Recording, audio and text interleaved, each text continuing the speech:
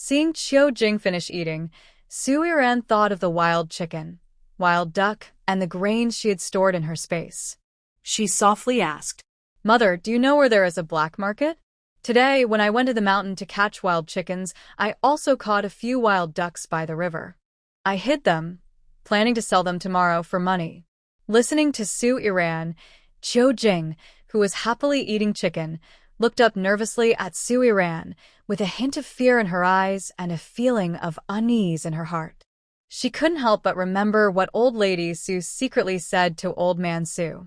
Could it be that Su Yiran is really possessed by a spirit? When did her soft and gentle daughter develop such abilities? Before she could think further, Qiu Jing threw her chopsticks and bread on the table and suddenly knelt in front of Su Yiran. "Great Spirit, please come to me instead of troubling my daughter. My daughter doesn't understand anything. She's already had a hard life. Please, let her go." After speaking, Qiu Jing frantically bowed her head to Su Yiran. Su Yiran stood up, wanting to help Qiu Jing up. After hearing her words, she smiled helplessly. Her mother actually thought she was possessed by those things. "Mom, get up first. Let me explain to you." Su Yiran helped Qiu Jing to her feet. She thought for a moment and came up with a reasonable explanation to tell her. "Mom, I am not possessed by any evil spirits. You can't say such things randomly. Now, people are against superstitions. I've just gone through life and death and suddenly understood something. I want to live well. Always hiding and being meek won't lead to good days. It will only make others take advantage of me. I need to rely on my own strength to protect myself and you." Su Yiran spoke with a very firm look in her eyes. Seeing her daughter's clear eyes, Qiu Jing couldn't help but believe her words. Her emotions became a little excited. Su Yiran had made a decision she was too afraid to make herself.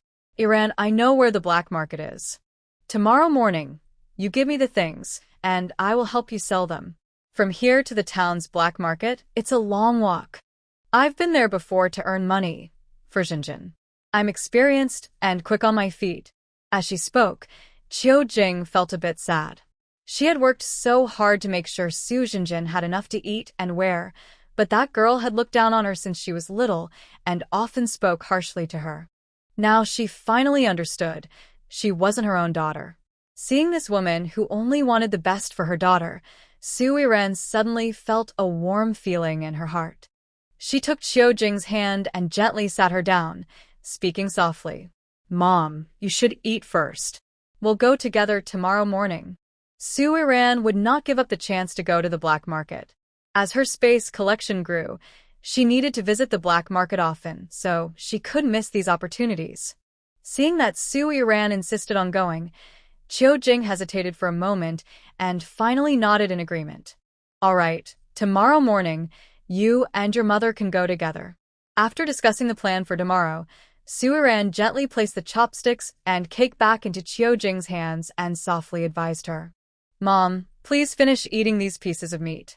If you don't, it will be a waste for the Su family." Qiu Jing looked at the remaining chicken drumstick in her bowl, initially wanting to save it for Su Yiran to eat tomorrow.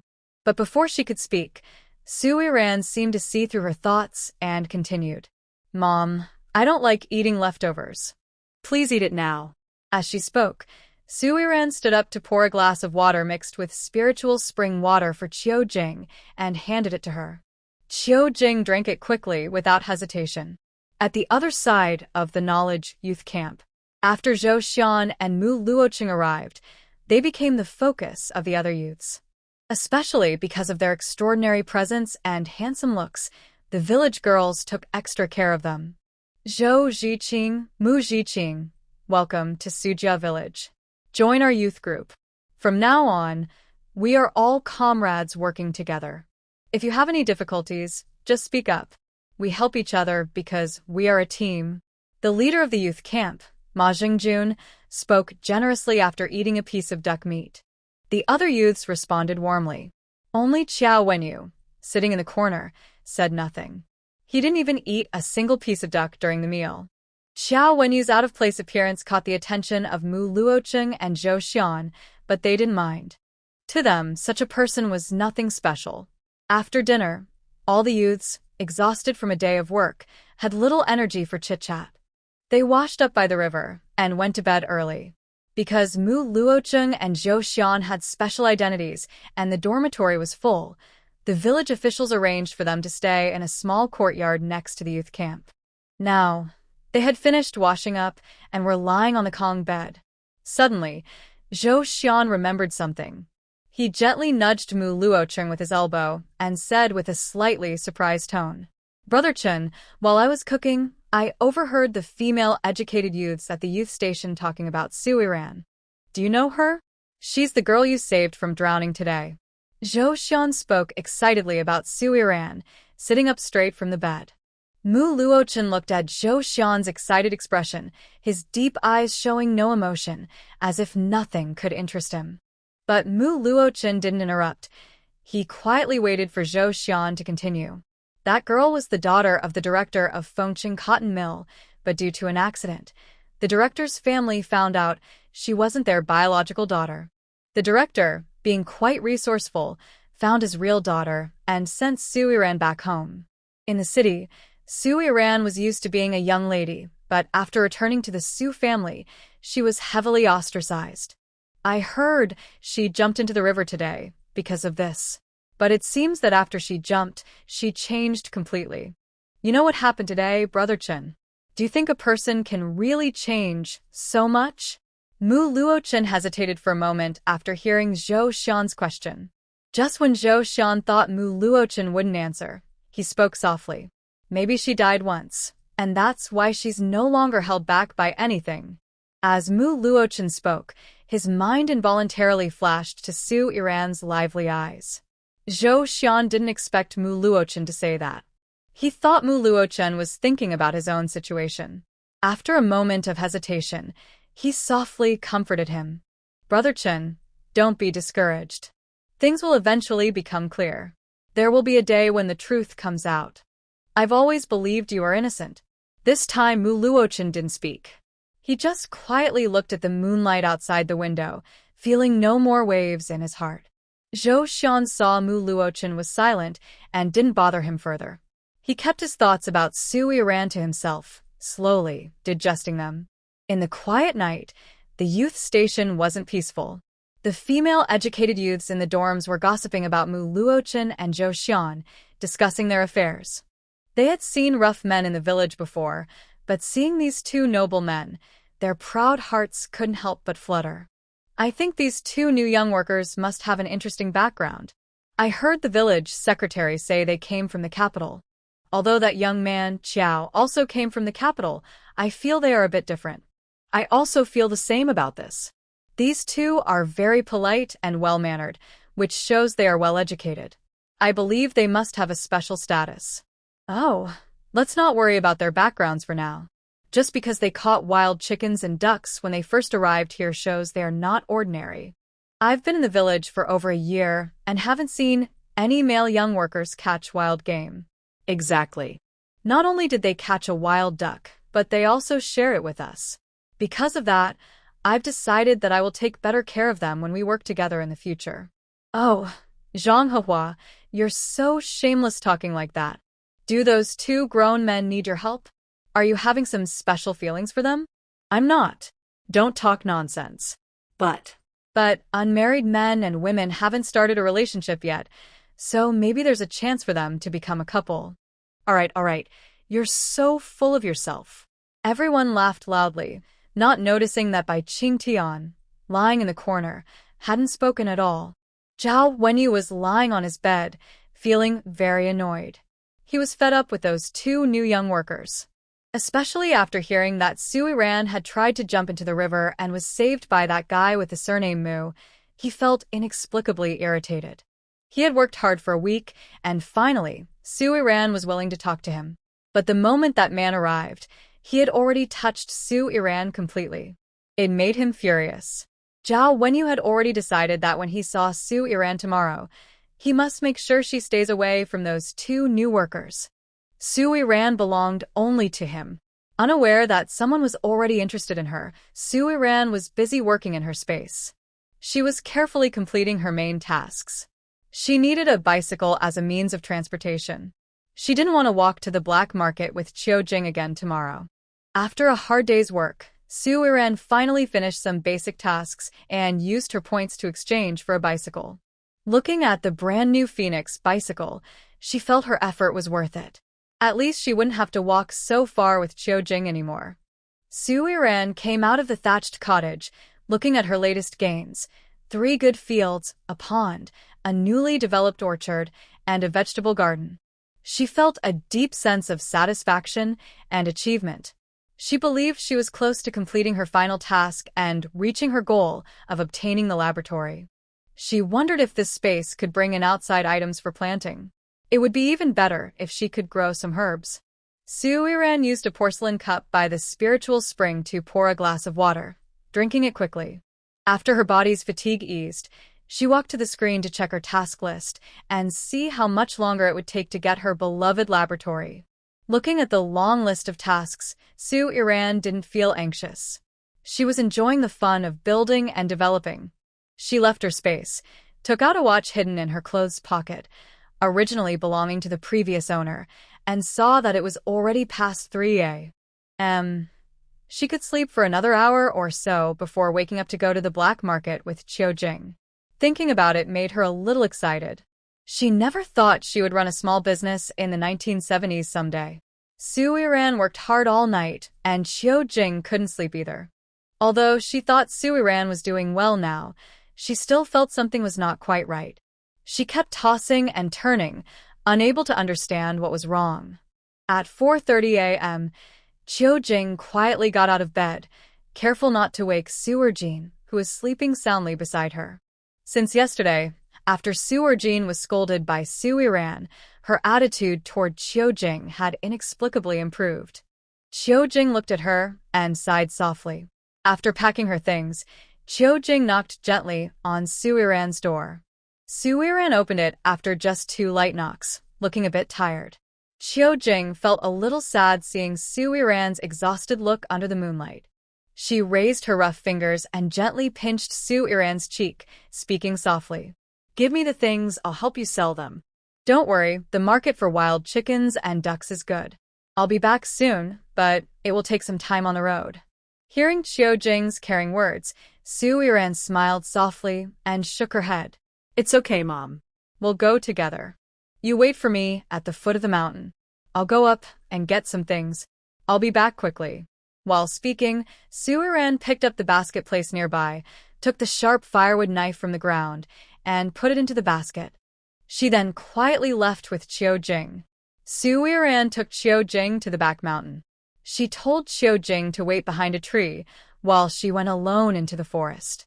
Once in the forest, Su Yiran found a spot where Chiojing couldn't see her. She took out wild chickens and ducks from her space and placed them in the basket. She also took out her bicycle from her space. Before going to bed last night, she had already thought of an excuse. When Chiojing asked about the bicycle, she said it was left by Qian Jiyun when she visited a few days ago. She stored it in the mountain cave. She no longer cared if Chiojing suspected her.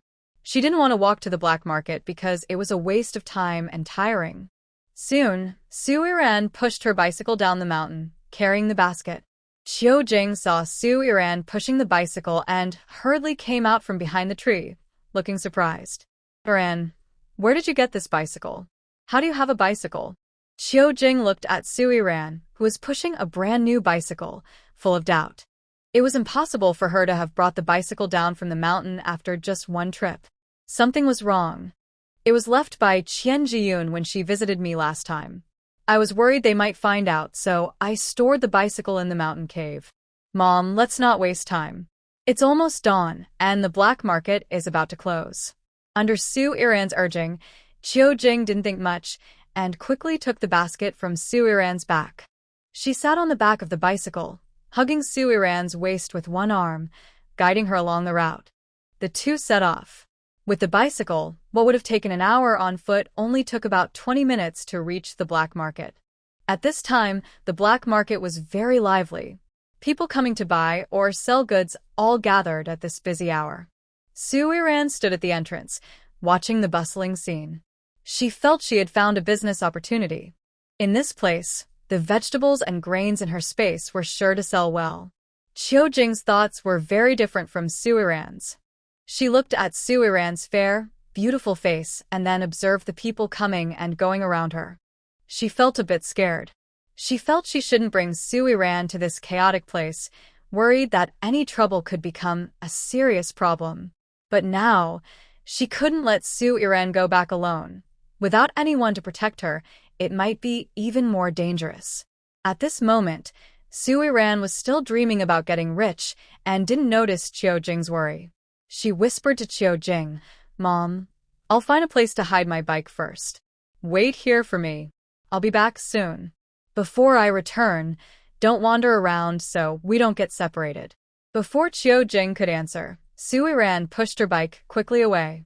She reached a corner, stored the bike in her space, and then entered the black market from another direction. She was looking for the grain shop that Chiu Jing had mentioned. Suiran took out a square cloth, tied it around her head, and deliberately disguised herself. As she walked, she looked around carefully and finally found the grain shop Chiu Jing had talked about. This shop not only sold grain, but also bought it. Chiu Jing said she used to secretly bring her saved grain here to sell, to pay for Su Jinjin's school fees.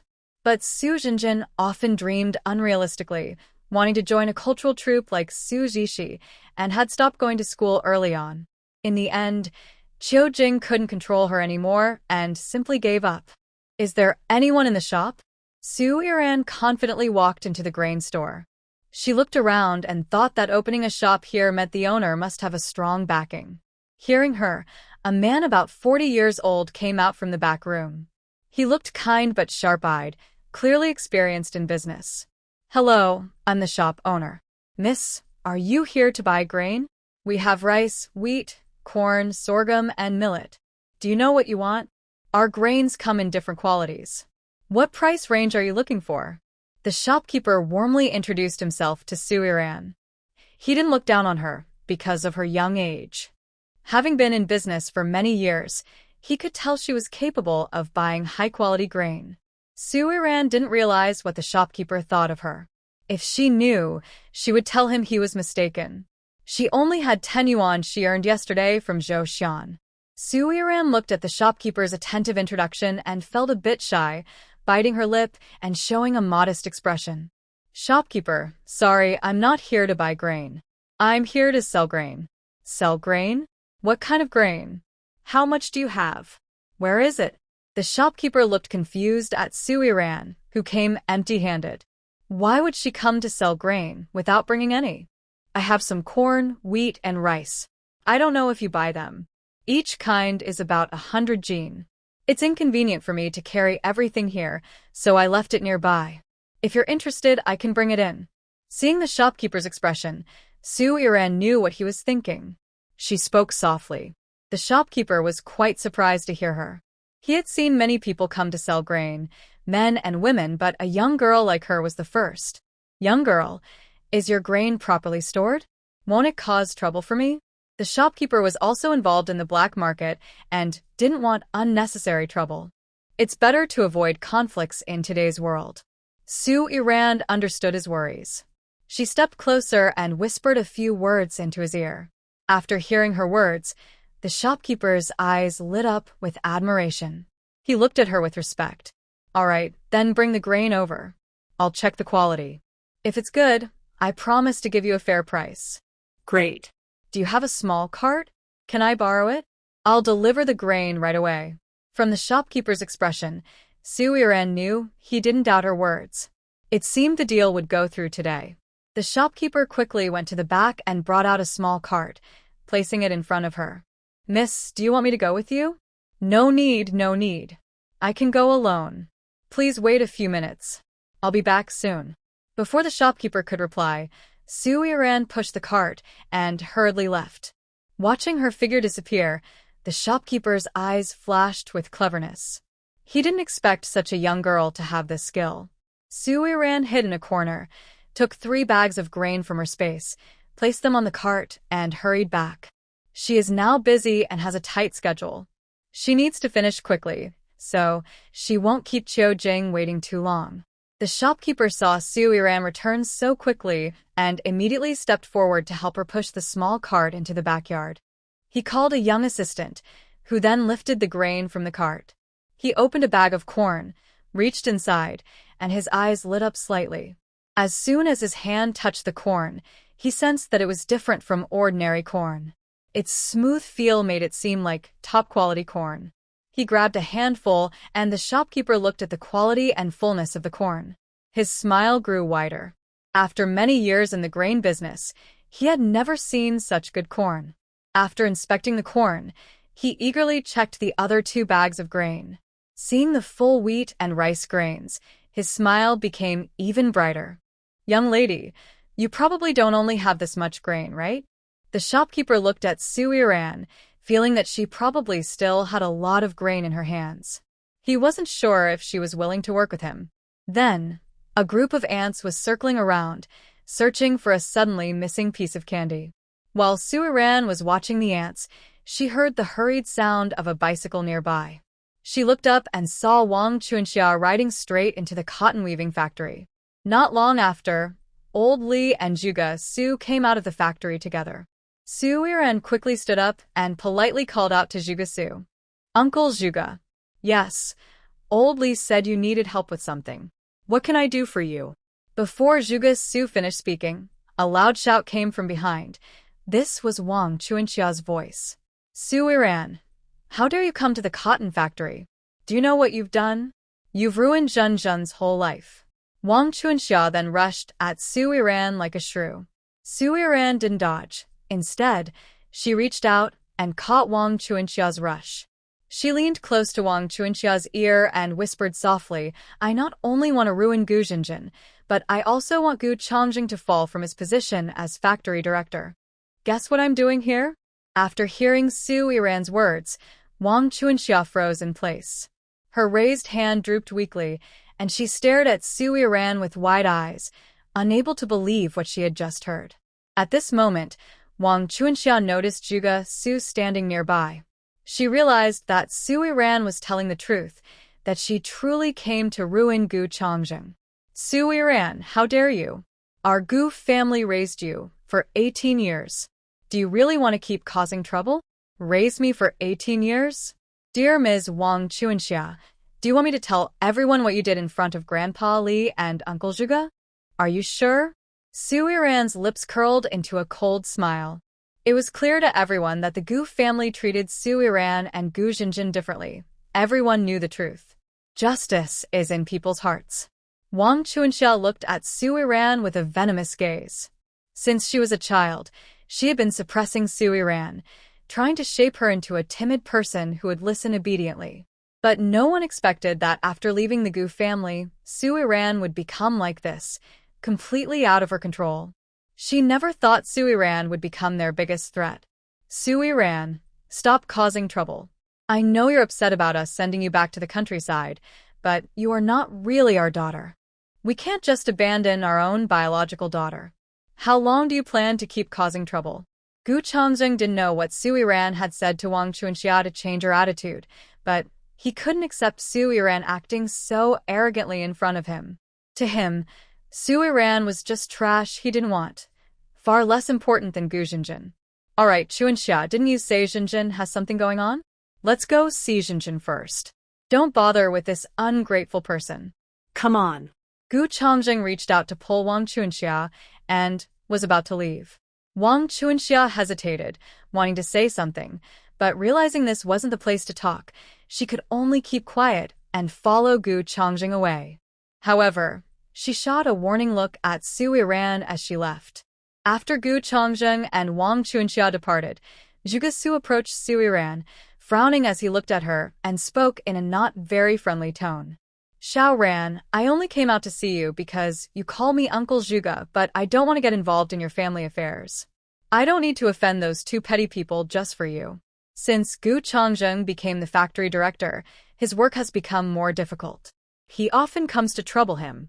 He doesn't know what Su Yiran's purpose is, but it seems to be because of Gu Changjing and his wife. He really doesn't want to get involved in this mess. Listening to Zhuge Su's serious words, Su Yiran's expression also became serious.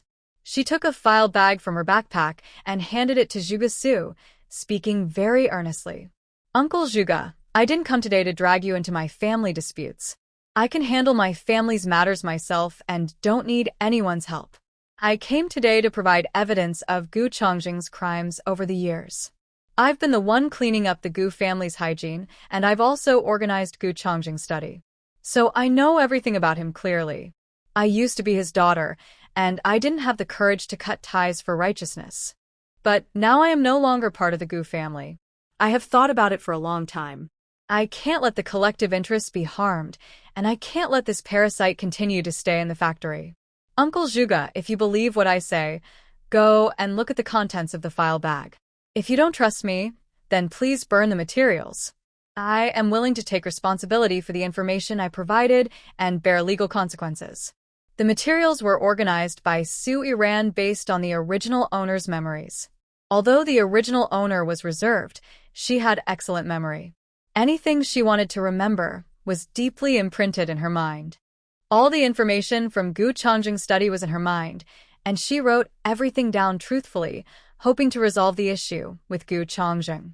Zhuge Su looked at Su Yiran's serious expression with surprise. He had never expected her to hand over such important materials. If Su Yiran's information was true, he could logically take back everything that belonged to him. Then Gu Chongjing wouldn't have a good day anymore. Zhuge Su stared at Su Yiran for a moment and said seriously, "You give me this thing. What do you want in return?" "Return?" Su Yiran heard this word and smiled mockingly. She didn't expect Zhuge Su to think she wanted an exchange. Her eyes showed determination as she shook her head. "I never thought about gaining any benefit from doing this. I just believe that people who make mistakes shouldn't be protected. Uncle Zhuge, I hope you succeed." I didn't expect Su Yiran to make such a brave decision. Zhuge Su note that. Don't worry, I will investigate carefully. If it's true, you are helping the people. If it's false, I won't forgive you. You should know that framing someone is against the law. Of course I know that. If I need to cooperate with the investigation, Uncle Zhuge, you can go to Su Village to find me. I have something to do, so I will leave first. After speaking, Su Yiran turned and left. Zhuge Su and Old Li looked at her back and fell into deep thought. They both looked up and exchanged a glance. "Uncle Li, what do you think about this thing?" Old Li watched Su Yiran's figure walking away and sighed slowly. Based on his years of experience in judging people, he believed Su Yiran was truly acting for justice this time. "I think little Ran wouldn't lie. You were framed by Gu Chongjing and couldn't become the factory director. Don't you want to prove yourself? Are you willing to let someone like Gu Chongjing boss around in the factory?" Xiao Su, sometimes avoiding problems isn't the best way. Hearing Old Li's words, Zhuge Su nodded hard. He also thought Old Li was right. His current situation was caused by Gu Chongjing's scheme. He couldn't let that villain succeed. He chose to trust Su Yiran, gripping the documents tightly. On the way to the hospital, Gu Chongjing noticed Wang Chunxia seemed distracted. He suddenly stopped the car, reached out to block her, and startled her so much she almost fell out. Seeing Wang Chunxia so panicked, Gu Chongjing frowned and lowered his voice to ask, "What are you thinking about? You seem distracted. What's really going on with Xinjun?" When she had an accident, she was so hesitant. Could this matter be related to Su Yiran? Gu Chongjing felt annoyed seeing Wang Chunxia hesitate. Last time, he heard that Gu Xinjin didn't go shopping with Qian Cheng, and he got angry. He thought Gu Xinjin was too petty, making Qian Cheng upset. Gu Xinjin is already with Qian Cheng. If Qian Cheng leaves her, her life would be ruined. Moreover, Qian Wantu's family still holds some leverage over him, and he can't afford to fall out with the Qian family. This makes him very troubled. Seeing Gu Chongjing with a cold, serious face, Wang Chunxia decided to tell Gu Chongjing about Su Yiran's threatening words. She thought that if Gu Chongjing knew earlier, he would have a way to deal with it. "Old Gu, this isn't just about Xinjin anymore. It's about that stubborn girl, Su Yiran. I saw Zhuge Su just now, so I didn't tell you earlier. Su Yiran said she would report you. She has seen all the documents you kept in the study back then. Could she be?" Before Wang Chunxia finished, Gu Chongjing's face darkened completely. He knew how important the items in his study were. Any one of them could ruin his reputation. He never expected Su Iran to threaten Wang Chuanxia with such a thing. Why didn't you tell me earlier?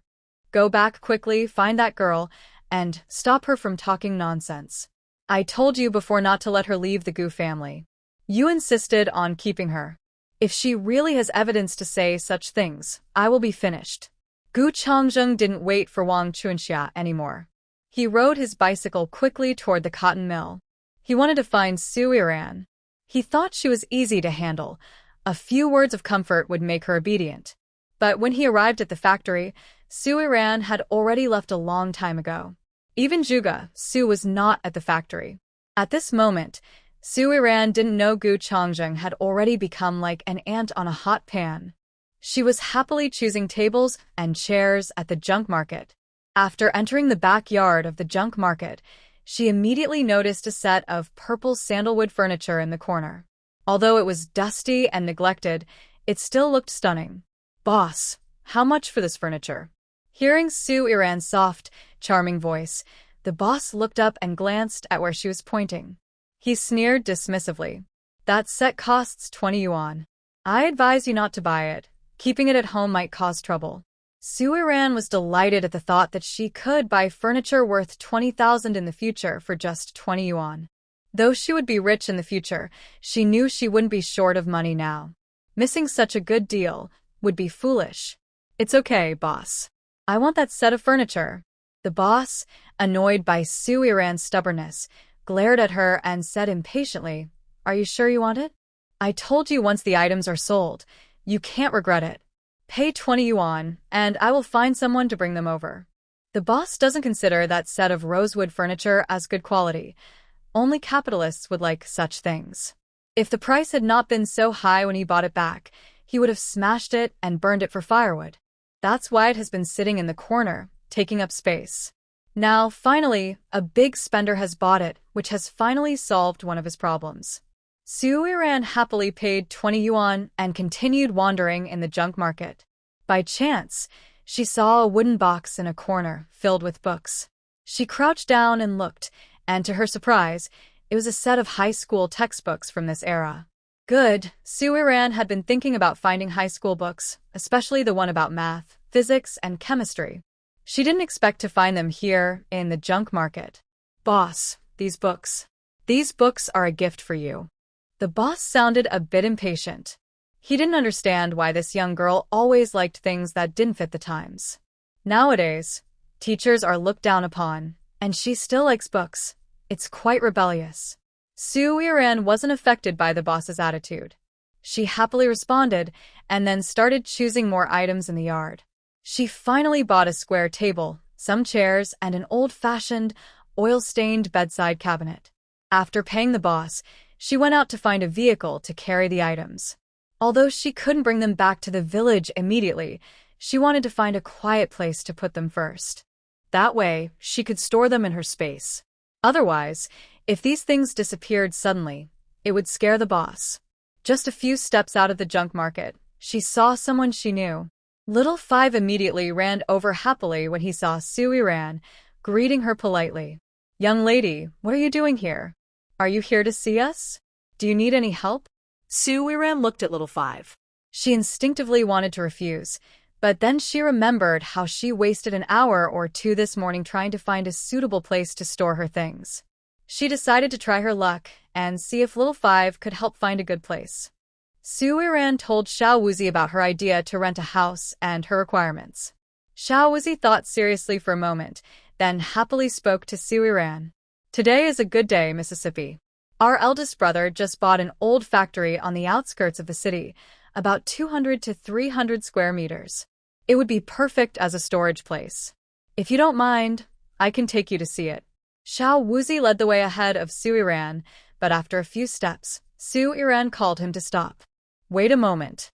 I bought some old furniture from the junk market. Can you ask a few brothers to help me move it?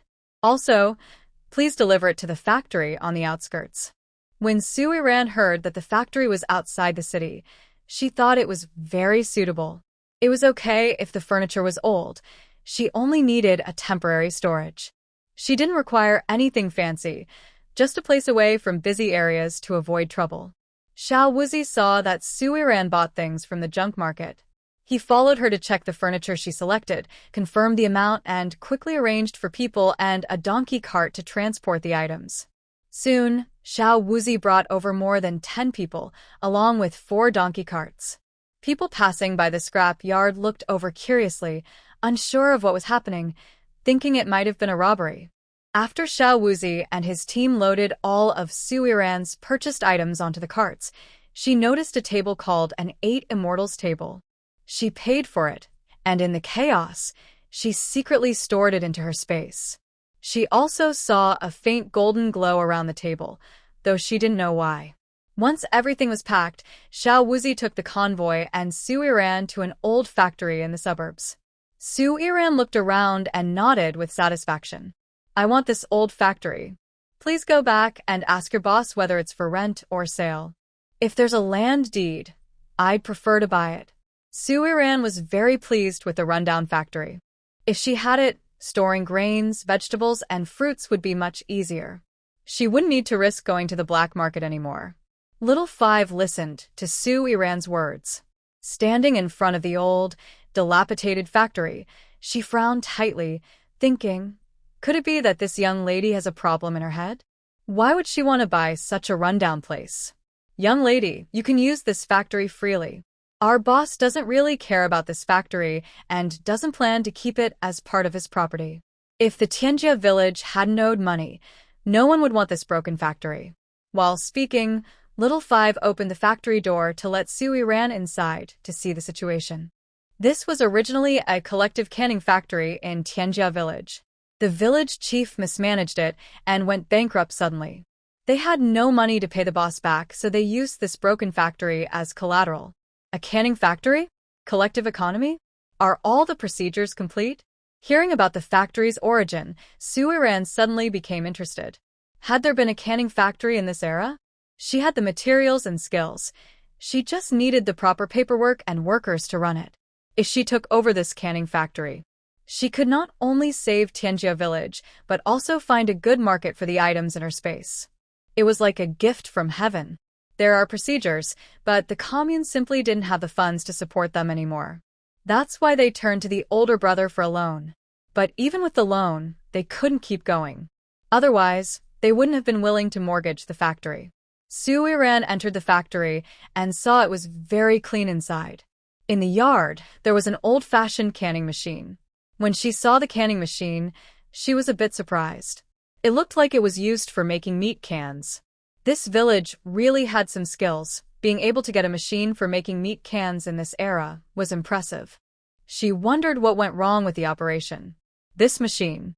Su Yiran circled the machine and looked at the Russian writing on it, roughly understanding its origin. Oh, I heard this machine was bought with government support from SL. It cost a lot of money back then. You see outside, they even ran power lines just for this machine. It's a pity they only operated for a short time. You don't know, little sister-in-law, but Tianjia village used to be the wealthiest village in our town. They had a coal mine and a brick factory. Every family had workers working at the mine and the factory. The village was rich, and the government was eager to develop the economy and support them. So, they agreed quickly. But in less than half a year, everything fell apart. At first, they were very enthusiastic about building the factory, but later they became very discouraged. The villagers believed that the machines and factories were ruining their village, causing it to fall into debt. In the end, they had to give up the factory. Now, what about the brick factory and the coal mine? After hearing Xiao Wuzi's explanation, Su Yiran thought for a moment. She believed that something must have gone wrong with the brick factory and the coal mine, which is why the villagers wanted to start their own factory. Otherwise, who would give up such good jobs to start over? It's a long story. After the brick factory and coal mine got up and running, the villagers no longer worked there. The jobs were taken over by city workers who received government grain. The villagers lost their jobs, which is why they wanted to start this canned food factory. Xiao Wuzi explained as he took Su Yiran to see the factory. After touring around, Su Yiran made her decision. Xiao Wuzi, can you help me find the village chief of Tianjia village? I want to restart this canned food factory. When Xiao Wuzi heard that Su Yiran wanted to reopen the factory, he looked at her in disbelief. He couldn't understand how a young girl like her had such courage. Tianjia village was already a lesson learned. Why would she want to do this again? Little sister-in-law, you're just a young girl. You might be good at fighting, but I advise you not to get involved in the canned food business. If it were easy to run a factory, how could it go bankrupt so easily? Think carefully. Xiao Wuzi didn't understand why Su Yiran suddenly had such a crazy idea. He thought that if it were him, he definitely wouldn't do it. Why insist on doing a business that clearly wouldn't make money? Is he crazy? Su Yiran understood that Xiao Wuzi's words were for her own good. She gently patted his shoulder and confidently raised her eyebrows. Don't worry, I will do my best. Once my factory is up and running, you can eat canned food whenever you want. In a week, at 10 o'clock, please invite the village chief of Tianjia village. I will speak with him personally about everything. Su Yiran planned her schedule carefully. In 1 week, she could sell a batch of grain to the grain shop owner. Then she would have a large amount of money, giving her the confidence to sit down and negotiate a partnership with the village chief. This time, Mu Luocheng didn't speak. He just quietly looked at the moonlight outside the window, feeling nothing in his heart. Zhou Xian saw that Mu Luocheng was silent and didn't bother him anymore. He kept his thoughts about Su Yiran to himself and slowly processed them. In the quiet night, the youth commune was not peaceful. The female youths in the dorms were talking about Mu Luocheng and Zhou Xian, gossiping about these two men.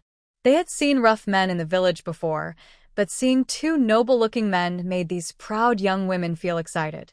I think these two new youth are probably not ordinary. I heard the village secretary say they came from the capital. Although that Xiao youth also came from the capital, I think they are a bit different. I feel the same. These two are very polite and well-mannered. They must have a special background. Let's not worry about their backgrounds.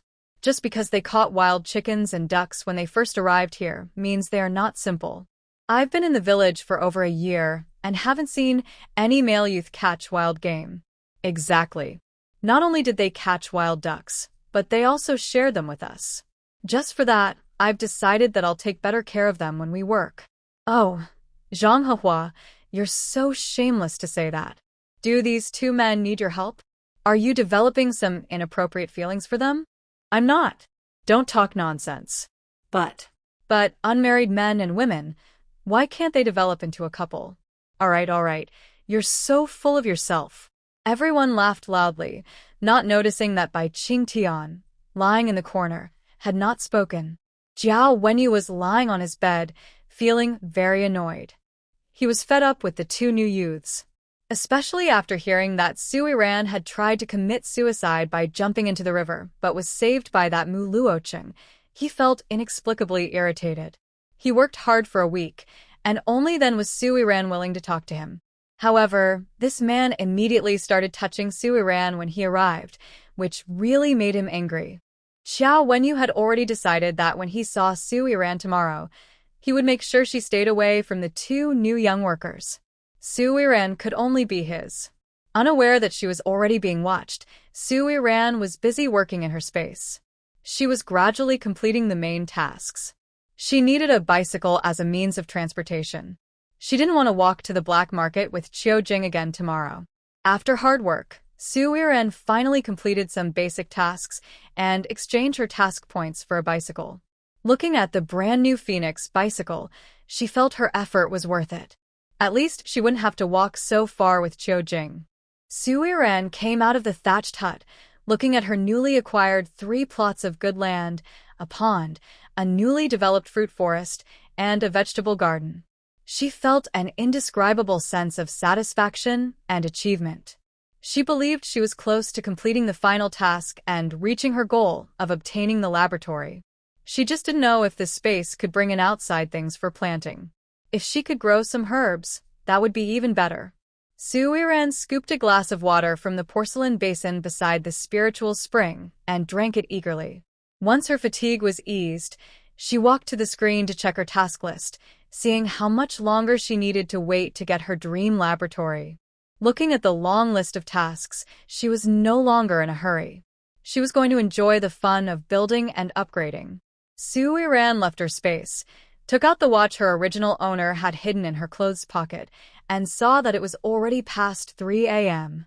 She could sleep for another hour or so before getting up to go to the black market with Qiujing. Thinking about it made her a little excited. She never thought she would run a small business in the 70s someday. After a busy night, Qiujing also couldn't sleep. Although she thought Sui Ran was doing well now, she still felt something was off. She tossed and turned all night, unable to figure it out. At 4:30 a.m., Qiujing quietly got out of bed, careful not to wake the peacefully sleeping Suerjin beside her. Since yesterday, after Suerjin was hit by Sui Ran, her attitude towards Qiujing has inexplicably improved a lot. Qiujing looked at Suerjin and sighed softly. Qiujing finished packing her things and knocked gently on Sui Ran's door. She only knocked twice before Sui Ran opened the door, looking somewhat tired.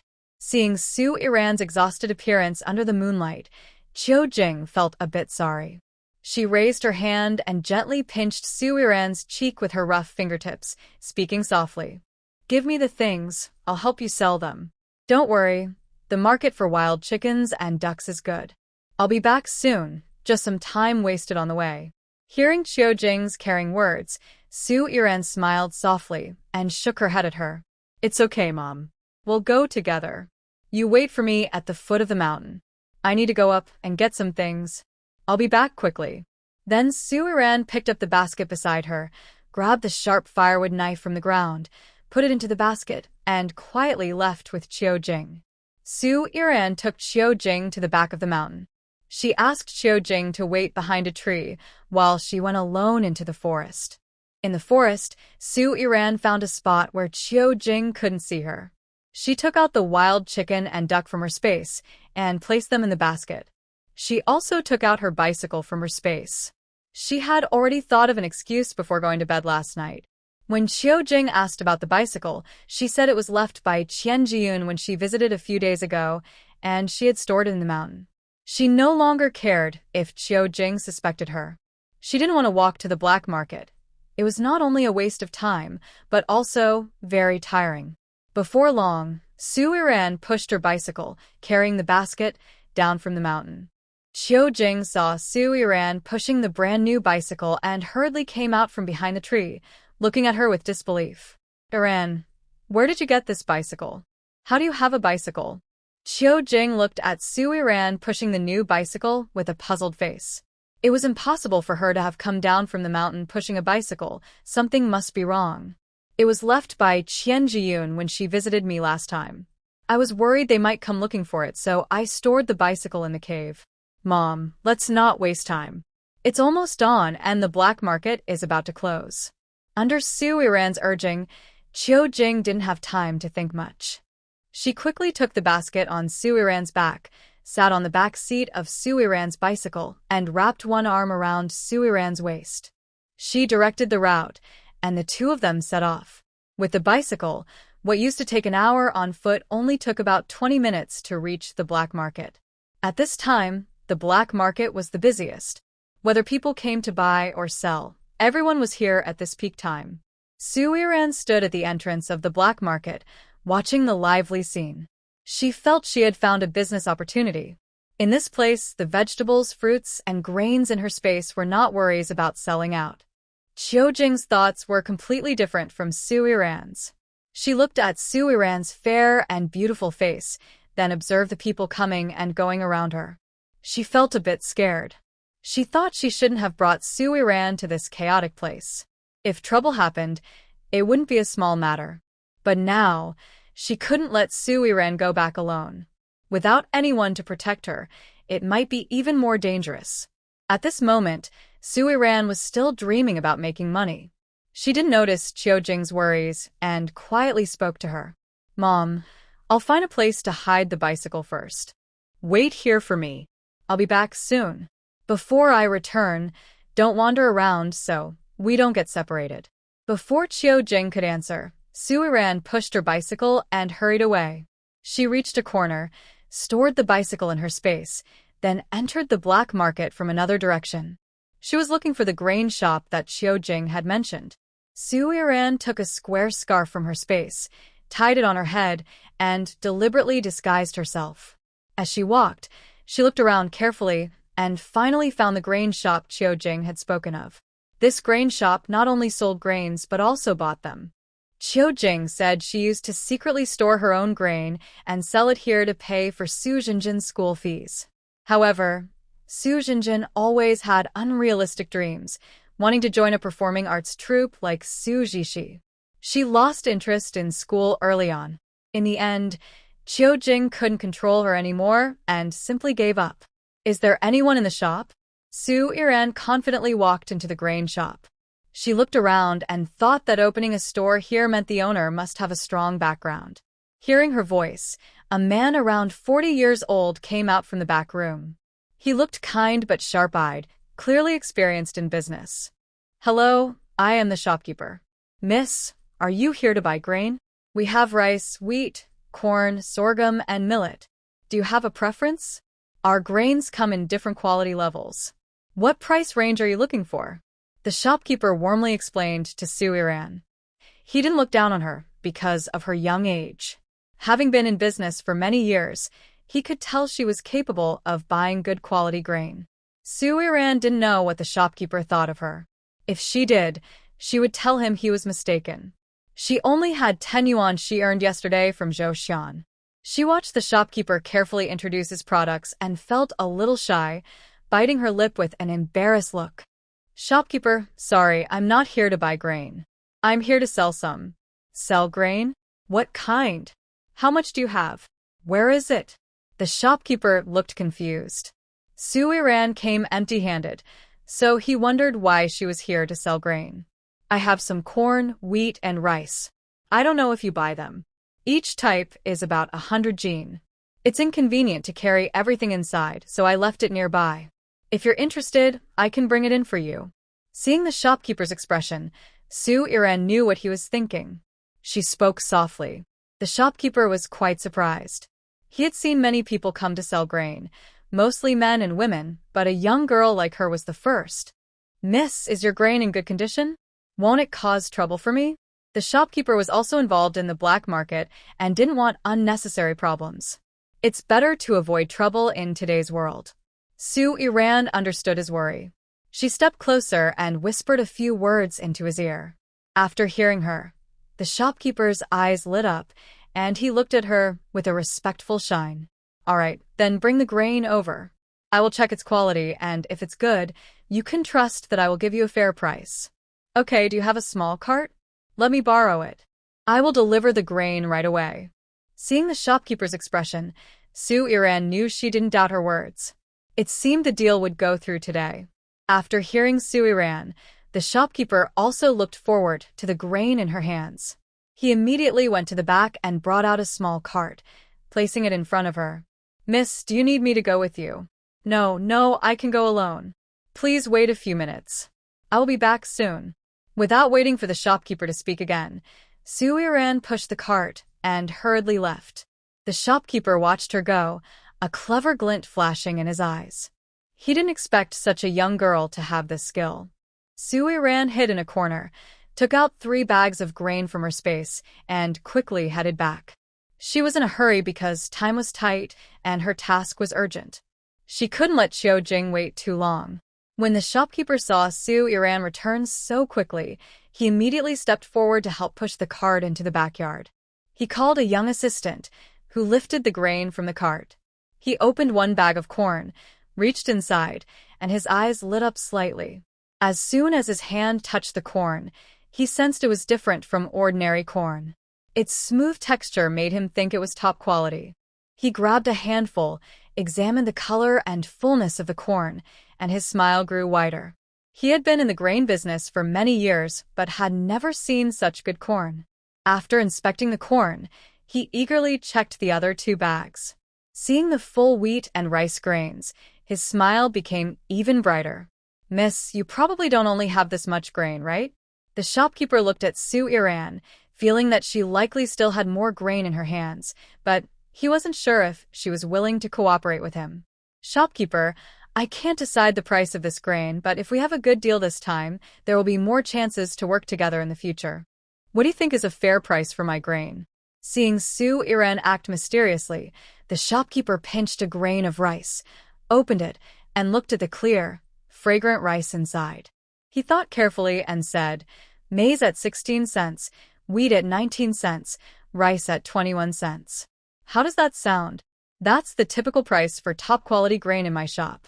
The shopkeeper spoke seriously with clenched teeth. He had never bought grain at such a high price since opening his store. He wasn't sure if such good quality could be sold at a fair price. Also, wheat and rice need processing, which can cause some loss.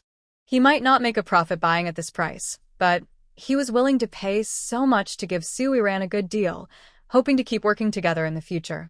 Su Iran didn't want to bargain. She thought about Qiu Jing waiting outside and felt a bit anxious, so she agreed quickly. "All right, shopkeeper, please weigh it. Someone is waiting outside, and I can't stay long." Shujiran agreed happily. From the shopkeeper's expression, she could tell this was the highest price he was willing to pay. People shouldn't be too greedy, or no one will want to cooperate next time. The two reached an agreement. The shopkeeper waved to the young assistant, who understood immediately. He brought a scale and weighed the grain in front of Su Iran. "Miss, maize is 95 jin, wheat is 98 jin, rice is 88 jin. I'll go get the money." He then headed toward the counter, leaving Su Iran alone in the backyard. She checked the time. 20 minutes had passed. She wondered if Qiu Jing was getting impatient. After about 2 or 3 minutes, the shopkeeper came out smiling, holding the money. He placed it in front of Su Iran. "Miss, the total is 52 yuan and 30 cents. Please count it." Seeing the honest look on the shopkeeper's face, Su Iran didn't hesitate. She took the money and counted it openly in front of him. Exactly 52 yuan and 30 cents, no more, no less. "Thank you for your help. Next time I have good grain, I will come to deliver it to you first." "Good, I'll be waiting for your next visit." After exchanging polite words, Su Iran didn't waste time and turned to leave the back courtyard of the grain shop. She was worried that Qiu Jing might be waiting anxiously, so she hurried toward the entrance of the black market. At that moment, 2 tall figures slowly walked into the black market from the other entrance. Zhou Xian casually looked up and recognized a familiar figure. He gently tugged on Muluocheng's sleeve, leaned close, and excitedly said, "Brother Chen, do you think that girl is Su Iran? She looks a bit like her. How can she be so dark and come out of the village? Isn't she afraid?" Mu Luocheng looked in the direction Zhou Xian pointed but quickly looked away, speaking casually. "Aren't you here to buy grain? Hurry up. We need to go back. We can't be late on our first day working." Hearing Mu Luocheng's reminder, Zhou Xian no longer doubted whether the figure was Su Iran and turned to walk into the grain shop. Su Iran, panting, ran up to Qiu Jing. By now, Qiu Jing was already anxious, but dared not wander around, worried that Su Iran might not find her and they would get separated, which would be troublesome. Seeing Su Iran return, Qiu Jing quickly stepped forward, grabbed her wrist, and asked nervously, "Why did it take so long? Did you encounter any trouble? I shouldn't have brought you here, this place." "No, I just suddenly had a stomach ache and went to the bathroom." "Mother, let's sell the wild chickens and ducks quickly," Su Iran interrupted before Qiu Jing could finish, sensing her worry. She didn't want to lie, so she changed the subject.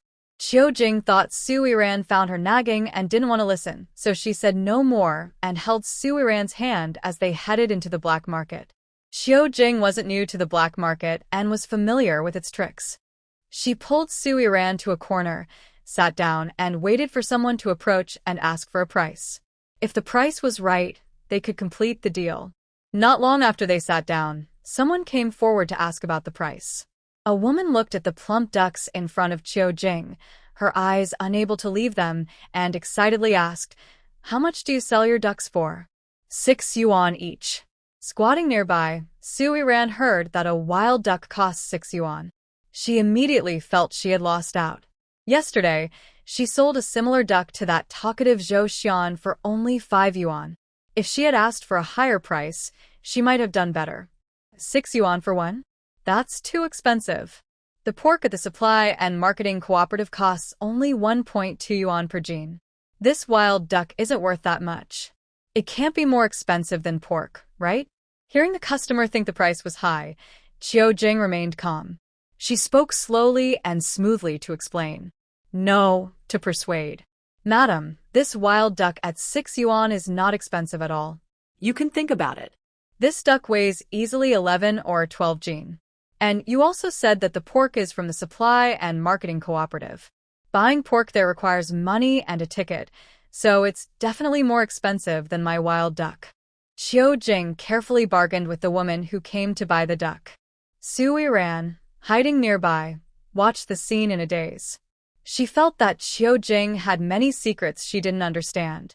After several rounds of discussion, Qiu Jing and the woman each took a step back. The wild duck was finally sold for 5 yuan and 50 cents. With the buyer, they were soon surrounded by passers-by. 6 wild ducks and 3 wild chickens were quickly sold out.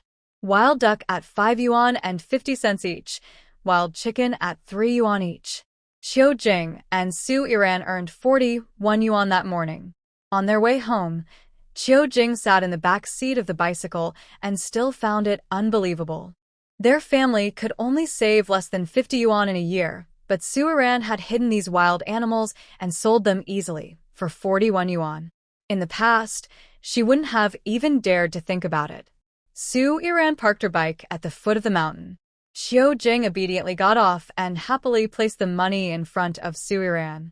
Yiran, keep this money. Put it on you for emergencies. If you see something you like, buy it. Listening to the people around her, Su Yiran sneered. She finally understood the benefits of human progress. Ordinary people in later generations wouldn't dare say such shameless things. Su Yiran stood up from the ground and casually grabbed a young girl standing nearby watching the scene. She recognized this girl from her memory. She was the youngest granddaughter of Grandma Zhao, who had just spoken the loudest. Her mother was from the city and held a high status in the Zhao family, so Grandma Zhao didn't dare to hit her. Su Yiran forcefully pushed the girl into Grandma Zhao's arms, her voice cold and slightly hoarse, with a faint bitterness. Go quickly, hit your grandma a few times to vent her anger, so she won't get so upset that she might suddenly pass away. The girl was confused and, pushed by Su Yiran, burst into tears. She was genuinely afraid her grandma would hit her. Seeing her granddaughter crying, Grandma Zhao was eager to rush forward, but just thinking about how Grandma Su was kicked away by Su Yiran, she could only hold her granddaughter and snort coldly before turning to leave. The onlookers wanted to say something, but seeing Su Yiran's shameless attitude, they immediately closed their mouths. Now, only the sound of Grandma Su crying and cursing her unfilial daughter-in-law could be heard. Su Yiran looked at Grandma Su, who was lying on the ground throwing a tantrum, adjusting her disheveled hair from the river jump, and spoke with an arrogant and cold attitude. I was raised by the Gu family from birth until I returned home. I never ate a single grain of your rice. Even if you want to manipulate me, you need to recognize your own status. Hearing Su Yiran say this, Grandma Su, lying on the ground, was so angry that she jumped up. She pointed her finger at Su Yiran's nose and yelled, I don't care about what you said. You have already been sent back. You are still a member of the Su family. You eat, drink, and live in my Su family. To be honest, your life was given by my son and daughter-in-law. Hearing Grandma Su's shameless words, Su Yiran's smile grew even brighter. Her attitude shifted from arrogance to disdain. She truly couldn't understand how this old woman could say such shameless things. You say I come back to eat and live in your house, then you should also tell the villagers what good deeds you've done since I returned from the city. I just got home, and you immediately set rules for me, taking all 157 yuan I had. The grain I brought back was also given to your youngest son, who then delivered it to the Lin family in the neighboring village. You made me stay in the chicken coop with the chickens. Your family ate together, and I was only given vegetable soup to drink. I really don't understand how you could say such things so shamelessly. You call yourself my grandmother, but dare you say you didn't think about abandoning me when I was born? If my mother hadn't sold blood to get 10 yuan for you, would you have let her bring the child home? If you treated me kindly, I might still call you Grandma, just to respect my weak father's face. But if you keep bothering me, don't blame me for turning my back on all of you. Anyway, I don't know you well, and I don't expect you to give me any family love. I don't want to live through days of hunger anymore. If it comes to that, we might as well die together. When Suiran said that last sentence, her eyes turned cold and fierce. Her sudden madness scared Grandma Su so much she couldn't speak. She never expected that Suiran, who looked just like her timid second son, would change so much after falling into the water. This version of Suiran was truly frightening. After hearing Suiran's accusations, everyone in the village fell silent. First, Grandma Su's actions were too cruel. Second, Suiran's reckless madness was something they couldn't afford to provoke. Seeing that Grandma Su no longer caused trouble, Suiran, soaked and uncomfortable in her wet clothes, pushed through the crowd and headed outside. As she walked away, she saw a man sitting on a stone. He was completely soaked, wearing a white shirt, with his head lowered and unmoving. There was an indescribable sense of nobility about him. With her years of experience in reading people, she knew he was not an ordinary person. She approached him confidently and spoke clearly to the man, who was frowning and looking down. "Thank you for saving me. You don't need to believe what my grandmother just said. I won't let my lifesaver fall into trouble. I will handle this myself, so you won't be troubled." After she finished speaking, Mu Luocheng, sitting on the stone, slowly looked up. His deep eyes, due to the bright sunlight, narrowed unconsciously. His long, thick eyelashes fluttered slightly with his movement. The slight flicker of her eyelashes touched Suiran's heart deeply. She couldn't help but think to herself how handsome this man was, much more attractive than the top male models at the nightclub. It's a pity their meeting wasn't better planned. Otherwise, given her personality, she definitely wouldn't have let this man go. Mu Luocheng looked at Suiran for a moment. He was sure she was being honest when she spoke, so he responded coldly with a simple and then slowly spoke. "It's best if that's the case. I don't want my rescue to turn out to be a mistake. Don't worry, I promise you won't regret it. And thank you again for saving me."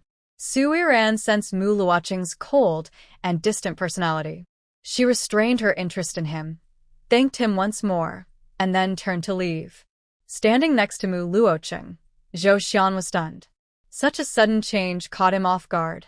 He had already prepared to help Mu Luocheng deal with trouble.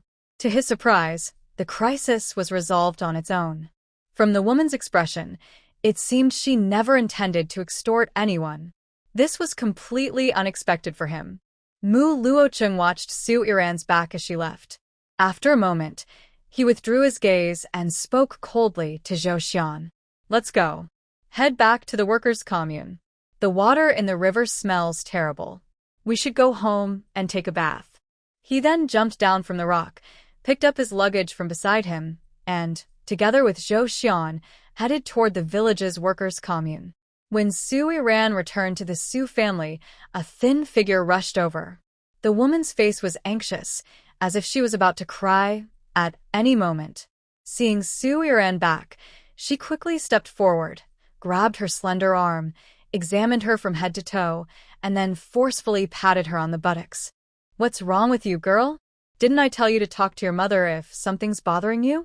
Why would you jump into the river like that? I was almost scared to death when I heard the news." By the end, Qiu Jing couldn't hold back her tears. She never expected that her daughter, only back home for a week, would be pushed to the point of jumping into the river. Looking at this woman crying so sincerely and recalling the memories of the original owner, who, in order to bring her daughter home, had sold her blood right after giving birth, Suiran, with her cold heart, suddenly felt soft. She couldn't be brave in front of the thin, weak woman before her. She reached out and hugged her, her voice softening from its usual cold tone, sounding a little playful.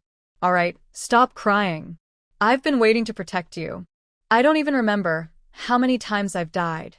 From today on, I will protect you. Don't worry, I'm here. I won't let you suffer anymore." Qiu Jing was surprised after hearing Suiran's words. She gently pulled away from Sue Ran's embrace and looked her over carefully. She even touched her forehead to check if she had a fever before feeling relieved. "Oh, come on, hurry inside my house and wait. I'll bring hot water from the stove so you can take a good bath." Seeing how soaked Sue Ran was, Chiu Jing no longer wondered why she suddenly seemed like a different person. She only worried that Sue Ran might catch a cold. Sue Ran nodded in response to Chiu Jing's words, but she looked at her thin, weak body and gently held her hand. She spoke softly. "Mom, I can fetch water myself. You go tidy up that storage room. I can't stay in that chicken coop anymore. Throw out the useless things inside the storage room. I want my own room." Hearing this, Chiu Jing's eyes filled with guilt. She felt she was useless, that she hadn't protected Sue Ran well, and that her daughter had suffered after returning home. Actually, Sue Ran did have a room, originally the one where Su Jinjin used to live. But after Su Jinjin left, it was given to Su Baoquan by Grandma Su. Su Jinjin was very good at pleasing people at home. Besides the eldest sister Su Jishi, she was the most favored in the family. By chance, Su Jinjin met an elderly doctor who was sent down from somewhere. He was a traditional Chinese medicine doctor and taught her about herbs. After that, she often went to the mountains to gather herbs and used the money she earned to give to Grandma Su. Because of this, Su Jinjin held a special status and had her own room. But later, after Sue Ran returned, Grandma Su was dissatisfied with her everywhere. She thought Sue Ran was the reason the family's money tree was gone. In the end, she gave Sue Ran's original room to Su Baoquan and made her move into the chicken coop. Because Sue Ran was timid, she accepted all the unfair treatment from Grandma Su. The once stunning and beautiful girl became thin and worn out after a week of suffering. Chiu Jing looked at Sue Ran with concern. She clenched her teeth and headed toward the storeroom. Her mind was full of guilt, and she didn't have time to think about whether she had taken things out of the storeroom or if Grandma Su would scold her.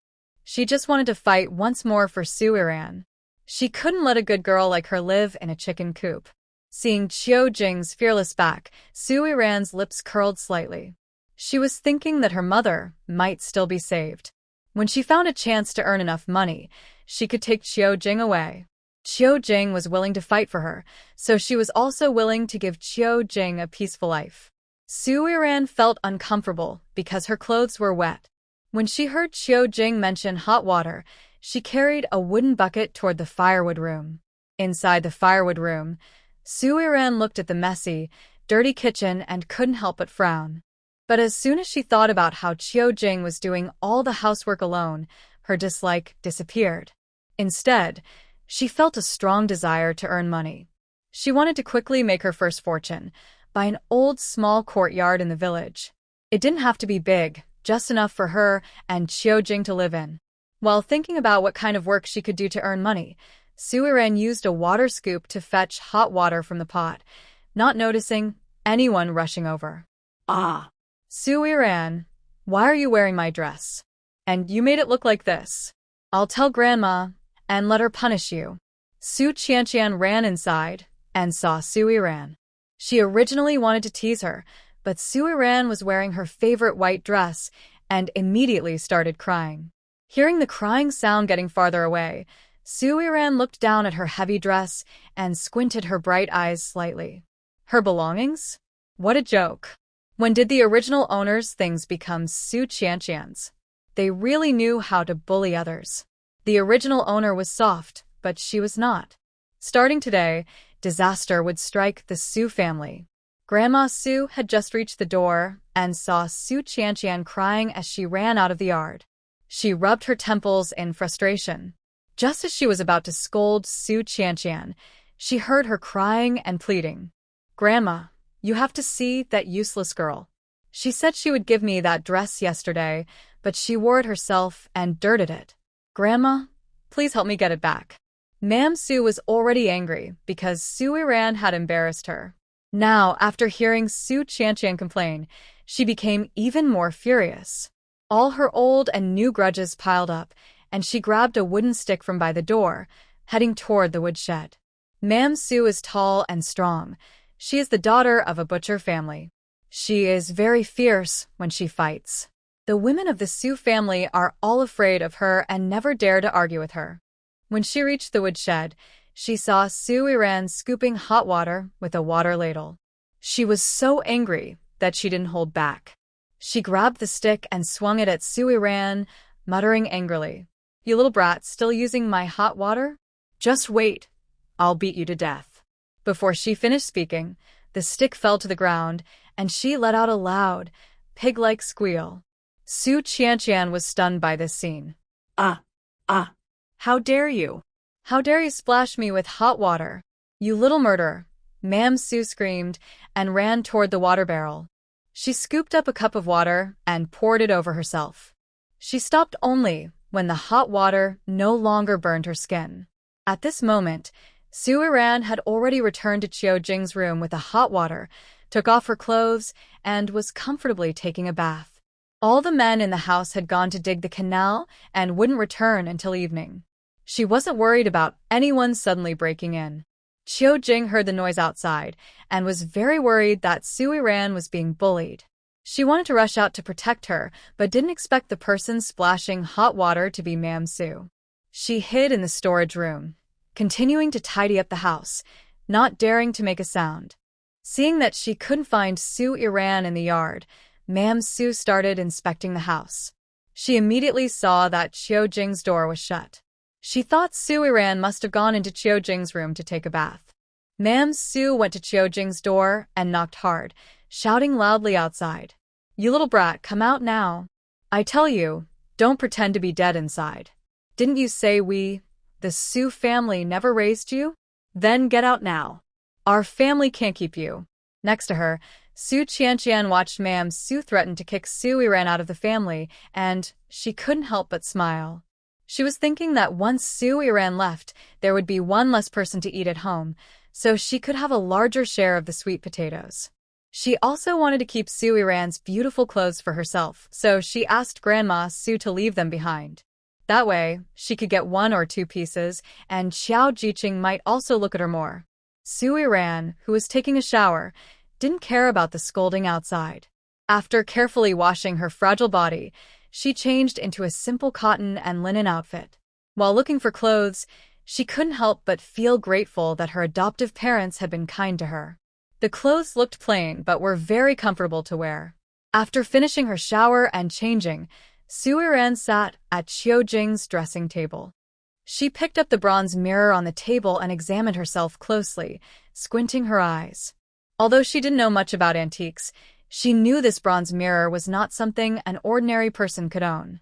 It seemed her mother was also not an ordinary person. But why would someone like Qiu Jing, with her status, be willing to live in this place? Why didn't she try to leave? Unable to figure out the answer, Su Iran decided not to think about it for now. Once she took Qiu Jing away from this dangerous place, she would ask her directly. Holding the small mirror, she looked at her reflection. Her current appearance was very similar to her previous self, just a bit thinner. Her skin was smooth and delicate, like Ningzhi, and her hair was thick and straight, a style popular today. Her eyebrows were like willow leaves, and her big eyes sparkled with a lively, charming look when she squinted. She had a high nose bridge, a small, delicate nose, and a tiny cherry-shaped mouth. Her features were finely arranged on a small face about the size of a palm. Her pointed chin made her features more three-dimensional. Who wouldn't be captivated by such a beautiful girl? After confirming her appearance, Su Iran happily accepted her soul's rebirth into a stranger's body. Being able to start over, she would cherish this second chance. Putting down the mirror, she picked up the nearby calendar and glanced at the date, her brow twitching slightly. June 6, 1976. This timing was just perfect. In just over a year, the college entrance exam will be held again, marking the beginning of everything coming back to life. She can soon dedicate herself to her favorite career. Heaven truly favors her. Her second chance in life has not been wasted. Thinking of this, Su Iran feels full of energy. She grips the calendar tightly, unconsciously pressing too hard, and a small cut appears on her finger from the metal edge. Ow! Seeing the blood flow from her finger, Su Iran gasps softly. She is very afraid of pain. She quickly throws the calendar onto her dressing table and puts her finger in her mouth to the blood. Suddenly, a flash of white light appears before her eyes. The next moment, Su Iran falls into a place completely different from where she was. She rubs her sore backside from the fall and slowly stands up, looking around at this unfamiliar place. A few seconds later, Su Iran's eyes widen in shock. My goodness, isn't this just her story coming to life? She not only has been reborn but also possesses a space described in the novel. Thinking of the space, Su Iran forgets about her sore bottom. She starts running in the empty space, shouting as she runs. Where's the spiritual spring? The 100 acres of good land? The department store? The bicycle? The car? Where are they? Come out now. She runs around the space but finds nothing, not even a tiny ant. Looking at this desolate space, even more barren than the outside world, Su Iran sneers coldly and curses under her breath. It being reborn on hard mode. I finally have a space, but it's completely empty. This useless thing is better off not existing. She kicks a stone beside her forcefully. Suddenly, a system prompt sounds in her mind, and an electronic screen appears in front of her. Ding! Welcome, Master, to Space 8. The space contains everything the Master desires. Hearing the mechanical system voice, Su Iran glances around disdainfully and snorts, speechless. What's this? Has the system in the space also learned to lie? Tell me, what's in the space? Show me everything I want. Take a look around and see what's here. Su Iran, now furious, grits her teeth. What's going on? Even a broken space has learned to make empty promises? Could it be that her rebirth brought along the unfinished cake from her previous life? Hearing Su Iran's question, the system made an sound but quickly returned to normal. Master, as long as you complete the main tasks given by the system, you can unlock the resources in the space. Once unlocked, you can use all the resources freely, with no extra charges. The mechanical voice of the system finished speaking, and a list of tasks appeared on the screen in front of her. Su Iran looked at the task list and couldn't help but laugh out loud. She realized that sometimes when people are speechless, they might actually laugh out of anger. The most annoying thing in my previous life was these boring mini-games. Now that I'm reborn, you're insulting me with this kind of game, right? Watching the bear's actions, Su Iran couldn't help but frown. She also remembered the wild ducks she caught yesterday afternoon. What's going on? Could the spiritual spring water have some kind of hypnotic effect? Why don't animals that don't drink the water seem to sense any danger? Before Su Iran could figure out what was happening, a light brown figure suddenly darted out from the woods. She instinctively tightened her grip on her bow and arrow, ready to fight at any moment. The next second, Su Iran was confused by what she saw. The fierce beast fight she expected didn't happen. A bear and a tiger were just quietly drinking from the spiritual spring water, not bothering each other. She crouched in the tree and watched quietly for a while. Both the bear and the tiger drank all the water from a full puddle. After drinking, they both lay down, too full to move. Seeing this scene, Su Iran felt a complicated feeling. What exactly was going on? She only wanted to catch a wild pig to complete her task, but looking at the two fierce animals under the tree, she seemed to have no intention of leaving. She checked the time on her wrist. It was already after 9. She had been climbing the mountain for over 2 hours and was unwilling to be trapped here. While she was thinking about how to leave, the sound of rustling leaves came from the woods again. But this time, the noise seemed much louder than when the tiger appeared. Su Iran sat still without moving, unconsciously looking toward the water pond. At this moment, there was no more spiritual spring water in the pond. She wondered if animals coming later would go crazy from not drinking the spring water. Suddenly, a heavy running sound came from the forest. The black bear and tiger lying on the ground seemed to wake up suddenly, struggling to stand up again. They had already regained their alert instincts. Just as Suiran was curious about what kind of animal could make such a loud noise, a huge black pig with sharp tusks charged from the other side of the forest, heading straight toward the tiger and black bear. Seeing the speed of the pig running, Suiran was surprised. She had never thought that a seemingly heavy pig could run so fast. Even the agile tiger almost couldn't dodge the pig's attack. The tiger barely avoided the pig's charge, but the black bear was not so lucky. The pig's tusks pierced directly into the bear's body. The black bear, not willing to give up, raised its paw and slapped the pig's head hard.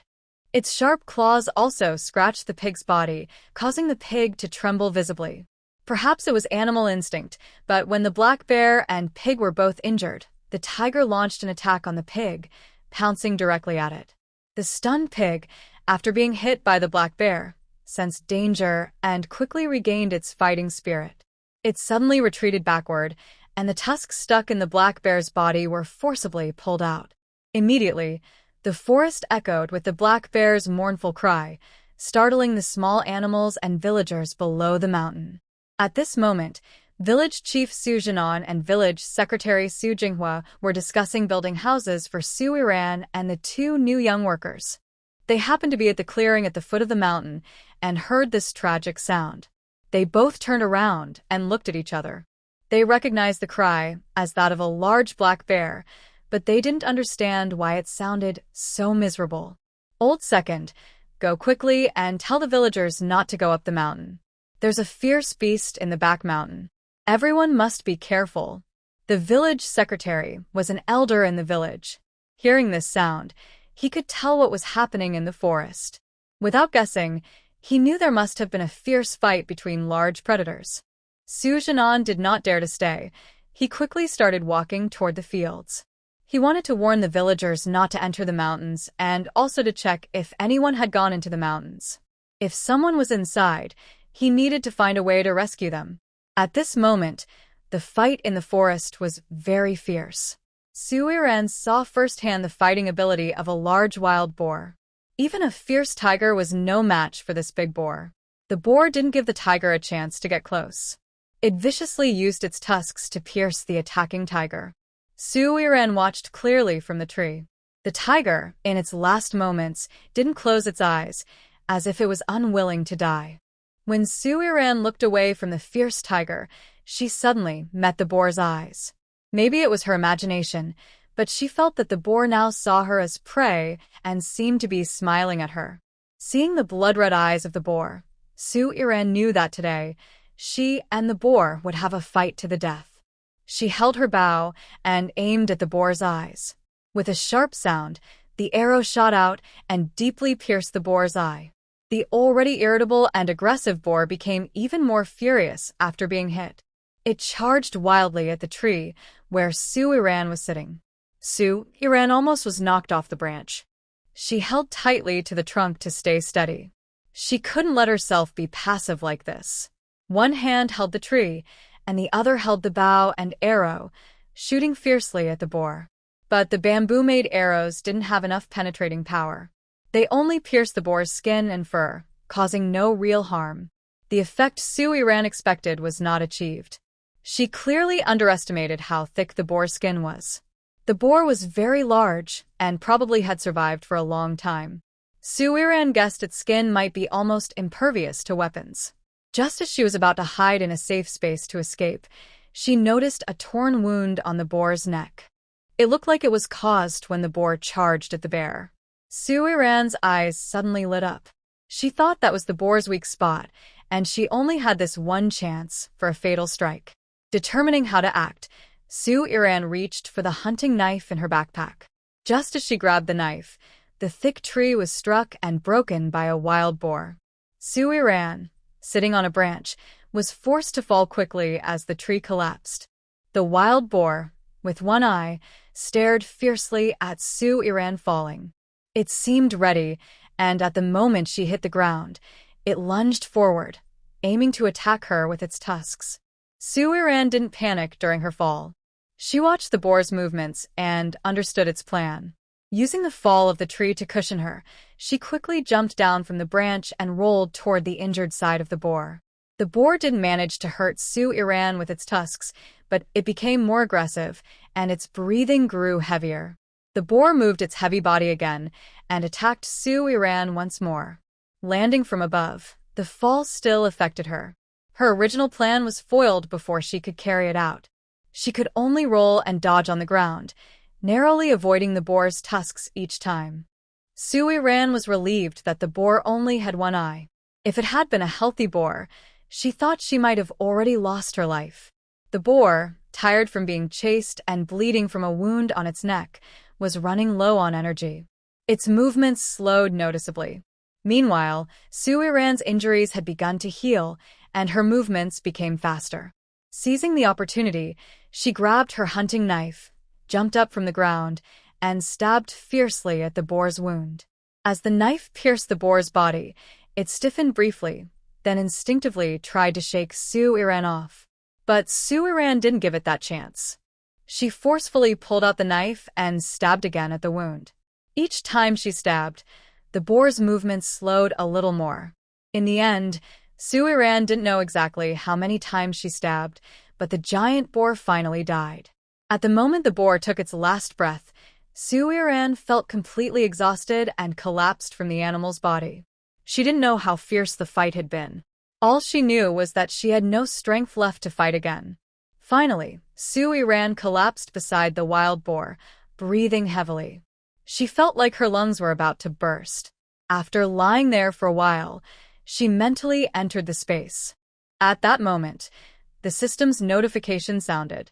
Beep, congratulations to the host for achieving Achievement 10, successfully killing a wild boar, unlocking the task shop. Beep, congratulations to the host for completing Task 18, unlocking a golden farmland, unlocking a new peach tree variety, unlocking breeding industry, reward 3,000 points. The system finished announcing, and all items in the task shop appeared on the electronic display. However, Su Iran had no mood to look at the items now. She only needed the spiritual spring water to recover her strength, as she still had things outside to deal with. With determination, she ran to the spiritual spring, leaned over its edge, and drank several gulps eagerly. Once the spring water went down, her lung pain eased, and she clearly felt her energy was recovering. When she felt her strength had mostly returned, she got up from the ground, walked to the display screen, and looked at the items in the task shop. A loaf of bread cost 1 point. Without hesitation, she exchanged 2 loaves and gobbled them up. The bread tasted pretty good, and it filled her stomach well. Later, I'll play with you again. First, I'll drag the big bear and the tiger in, then see what other good things I can exchange. Su Iran was speaking to the system, but the system did not respond, and she didn't mind. As she was about to leave, she casually looked back at the exchange items on the screen, but was stopped by her flashlight. She had an inexplicable feeling that there might be some treasure inside the bear cave, so she wanted to take a look. Su Iran used 10 points to exchange for a flashlight, which was a modern LED light. After getting the flashlight, she didn't hesitate and quickly disappeared from the space. Stepping out of the space, Su Iran returned to the wild boar and immediately removed the crossbow arrow from its body. Looking at the easily removable crossbow arrow, she softly clicked her tongue. As she suspected, those arrows only injured the boar's skin, and the only one that hit the boar's eye. It seems the arrows need to be upgraded. After putting away the bamboo crossbow, Su Iran walked between the tiger and the black bear. The strong smell of blood mixed with the scent of the wild animals almost made her. Seeing the 2 fierce beasts full of treasures, Su Iran didn't hesitate. She quickly stored them in her space and then took her flashlight toward the bear den. She entered the bear den and used her flashlight to look around. She realized she had overthought it. There was nothing inside. The den was empty. Just as she turned to leave, a flash of golden light appeared deep inside the den. Su Iran gently rubbed her eyes to make sure the light was real, then curiously stepped closer. When she reached the source of the glow and shined her flashlight on the shining spot, she saw a withered ginseng stuck between the rocks. She looked at it and smirked with a bit of annoyance. How interesting. In novels, crossing over usually involves digging for treasure, finding wild ginseng, or catching small goldfish. Why is it that here, I find only this shriveled, poorly grown root? Even this broken root dares to glow. It's hilarious. Though she complained, Suiran carefully took the withered ginseng, which looked like a root, and casually threw it into her space. She didn't consider this junk valuable. Since it was glowing, she decided to respect the light it emitted and kept it. After leaving the bear den, Suiran walked back to the wild boar. She looked at the huge boar and felt it was a pity not to take it back. But how could she make the villagers notice the boar without raising suspicion? While she was lost in thought, footsteps sounded behind her. Suiran clenched her flashlight tightly, ready to act at any moment. But the next second, she heard a familiar yet cold voice. "What are you doing here? Why do you look like that?" Suiran suddenly turned around and saw a noble figure standing right behind her. Her elegant eyebrows furrowed slightly, and her deep eyes showed curiosity. I was out hunting in the mountains. I heard the sounds of a beast fighting, so I came over. And ended up finding something by chance." Suiran said this, not sure if it would make Mu Luocheng suspicious, but since they were not very familiar with each other, she thought there was no need to worry. Mu Luocheng looked at Suiran, who was in a messy state, took a few steps forward, and examined the pig's corpse. Seeing the huge creature in front of him, even Mu Luocheng was surprised. Then he shifted his gaze to Suiran, whose delicate eyes narrowed slightly. Who would believe that a young girl could kill a wild boar several times her size? Even he wasn't sure he could succeed. "Did you kill this?" Mu Luocheng asked uncertainly. He turned around and looked around. It was clear only Suiran was here. "No. The wild boar was fighting with a black bear. The bear injured the boar badly, and I took the chance to use my chopping knife to end its life. It was an emergency, so I had to do it." Suiran spoke with a slightly breathless tone. Although she drank some spiritual spring water to recover, she was still very tired. After hearing her, Mu Luocheng squatted down and looked at the wound on the pig's neck, which indeed matched her story. Suiran watched Mu Luocheng staring at the wound in a daze, feeling strangely irritated. She felt he didn't believe what she said. "What should we eat for lunch?" "The breakfast was very good. I didn't expect your cooking skills to be so great." Just as Suiran was about to leave to make it seem like she was leaving first, Mu Luocheng suddenly spoke lightly, as if talking about the weather. Suiran was surprised at how quickly Mu Luocheng changed the topic. She looked at her watch. It was already after 10. Even if they went down the mountain now, lunch might be late, so she decided to make something simpler. "Let's have fried noodles for lunch. We can eat something better tonight. I didn't catch any game, and there's no time to prepare other dishes when we go back. Just fried noodles. Do you think you can get used to it?" Suiran asked deliberately, knowing Mu Luocheng was from the capital, where people loved fried noodles. But she pretended to be naive, not wanting him to think she was trying to get close on purpose. "Okay, I really like eating fried noodles. I will take you back, and then inform the village chief about the wild boar. The village chief will find someone to carry the boar down. Do you have any objections to this plan?" Finally, Mu Luocheng asked for Suiran's opinion. Since Suiran killed the wild boar, she had the right to decide. However, to move the boar down, they needed help from the villagers, so it still had to go through the village people. "No, I have no objections. Please tell the village chief for me. Just give me a few pounds of ribs. I want to cook them tonight." Actually, Suiran wasn't really interested in the wild boar meat. It had a strong smell, and if not cooked well, it would taste bad. Plus, she didn't lack meat. But in front of Mu Luocheng, she still had to pretend. She felt that Mu Luocheng's gaze on her was full of curiosity, and she didn't want him to realize she had plenty of supplies. Suiran woke the head.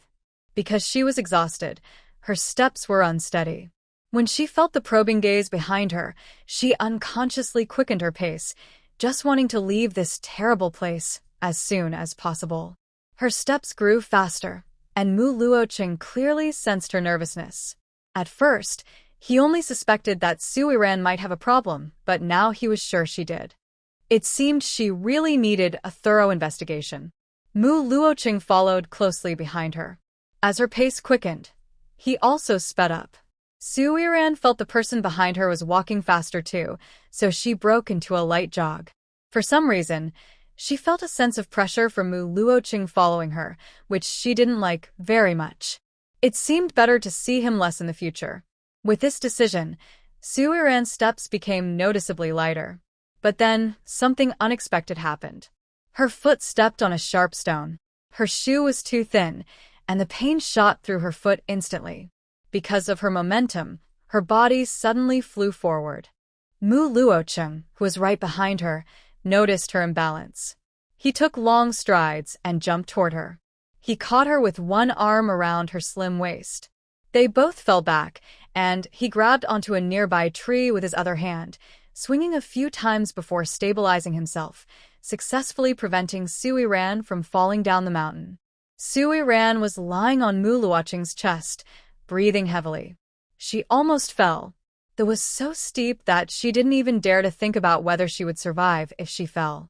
Just as Suiran was quietly feeling relieved, a deep, slightly annoyed voice came from above, carrying a hint of subtle irritation. "Why are you running so fast? Don't you know the mountain path is very dangerous? Is there a ghost chasing you?" Mu Luoqing wrapped his arm around Suiran's waist and gently placed her on a flat area nearby. He released his hold on her slender waist and steadied himself. Suiran, still shaken from the danger, looked up at Mu Luoqing's displeased face. After meeting his sharp eyes, she lowered her head, knowing she was in the wrong this time. They had almost fallen together. "I was in a hurry to go home and cook, so I didn't watch my step. I stepped on a sharp stone, and my foot hurt so much that I lost my balance." After hearing Suiran's explanation, Mu Luoqing crouched down. He looked at her foot, which was afraid to touch the ground, and his usually cold face softened a little. Without waiting for Suiran to react, he grabbed her ankle firmly, not giving her a chance to refuse. He quickly took off her shoe. When her fair, smooth, and slightly pink little foot was exposed in front of Mu Luoqing, he suddenly realized how close he was. His hand, holding her ankle, felt a little warm. It's okay now. It doesn't hurt that much anymore," Suiran said nervously, watching Mu Luoqing's actions. She coughed awkwardly and then spoke shyly. Although she grew up in a relatively open era, she was still a girl who had never been in a close relationship before. She felt a bit embarrassed about what was happening. Mu Luoqing, though embarrassed himself, had no choice now. Things had gone too far, and he had no way to back out. He had to muster his courage and check her foot. He didn't respond to her words. He carefully lifted her little foot and examined the sole. Sure enough, he saw a small bruise on her pink foot. Seeing her injury clearly, Mu Luoqing pretended to be calm as he put her shoe back on her foot. If it weren't for his hands trembling as he tied her shoelaces, Suiran wouldn't have noticed his nervousness. She rolled her eyes at the sky and sighed silently. She thought to herself that this man was also quite boring. Now, things between them felt even more awkward. Suiran watched Su Jianan lead people up the mountain. Seeing among them a man with Ma Hongyan made her feel more at ease. Without her man, the big show wouldn't be perfect. When everyone reached the top, Suiran turned and headed toward the village. As she walked, she thought about how to get the women in the village to go up the mountain. They were the most important promoters. Just as she arrived at the edge of the field, she overheard a few women talking about building a house on the back mountain. "Hey, I don't know who the village is building houses for. I asked the village chief, but he just said not to ask questions. It's really strange. Everything's so secretive. Who knows what's going on? My man is helping build the house too. The pay is pretty good, 10 work points a day plus 50 cents.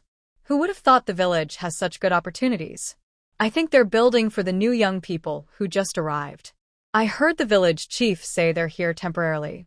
Look at their clothes, definitely not ordinary folks. They probably don't want to stay in that small, rundown youth station." "I agree. Those two men look very wealthy. I tell you, not only the young women in the youth station are interested in them, even the girls in our village are starting to like them. If anyone manages to get close to these two, Their family will be very lucky. Hey, don't be so sure about that. Think about it. If someone really has real skills, why would they come to this place? I suspect something's wrong. If you have daughters, you should think carefully. You don't want to end up losing more than you gain. Where there are admirers, there are also troublemakers. Soon, the women chatting started to argue and split up angrily. As they prepared to leave, they noticed Su Iran passing by. They knew about what happened to the Su family yesterday, but not many details. The gossiping women couldn't help but want to ask about the Su family. Hey, isn't that Su family's young girl?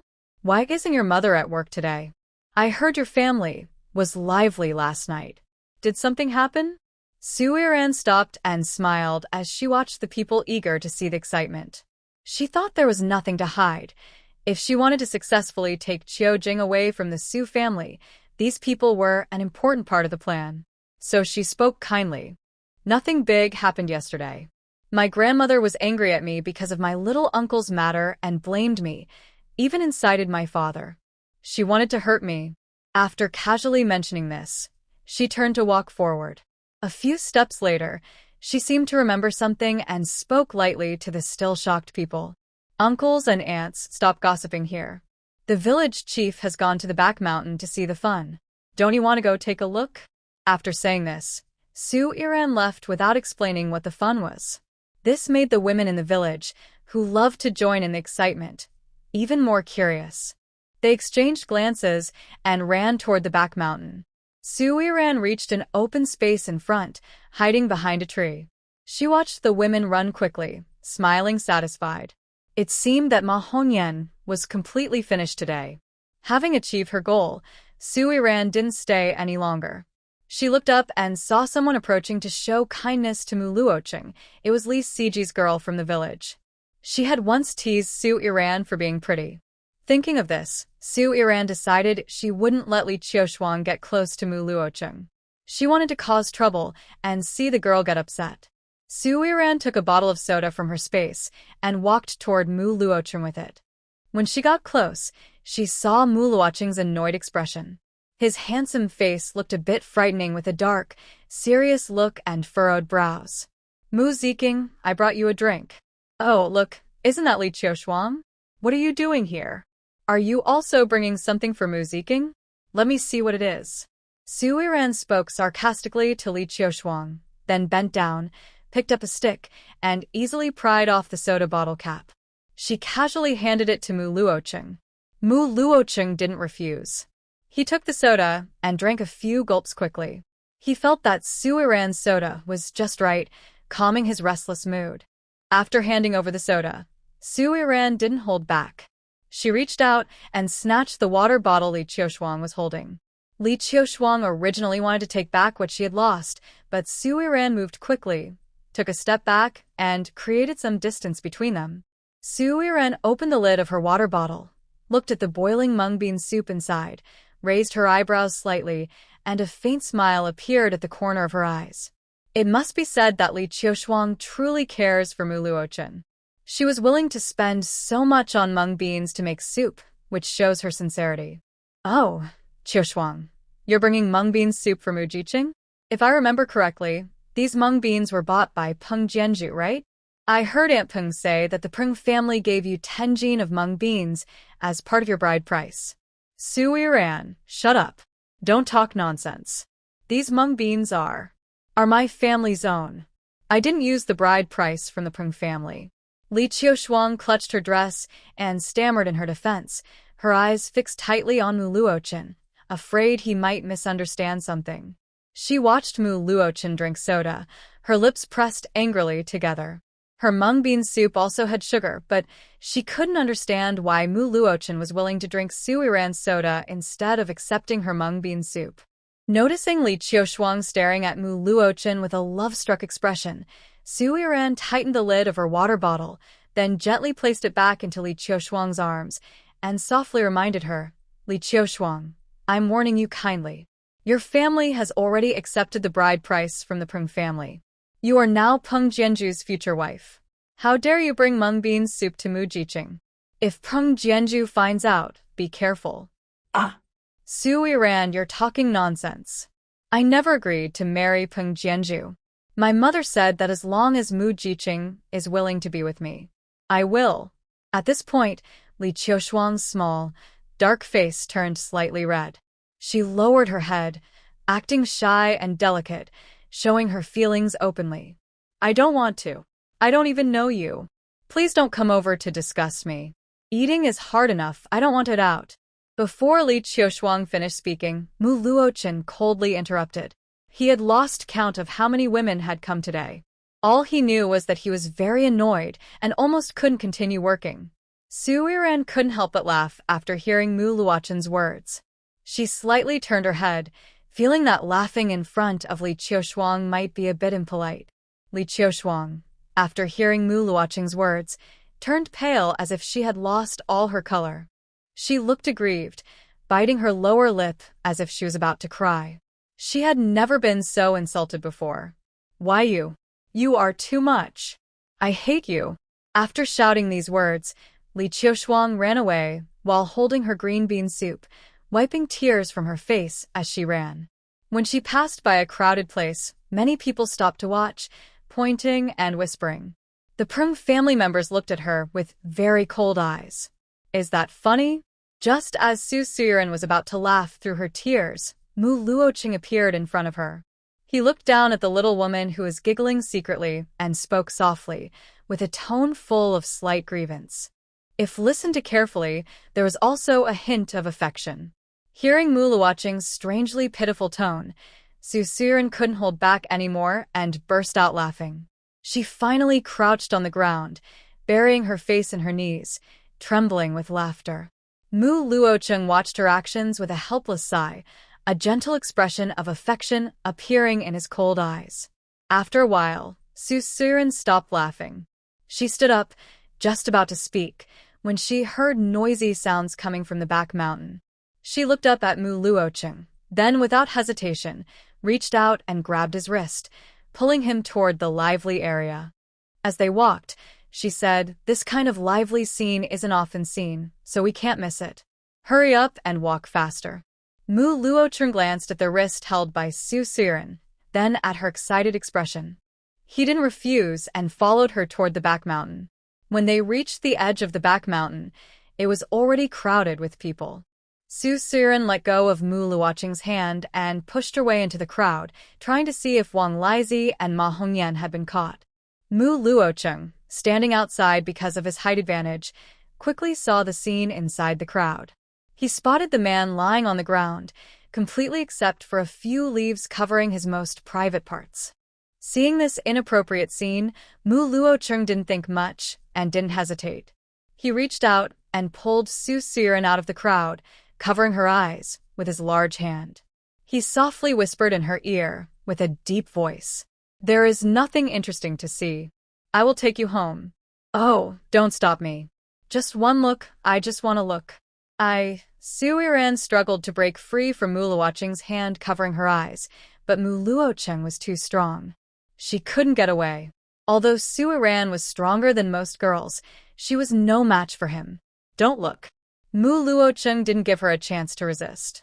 One hand covered her eyes and the other held her waist, hugging her as they moved away from the crowd. The villagers around were watching the fun, not paying attention to them. Neither did they notice that a pair of eyes was fixed on Su Yiran from a distance, with a somewhat fierce expression. After they moved away from the crowd, Mu Luoqing finally let go of her. Su Yiran, now free, rubbed her aching waist where Mu Luoqing had pressed her and glared at him playfully, pouting in dissatisfaction. "I just wanted to see what was happening. Why wouldn't you let me look?" It was clear Su Yiran was unhappy. Mu Luoqing coughed awkwardly, his voice low and hoarse as he spoke. "You can't look. That man wasn't wearing clothes. You shouldn't look." Mu Luoqing's deep eyes were fixed on Su Yiran. He thought her expression was a little Cute right now. Huh. Su Yiran pretended to be surprised, tilting her head to look at Mu Luoqing. Her fair cheeks flushed slightly with shyness. "It's not right to look. Don't look at things you shouldn't. Don't look. Brother Chen, the village head asked you to come over." Suddenly, Zhou Xian's voice broke the atmosphere between them.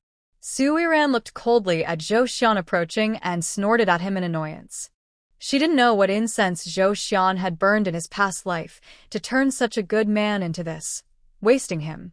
It was too much. Thinking of this, Su Yiran felt irritated. She stepped over the ditch and headed home, feeling inexplicably angry every time she thought about their relationship. Zhou Xian looked in the direction Su Yiran was leaving, sensing her displeasure. He turned to look at Mu Luocheng and pointed at her. What's wrong with her? She seems pretty upset with me. I don't remember offending her. Yesterday at noon, when I gave her snacks, she ignored me. Now she's like this. What's going on? Mo Luochen squinted at Zhou Xian for a moment, observing his confused expression. He snorted coldly and then raised an eyebrow at Zhou Xian, smiling lightly. Maybe it's because you're ugly? After saying this, Mo Luochen headed toward the main office, leaving Zhou Xian alone in the wind, feeling stunned. He couldn't believe what he had just heard. Brother Chen, how can you lie like that? I'm not ugly. I look good in the capital too. He paused, his voice lowering. He knew he wasn't as handsome as Mo Luochen, but surely he wasn't ugly? Su Yiran returned home and found her bed had been disturbed. She walked over, lifted the straw mat, and saw a yellow talisman tucked into the gap between the bed slats.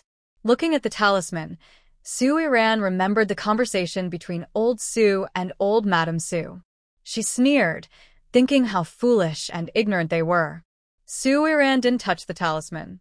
She wasn't like the magical creatures in the forest, so she wasn't afraid of such things. But since they dared to do this, she wouldn't let those two old folks enjoy their peace. While Su Yiran was thinking about how to deal with old Su and old Madame, Tan Hongling returned with Su Qiqi and a young boy. She recognized the boy. He was Su Sanwen's youngest son. He had been weak and sick since childhood and had been resting at Tan's house. She didn't know why he was brought back today. Grandma, I'm back. As soon as Su Haida entered the house, he loudly shouted toward old Madame Su's room. After a while, she finally opened the door, leaning on her crutch and walking out slowly. When she appeared, she didn't look happy about her grandson's return. Instead, her face was grim, and she looked at Tan Hongling with a fierce expression. You still know how to come back. Do you know the house is in chaos? You took the kids to your mother's house to hide in peace, didn't you? Don't just stand there. Go wash the dirty clothes by the river. You're useless and stupid. Tan Hongling was happy to return from her mother's house, but was met with such a cold response. Her smiling face stiffened, and she frowned in displeasure. Mother, why should I wash the clothes? We all agreed that second sister-in-law would do it. Why should I? I won't go. Tan Hongling has a decent family background and some status with Grandma Su. When she heard Grandma Su commanding her harshly to wash clothes, she immediately refused. She didn't want to cook, let alone wash clothes, and she definitely wouldn't go to do laundry. Oh, you stubborn woman. You dare to talk back? Grandma Su then raised her stick and struck Tan Hongling hard. Suddenly, afraid of getting hit again, Tan Hongling stopped arguing and begged for mercy. Mother, I know I was wrong. I'll go wash the clothes now. I only asked a question. why did you hit me? Isn't washing clothes supposed to be second sister-in-law's job? Don't mention that troublesome woman. Her daughter has caused chaos in her home. Little Quan is in the hospital and I hurt my leg in a fall. Second son was also sent to the hospital. Now she's in the city, and she hasn't come back in 2 days. When she returns, I'll break her leg. Grandma Su gritted her teeth as she spoke, full of hatred for Qiu Jing and Su Yiran's mother and daughter. She hated them so much, she wished to tear them apart. Their family had been completely disrupted by these troublemakers. After hearing Grandma Su's words, Tan Hongling and Su Qiqi exchanged glances. Su Qiqi's relaxed expression suddenly turned tense. She was very afraid that Su Yiran might force her into marriage. Understanding the current situation at home, Tan Hongling stopped arguing. She put all the dirty clothes in a wooden basin and, with Su Qiqi, took Su Haida to the river to wash clothes. On the way to wash clothes, Su Qiqi gently tugged at Tan Hongling's sleeve, looking at her pleadingly. Mother, Why don't you cooperate with Suiran? I don't want to marry the crazy man from the Kong family. Grandma said yesterday that a few days ago, that crazy man from the Kong family even cut his father with a kitchen knife. I don't want to go. I'm scared.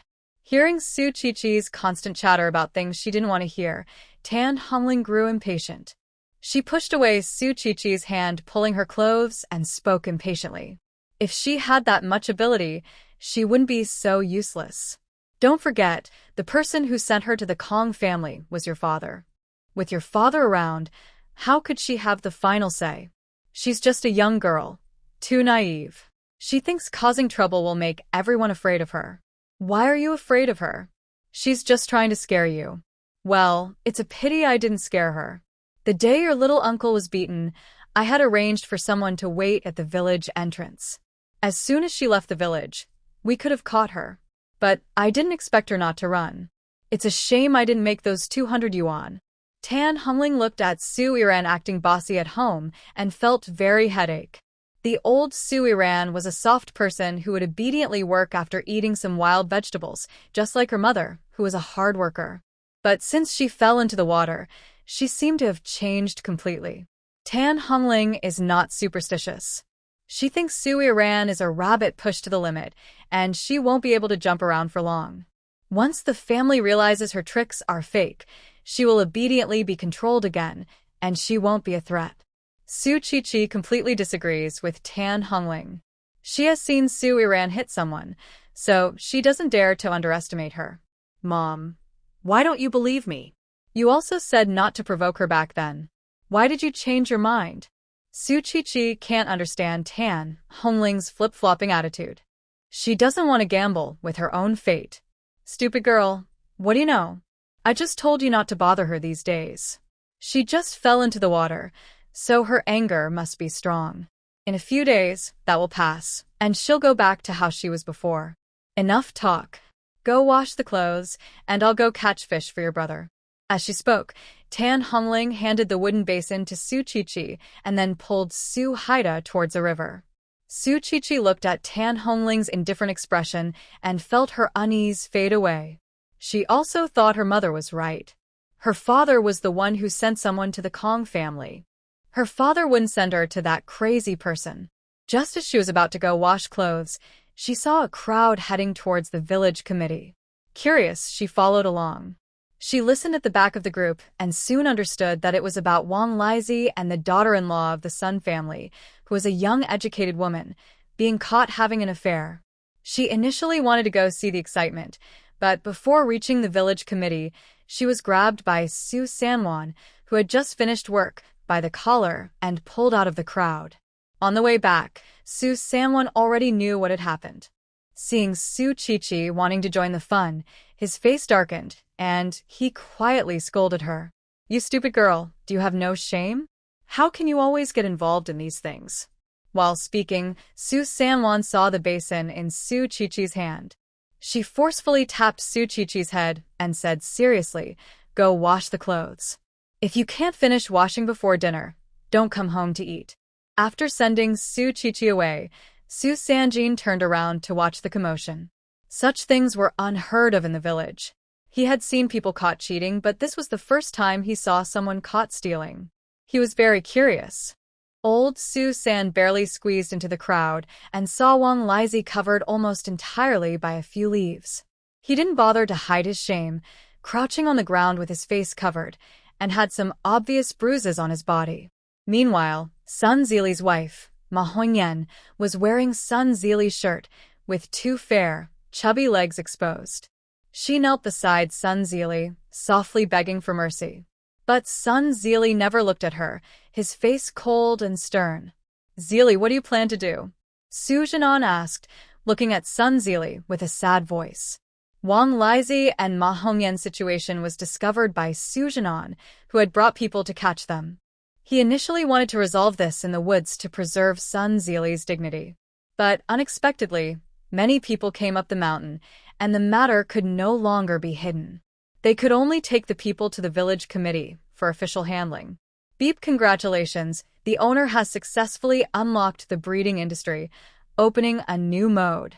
Space reward, 2,000 points, beep, congratulations. The owner has successfully hired an NPC.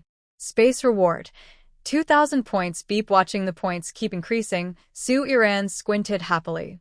She felt she was getting closer to her dream laboratory. She was determined to work hard for the laboratory. She was already eager and missed the days when she developed new products. At this moment, the space was filled with the smell of meat, mixed with the aroma of rice. Su Iran rubbed her already empty stomach, ready to eat first, and then deliver food to those two people. While Su Iran was changing clothes in her small thatched hut, she passed by the golden farmland. Curious, she walked over and lightly dug the land with her. She was surprised to find no signs of planting there, as if she didn't have the right to cultivate this golden farmland. Master, this golden farmland is specifically used for growing rare species, such as thousand-year ginseng, snow lotus from Tian Shan, and thousand-year-old lingji. You need to find them in the real world, and then transplant them into the space. Listening to the system's introduction, Su Iran's beautiful eyebrows slightly raised. The system mentioned that these rare plants are hard to find. However, if she ever had the chance to encounter them, she would definitely find a way to grow them in her space. Who wouldn't like precious treasures? Su Iran took a bath using spiritual spring water in her space. She noticed her skin looked a bit brighter. An idea suddenly came to her. She could make a batch of beauty soap using the spiritual spring water. Selling it in the city would surely be popular. The original owner's friends are about to take the art troupe exam, and they must need these items. Thinking of this, Su Iran ignored her growling stomach. She searched the warehouse for soap-making supplies and exchanged some coconut oil, essential oils, and spices in her task space. She couldn't wait to start making the soap.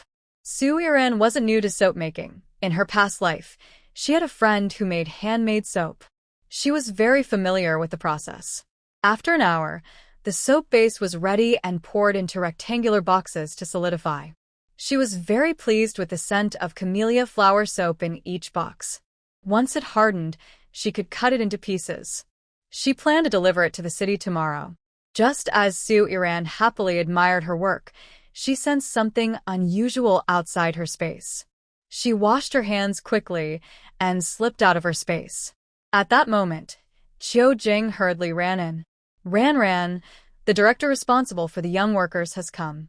She said you injured a young worker and suspects you disrupted the harmony between villagers and the young workers. She wants you to cooperate with the investigation. Hearing about the injury, Su Iran wasn't surprised, but she didn't expect it to escalate to this level. These young workers acted like children. If they couldn't fight, they went home to complain to their parents. Without hesitation, Su Iran told Qiu Jing to rest assured, then stepped out of the house. She saw many people in the yard, village leaders, the director in charge of the young workers, two victims, and villagers watching curiously. Are you Su Iran? The director responsible for the young workers wasn't from the village. She came after receiving a report. Her gaze at Su Iran was filled with disdain and contempt. Seeing the expression on the director of the youth office, Su Iran knew that today's matter would probably be hard to resolve. Yes, I am Su Iran. Su Iran calmly walked up to the director, nodded politely, and responded to her words. Director, this is Su Iran. The injury to Taihong was caused by her. She's really ruthless. If it weren't for the village's bone specialist, Taihong would have developed a serious health problem. The speaker was Zhang Hehua, who had also gone to the youth office to ask the director to support her. Her main goal today was to ruin Su Iran, preferably making her pay money and send her to reform school. To gain the director's support, she secretly gave her 10 yuan she had saved for a long time. Without this money, the director wouldn't have come with her today. Seeing Zhang Hehua's proud expression, Su Iran could tell her plan. She just wanted to punish her, but whether she could succeed depended on her own ability. Su Iran, you injured a youth in the village. Do you admit your guilt? Su Iran looked at Wang Taihong, who was safe and smiling confidently, and spoke seriously. I do not admit it. Zhang Hehua says I hurt comrade Wang Taihong. May I ask, where are Wang Taihong's injuries? Is there any proof of injury? Su Iran looked calmly at the director of the youth office standing opposite her. She wouldn't let herself fall into a trap of self-incrimination. If they say she hurt Wang Taihong, let them prove it. Anyway, dislocated bones don't leave visible external marks, and even a hospital exam wouldn't necessarily show anything. Hearing Su Yiran's words, everyone present was stunned. They had never realized that a medical report was needed. Even Zhang Hehua didn't expect Su Yiran to say such things. Many people at the youth camp saw her hit Wang Taihong, but now she was denying it. Su Yiran, do you have no shame? You dislocated Wang Taihong's jaw in front of everyone, and you still deny it. How can you do such a thing?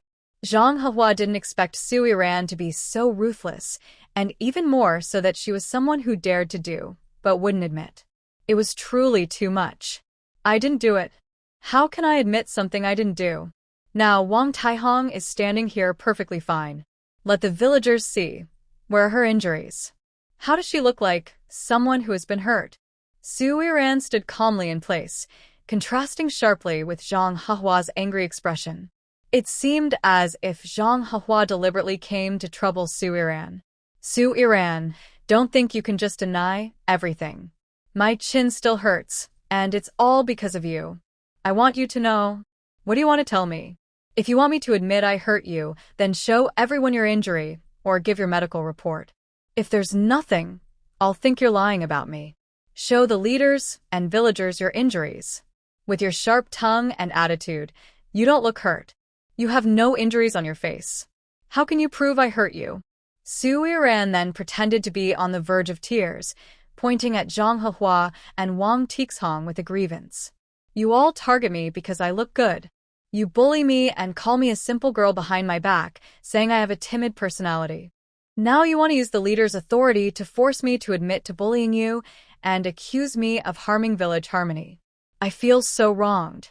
The innocent-looking beauty naturally aroused a desire to protect. The unmarried young men in the crowd all wanted to defend Su Yiran. Someone couldn't help but speak up to support her. Comrade leader, I can testify for Su Yiran. The girls at the youth camp deliberately gave her a nickname to insult her. They called her Dumpling Girl, both in front of people and behind her back. Wang Taihong gave her that nickname because Qiao Jiying helped Su Yiran carry a basket once, and these people targeted her. Yes, I can also testify. Once, Su Yiran was washing clothes by the river, and Wang Taihong intentionally kicked her water basin into the river. Su Yiran ran into the deep water area to retrieve it. If an ant hadn't noticed her, something bad could have happened. Also, Zhang Hehua is just as bad. When Su Yiran was assigned to cut pig grass by the production team, Zhang Hehua put a snake into her basket. Su Yiran was so scared, she fell into the nearby water channel. Yes, leader.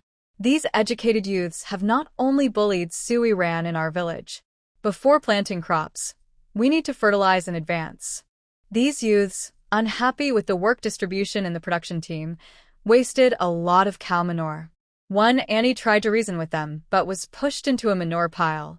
Leader, these youths act arrogantly all day long. When it was time to distribute grain, they chose the best portions. Even though they earn very few work points in the village, they claim the record keeper made a mistake and even beat the record keeper's head. The villagers have long been unhappy with these youths.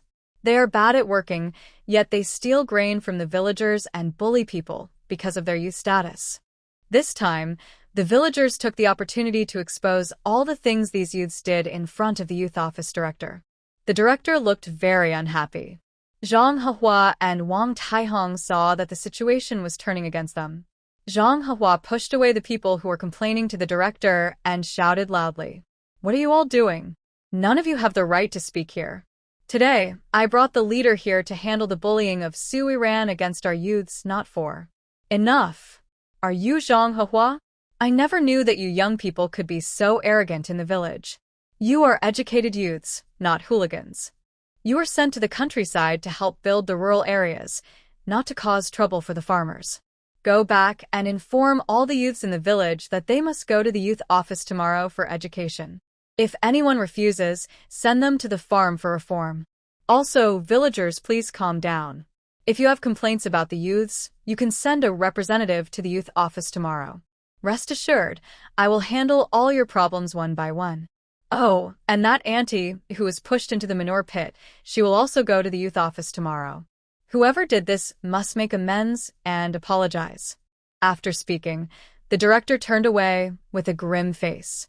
Zhang Hehua wanted to stop him and say something, but she received a cold glare from the director. Seeing that fierce look, Zhang Hehua awkwardly closed her mouth. She felt like she was shooting herself in the foot. How did things develop to this point today? After the leader left, the villagers who had gathered to watch also left under the village officials' guidance. They were told to go to the brigade office tomorrow to record everything the educated youths had done in the village so they could report together. The village clerk looked at Su Iran and gave her a kind smile. Kamrat Sudiran, hello. I am Clerk Su Pingi. Tomorrow, you should go to the educated youth office to report on their actions. I think you are good at speaking, and you can explain things clearly to the leaders there. Su Iran thought for a moment. She wasn't very interested in dealing with these educated youths and found it too troublesome. She shook her head. I won't go. Please tell the leaders at the educated youth office honestly about the harm these youths caused me, so they won't accuse me first. As she spoke, Su Iran saw Zhang Hehua and Wang Taihong, who were standing in the yard unwilling to leave. A proud smile appeared on her face. A bunch of fools still wanted to play with her. She didn't want to bother with them. Otherwise, she could make them suffer so much they wouldn't even know how they died. The clerk heard Su Iran and didn't insist. He led the villagers away. Once everyone had left, only Tan Hongling, who was watching the scene, Qiu Jing, who looked worriedly at Su Iran, and the angry Zhang Hehua and Wang Taihong remained in the yard. Zhang Hehua and Wang Taihong had tried hard but gained nothing and suffered heavy losses. They even involved some people from the educated youth group. They were furious. Su Iran, you went too far. Too far? How am I too far? Those people were brought here by you. Now you say I went too far? You're really unreasonable. But now isn't the time for arguing. Go home and think about how to explain to your friends at the educated youth group. After all, because of you two, they have to go to the educated youth office for education. You two better be prepared. Education? It sounds nice, but in reality, it means collective re-education. The lives of these educated youths probably won't be easy. Hearing this, Wang Taihong and Zhang Hehua's faces turned pale. They couldn't say anything. They just snorted coldly and turned to leave. After watching Wang Taihong and Zhang Hehua leave, Su Iran smiled brightly. Next to her, Qiu Jing looked pleased, proud of her daughter's achievements. On the other side, Tan Hongling looked upset. She was unsure how to treat Su Iran now because Su Iran had become so impressive and difficult to deal with. Su Iran checked the time and suddenly remembered the ribs still cooking in her space. The wild boar was too old. Despite adding water several times, it hadn't become tender. She wondered how it was doing now. Mom, I'm a bit tired. I'll go rest in my room. Did you get the wild boar meat from the village team? Yes, I did. The village head even gave me an extra pork leg. He said the wild boar was found by you. You shouldn't go into the mountains alone anymore. It's too dangerous. Qiu Jing thought about the large size of the wild boar and felt a bit scared. What if the boar attacked Su Iran? What would happen then? Seeing Qiu Jing's worried look, Su Iran smiled softly. She knew Qiu Jing truly cared about her. She then showed a bright smile and playfully hugged Qiu Jing's arm, swinging it gently. Don't worry, Mom. I won't go deep into the mountains again. All right, you go and prepare dinner quickly. I'll rest in my room for a while. Su Iran was worried about the food in her space, especially since she was concerned that the outside and inside times might not match. The fragrant ribs in her space had been overcooked. Hearing Su Iran's urging, Qiu Jing thought she was hungry. She immediately responded and went to cook. Su Iran also hurried back to her room. The mother and daughter didn't pay attention to Tan Hongling. Before entering her room, Su Iran saw Tan Hongling voluntarily helping Qiu Jing with chores. Her beautiful eyes narrowed slightly. That third aunt. She'd deal with her later. Once inside, Su Iran quickly entered her space. The air was filled with the smell of meat. She approached the clay pot, picked up a rib with chopsticks, and found it tender and flavorful. It tasted excellent, with no trace of the wild boar's gamey smell. Soo Iran was very satisfied. She turned off the gas stove and took out a few tomatoes and eggs from the warehouse in her space. The tomatoes were also grown in her space, watered with spiritual spring water. The fruits were different from those in the market, rich in flavor and with a faint sweetness. After Soo Iran ate a raw tomato, she made a dish of scrambled eggs with tomatoes. She took a bite and squinted happily. This delicious dish seemed to only exist in her memories. She hadn't had it in a long time. Looking at the two colorful, fragrant, and tasty dishes, Soo Iran felt a small sense of achievement. She kept a few pieces of pork ribs and a small portion of tomatoes for herself, then packed the remaining ribs and tomatoes into a lunchbox. She divided the ribs into 3 portions, one for Chiu Jing to eat tomorrow noon, and the other 2 for Mu Luocheng and Zhou Xian. After dinner, Soo Iran packed some rice into a lunchbox, then left her room through the space. She carried her basket and went outside the house toward the yard. It was already dark, and no one noticed Soo Iran walking toward the small youth village. Outside the gate of the youth village, Soo Iran gently knocked a few times. Soon, the old, slightly worn gate was opened, and Zhou Xian appeared. His eyes lit up when he saw Soo Iran. Brother Chen said, "We're having ribs tonight. Are those the ribs from the team's reserve? That pig was so big. The meat must be very tasty." Soo Iran and Zhou Xian didn't have much to say. She simply nodded lightly and carefully took out 5 neatly packed lunchboxes, speaking softly. "There are 2 portions of rice, 2 of ribs, and 1 of scrambled eggs with tomatoes inside. You 2 should go in and eat." Zhou Xian nodded in response to Soo Iran's simple words, and he swallowed nervously. Since tasting Soo Iran's claypot rice and fried noodles, Zhou Xian had been won over by her cooking skills. He thought her cooking was even better than that of the chefs at the state-run restaurant. Just as Soo Iran was about to leave, Zhou Xian suddenly remembered something and spoke loudly to her. "Soo Iran, I forgot to tell you, you don't need to bring us food tomorrow morning and noon. We're going to the youth office. I don't know what trouble those fools got into, but we need to go for some education." When Zhou Xian mentioned the education, Soo Iran's face twitched involuntarily. She remembered that she had fought for this opportunity for them, but she usually kept her good deeds secret and hadn't told Zhou Xian. "I understand. I'll bring the food tomorrow night, so you can eat it while it's hot." After saying that, Soo Iran turned and left. Zhou Xian looked at her back for a moment, then also turned and walked into the small courtyard. At this time, the youth camp was unusually quiet. All the young people were worried about what might happen tomorrow. They didn't know what awaited them and wondered if they would be involved.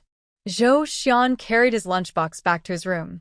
Mu Luocheng had just come out of the temporary workshop.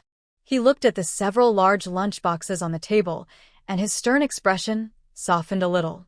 "This Miss Soo is really straightforward. The amount of food she brings keeps getting bigger. She treats us like pigs. Next time, we should tell her not to make so much." Zhou Xian also thought the food Soo Iran brought was too much, but after they finished eating and saw the empty lunchboxes, they felt there wasn't actually that much food, just enough to satisfy their appetites. The food Soo Iran made was so delicious that they couldn't bear to waste a bit. At this moment, the atmosphere at the Soo family was very heavy and oppressive. Soo Erjin and Soo Sanwan both ate quietly, afraid to make a sound. After finishing their meals, they still had to go to the hospital to visit Soo Baoquan. Tan Hongling and Soo Qiqi sat nearby, also afraid to speak. Soo Qiqi's cheeks were swollen and red, and her eyes were red, looking a little frightening. Chiu Jing was busy bringing meat to the table. There was a thermos and a lunchbox next to the stove, filled with plenty of fatty meat. Seeing this, Soo Iran suddenly lost her appetite. Old Soo saw Soo Iran's figure, then knocked his pipe on the ground a few times. He looked in her direction and spoke coldly. "Xiao Yan, Gomein." "Grandpa has something to talk to you about." Hearing old Soo call her, Soo Iran was not surprised. With such a big incident involving Soo Baoquan, it would be strange if old Soo didn't have something to say. She obediently responded outside, and then bounced inside happily. She had a blank expression, unable to tell if she was sad or happy, and it was hard to guess what she was thinking. At this moment, old Sue was blaming old Sue Tai. If she had listened to him and not done those unnecessary things wouldn't have turned out like this. Hearing the sound of Sue Iran entering, old Sue clenched his hands tightly under the table. He raised his head and looked at Sue Iran with dim eyes. He didn't expect that a girl of only 18 or 19 could cause such trouble and disturb his family so much. The doctor is here, the doctor is here. At this moment, old Sue Sen pulled in a small old man from outside. They had actually been back for a long time, but hearing the chaos and violence in the yard, he was afraid of getting involved and didn't dare squeeze inside. Seeing that old Sue San had called the doctor, Su Jinan and Su Jinghua told the villagers who had come to watch the excitement to leave.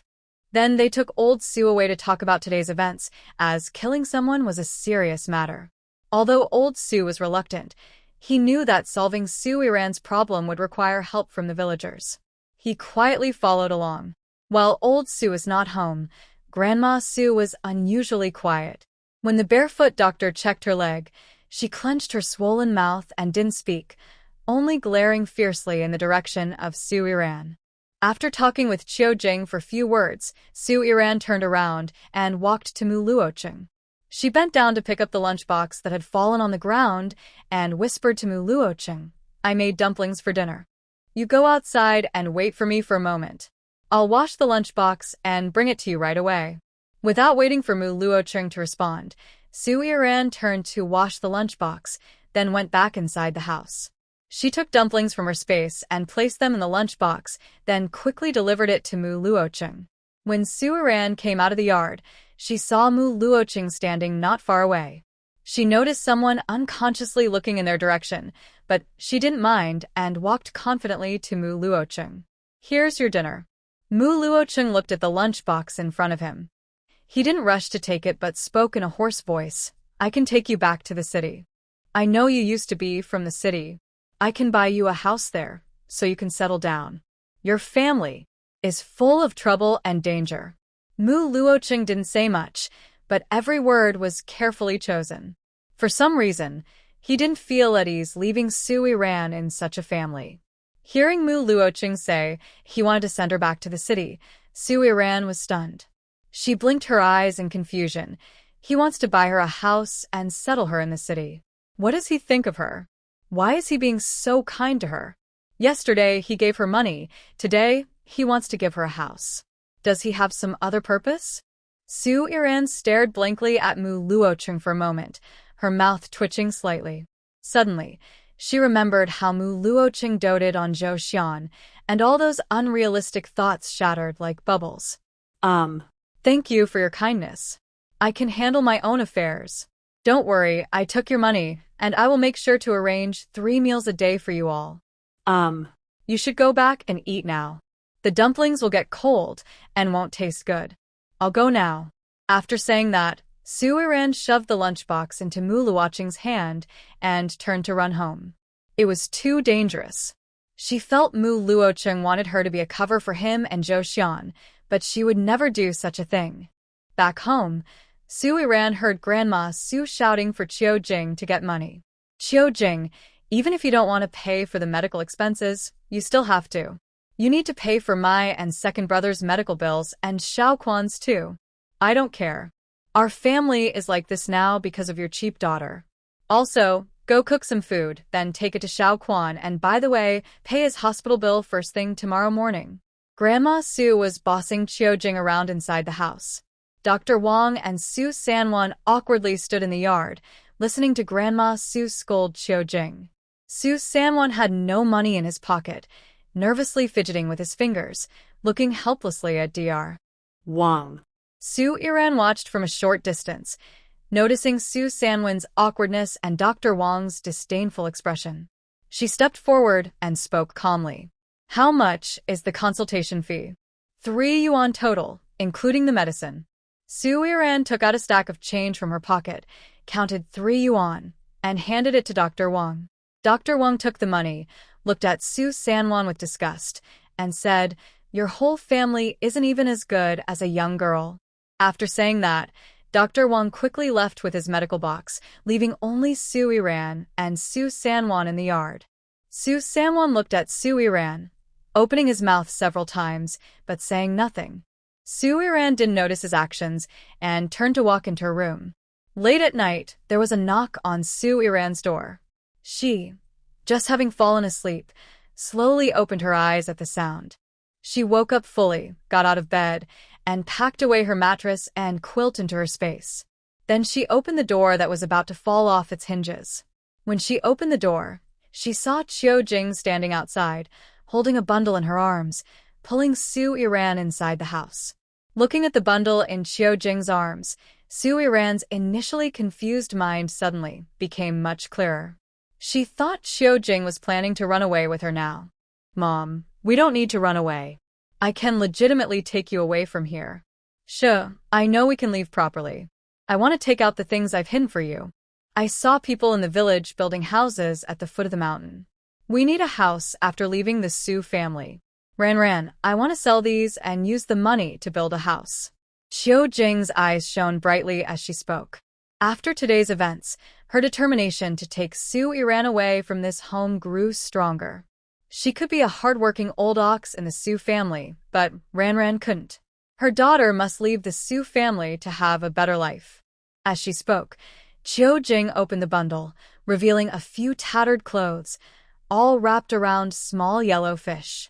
Seeing the small yellow fish laid out on the bed, Su Yiran's eyes widened unconsciously. She didn't know how Qiu Jing managed to hide these things. All right, I'll give you the things. I need to go back now." Su Erjine's ribs were kicked and broken. "I plan to take him to the hospital for an exam early tomorrow. I want him to stay in the hospital for a few days, so you'll be safer at home. What do you think?" Qiu Jing didn't originally want to interfere with Su Erjine, but when she thought about how Su Erjine had murderous intentions towards Su Yiran, she couldn't ignore it. The best solution was to send Su Erjine away from the Su home. As long as he wasn't there, Su Yiran would be safe. Su Yiran understood Qiu Jing's plan and took out a few large notes from her pocket, stuffing them into Qiu Jing's hand. She had already made a plan in her mind. "Okay, take him to the hospital early tomorrow. But don't let Grandma Su go. Give Aunt San a chance to take care of her. Keep this money for now. It's best if Su Erjine stays in the hospital a bit longer. This way, her plan could be carried out smoothly. All right, don't worry. Mom will make sure he doesn't hurt you." As she spoke, Qiu Jing reached out and hugged Su Yiran. With her there, no one could harm her daughter. The next morning, when Su Yiran came out of the house to deliver breakfast to Mu Luocheng, Qiu Jing had already left with Su Erjine. Grandma Su was inside the house scolding loudly because she also wanted to go, but Qiu Jing refused her. Old Mr. Su looked at Grandma Su lying on the bed and sighed helplessly, starting to complain. "You old woman, you never listened to me. I told you to find the fairy, but you insisted on bringing Xiao Quan back. Now look at the mess, second brother is hurt too. I wonder who will give you money. In 5 days, it's the first day of the new year. If we can't send the things from Su Yiran's body away, we might not even be able to send her to the Kong family." When Grandma Su heard about the Kong family, she suddenly sat up on the bed. She quickly picked up a nearby calendar and flipped through it, her hands trembling unconsciously. "Oh dear, I forgot about the Kong family. What should the old man do? We can't afford to offend them. If we don't send her over on time, they will come to trouble us. Maybe Chi should go." Thinking about the Kong family status, Grandma Su felt deep fear from her heart. If the Kong family wasn't handled well, it would be a big problem. Nonsense. Chi is only 17. How can she go? Even if Chi is just a girl, she's still part of our Su family. And sending someone over should be the third brother's job. Can he really make you send her daughter? I suggest you first find the fairy and see if she can remove the things from Su Yiran. Once her body is clear, Su Yiran will be easier for us to control. Halfway through speaking, old Mr. Su suddenly paused and sighed deeply, his face lines deepening. "I'm worried the fairy might not be able to do anything either. You don't know how lively it was at Su Jinbiao's house yesterday. The money was really hidden under the cabinet, and his wife even sent some to her family. Su Yiran figured it all out. Outside, after hearing old Mr. Su's words, Su Yiran smiled softly. It seemed she had really scared these people and things were getting more interesting. Su Yiran stayed quietly at home for a day. Besides preparing 3 meals for Mu Luocheng and Zhou Xian, she spent her time researching in her space, feeling very happy. The next afternoon, Su Yiran heard a cuckoo call outside the wall. She found it strange and went out to the yard. There, she saw the man she had beaten that day, sneaking suspiciously behind a wall corner. Seeing Su Yiran come out, Xiao Wuzi quickly walked over and whispered, "Young lady, my older brother is waiting for you on the southern hill behind the village. He doesn't dare come into the village because he's worried about ruining your reputation." Zhang the Lame rarely thought so carefully. After leaving the Su family that day, he thought a lot. For some reason, he felt that Su Yiran was not an ordinary person. He wanted to build a good relationship with her, believing that with Su Yiran's help, he would have a chance to succeed. Su Yiran carefully watched Xiao Wuzi, wondering if they'd set a trap to scheme against her.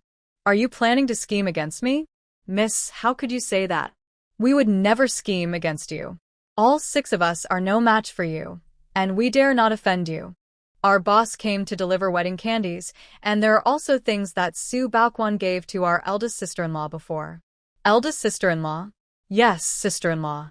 When my eldest brother went to the Lin family to ask for something, he met sister-in-law. They hit it off immediately and got married that day. My brother came here to thank you." Mississippi Xiao Wuzi spoke more and more excitedly. Recently, their eldest brother had been in a good mood, and they had gained many benefits. He believed all of this was thanks to the kind and beautiful young lady, their little aunt. Su Yiran understood what Xiao Wuzi was saying. She nodded in response. "All right, you can go back now. I'll come find you later." After speaking, Su Yiran turned around and returned home. She changed into a dark-colored outfit, carried a basket, and headed up the mountain. Old Lady Zhang sat by the window, watching Su Yiran's departing figure. She spat in disdain. That girl had finally left home. Now she had a chance to deliver the things into her room. When Su Yiran arrived at the meeting place with Zhang the Lame, he saw her and excitedly ran over. He stood steadily in front of her, respectfully bowing. Su Yiran looked at Zhang's actions, lazily leaning against a nearby tree trunk, with a slight raise of her eyebrows. "I don't know why Brother Zhang is bowing so grandly." "Of course, to thank Miss for sparing us. Also, I came to deliver some things to you. The fine grains Su Baoquan gave to the Lin family were eaten by my wife. I especially bought 20 jin of white flour, 20 jin of rice, and I hope you don't mind, Mississippi. There's also 2 jin of red sugar and 2 jin of big white rabbit candies as a thank you gift from me." As he spoke, Zhang's Lame asked someone to put the items into Su Yiran's basket. He was worried she was too weak to carry so much and kindly asked, "Miss, do you want me to arrange for someone to deliver these to you?" "No need, I will accept these things. I happen to have something I need your help with. I know the rules of your line of work, and I will pay you." Hearing Su Yiran mention money, Zhang Lame immediately waved his hand and took out a stack of cash from his pocket. "Miss, if you don't mention money, I'll just be happy and forget the important matter. My wife said Su Baoquan gave him a total of 182 yuan, all here. Please count it." Mississippi Su Yiran was not polite. She took the money from Zhang Lame, counted it, and confirmed it was 182 yuan. She nodded, then put the money into her pocket.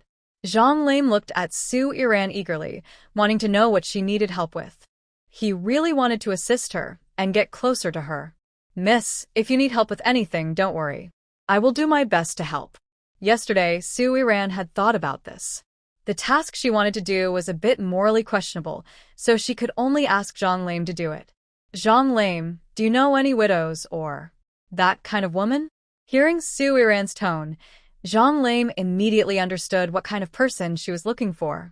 He instinctively took a step back, feeling that Su Yiran was planning something. Seeing Zhang Lame's nervous expression, Su Yiran also felt she had been too forward. She took a step forward and explained her plan to Zhang Lame. After hearing it, Zhang Lame first widened his eyes in shock, then looked at Su Yiran in disbelief. He knew Su Yiran was not easy to deal with, but to be so ruthless, he couldn't even imagine. No one paid attention to Tan Hongling. Old Su and the others hurried into He Xiangu's house. They went in and stayed for over an hour. Tan Hongling, who had been beaten and was in pain all over, had already fainted from the sun. It was a kind passerby from the village who pushed her into the shade. Su Yiran was discussing the canning factory with the village chief of Tianjia village. When she heard that Su Yiran was willing to help them pay back the money and wanted to restart the factory, the village chief didn't hesitate. He immediately agreed to sell the factory's paperwork to Su Yiran. He also arranged for villagers to come and repair the factory. When everyone heard about this good news, they all worked eagerly, their faces full of smiles. It felt so good to be free of debt. Su Yiran watched the village chief of Tianjia village organize the repair of the factory in an orderly way. She looked at Xiao Wuzi sitting nearby, eating a peach, and softly asked, "Is the village chief of Tianjia village so easy to talk to because of your relationship?" Xiao Wuzi, realizing he couldn't hide the truth from Su Yiran, scratched his head and chuckled foolishly. "Our boss heard that you want to open a canning factory. He was worried that the people of Tianjia village might cause trouble for you, so he went to talk to the village chief himself. But don't worry, young lady, our boss didn't do anything bad. He just explained to the villagers that they shouldn't bully you because you're young, and that you have our boss backing you." Su Yiran nodded in understanding, then pointed to a basket of pineapples in the corner and said to Xiao Wuzi, "When you go back later, bring this basket of pineapples to the brothers and your boss. Tell him I thank him for helping me talk ahead of time." Seeing that Su Yiran was not angry and even accepted the kindness from the boss, Xiao Wuzi quickly finished the peach in his hand and whispered, "Oh, thank you, young lady. You don't know, our boss's leg is no longer as lame after taking your medicine. He's been wanting to thank you in person, but is worried it might cause you trouble." "Really? His leg is better? When I come back tomorrow, I'll bring him a few boxes of medicine. It should be almost normal by then. Tell him to stop doing bad things and accumulate good deeds for himself and future generations." While Su Yiran and Xiao Wuzi were talking, the village chief of Tianjia village returned happily from outside. He respectfully spoke to Su Yiran. "Miss Su, the repair of the factory will be finished soon. When do you think we can start work? I saw you brought new machines. Are you planning to make canned meat? We have skilled workers in the village who have learned how to do it, but we weren't very good with the previous machine. Last time, they bought a machine but didn't know how to use it, which was a loss. This time, he hoped to find someone knowledgeable to teach them how to operate the machine." After hearing what the village chief said, Su Yiran understood that he was volunteering. She nodded. "This machine is simple. When we start making canned meat, I will come personally to guide you.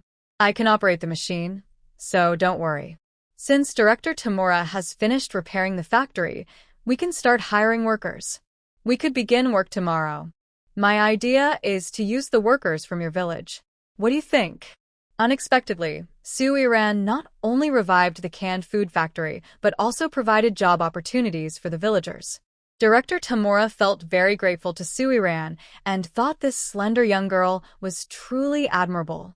"Miss Su, you are really a savior for our village. I will go back this afternoon to inform the experienced workers, and they will come to start work early tomorrow." "Thank you, village chief. I hope you remember that our relationship is based on mutual benefit. As we agreed before, I will share the profits with the village, and the workers will earn 18 yuan each month. The current size of the canned food factory is small, needing only 20 skilled workers. When our business grows, we will expand the factory and increase production. Then we will hire more people from the village."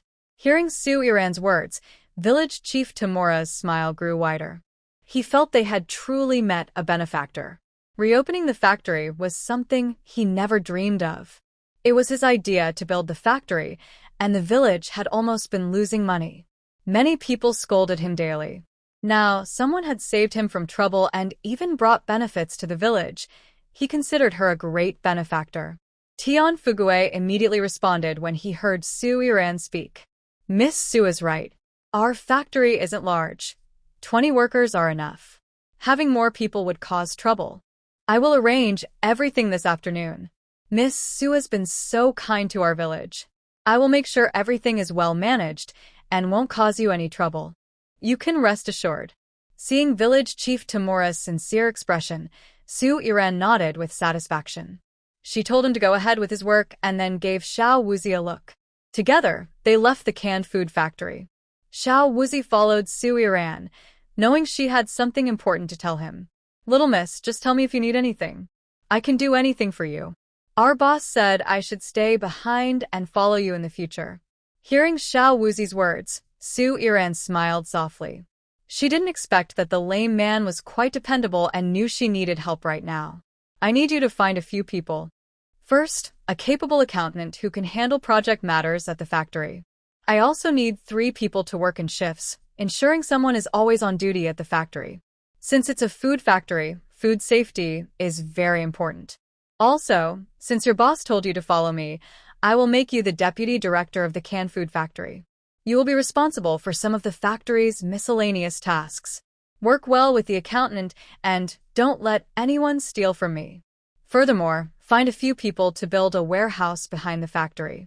The factory isn't small, but we still need a warehouse to store things. Su Iran spoke while her beautiful eyes closely watched Xiao Wuzi. She knew Xiao Wuzi wasn't a businessman. Making him deputy director was just to use his rough background to intimidate the workers in Tianjia village. After hearing Su Iran, Xiao Wuzi's eyes sparkled. He never thought he would become a deputy director one day. Although the canned food factory was small, it was still an official position.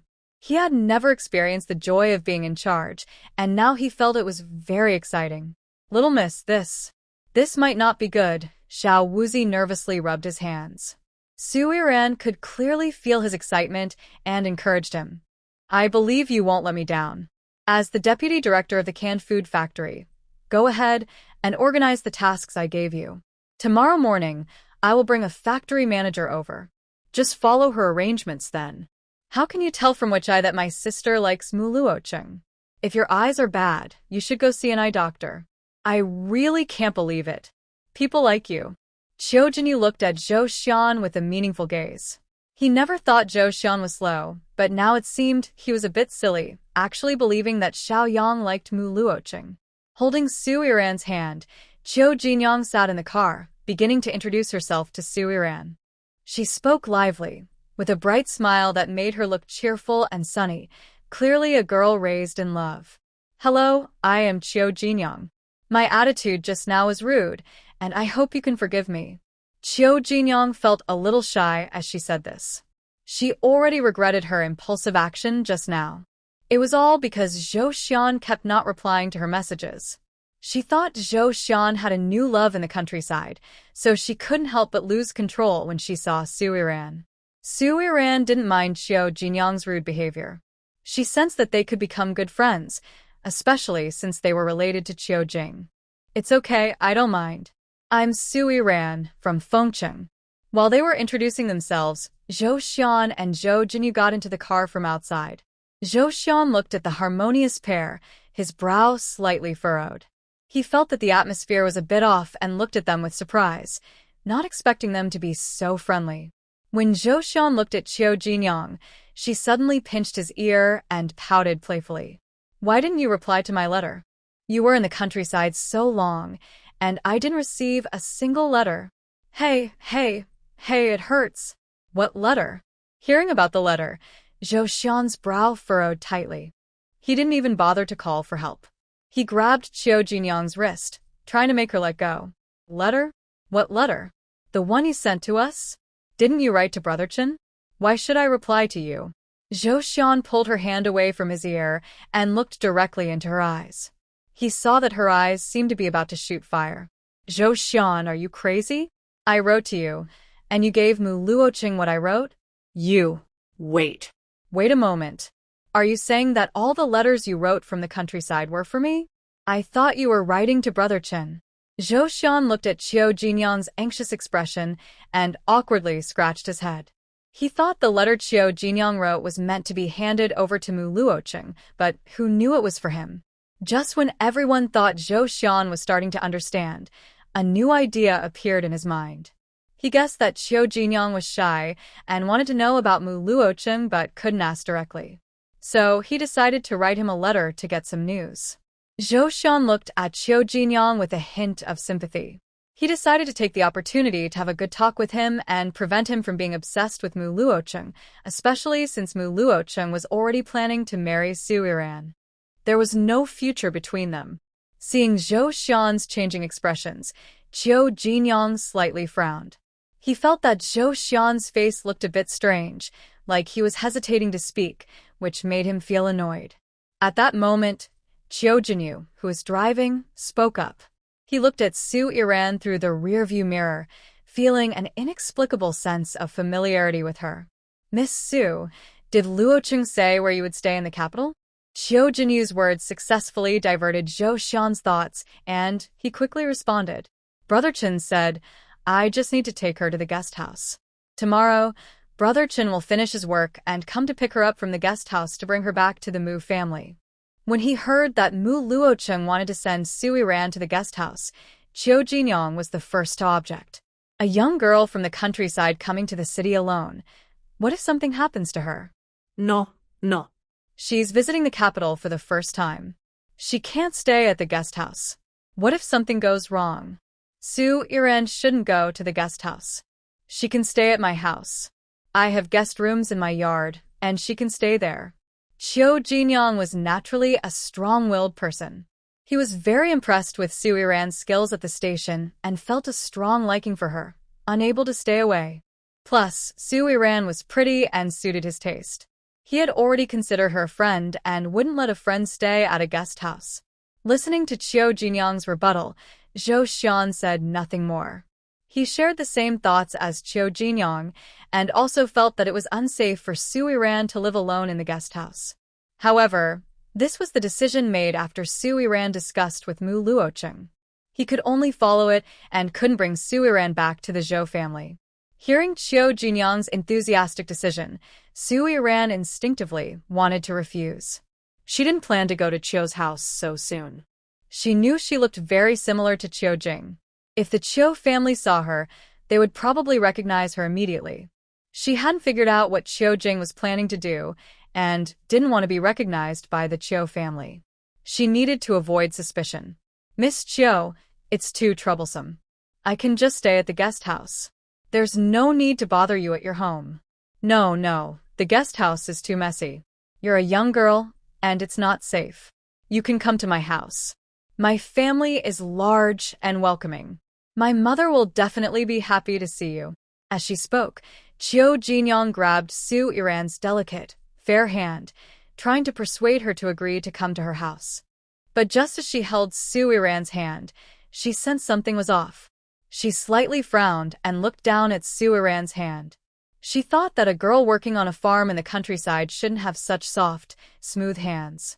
She had also been to the countryside with her mother before and knew what a rural person's hands should look like. But Su Yiran's hands were completely different from those of the locals, which made her suspicious of Su Yiran's identity. Su Yiran and Shaoli inquired about the location of the old goods market, exchanged a few words, and then left. While Shaoli was tidying up the table, she saw a 5-cent coin pressed under the bottom of a bowl. Her eyes immediately welled up with tears.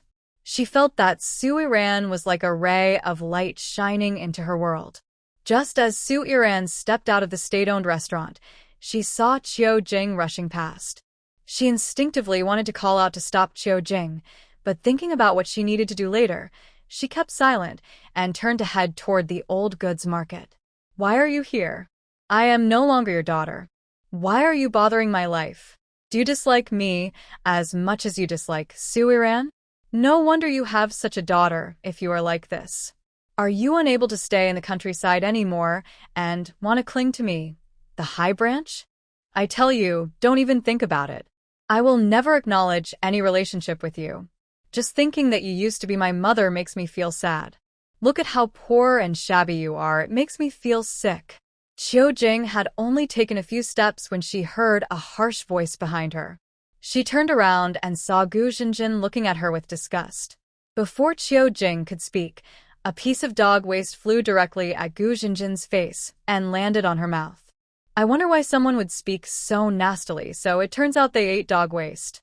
Su Yiran, are you crazy? How dare you? How dare you do this to me? You actually threw dog waste at me. Although the dog waste was dry, Gu Jinjin still felt sick after being hit in the face.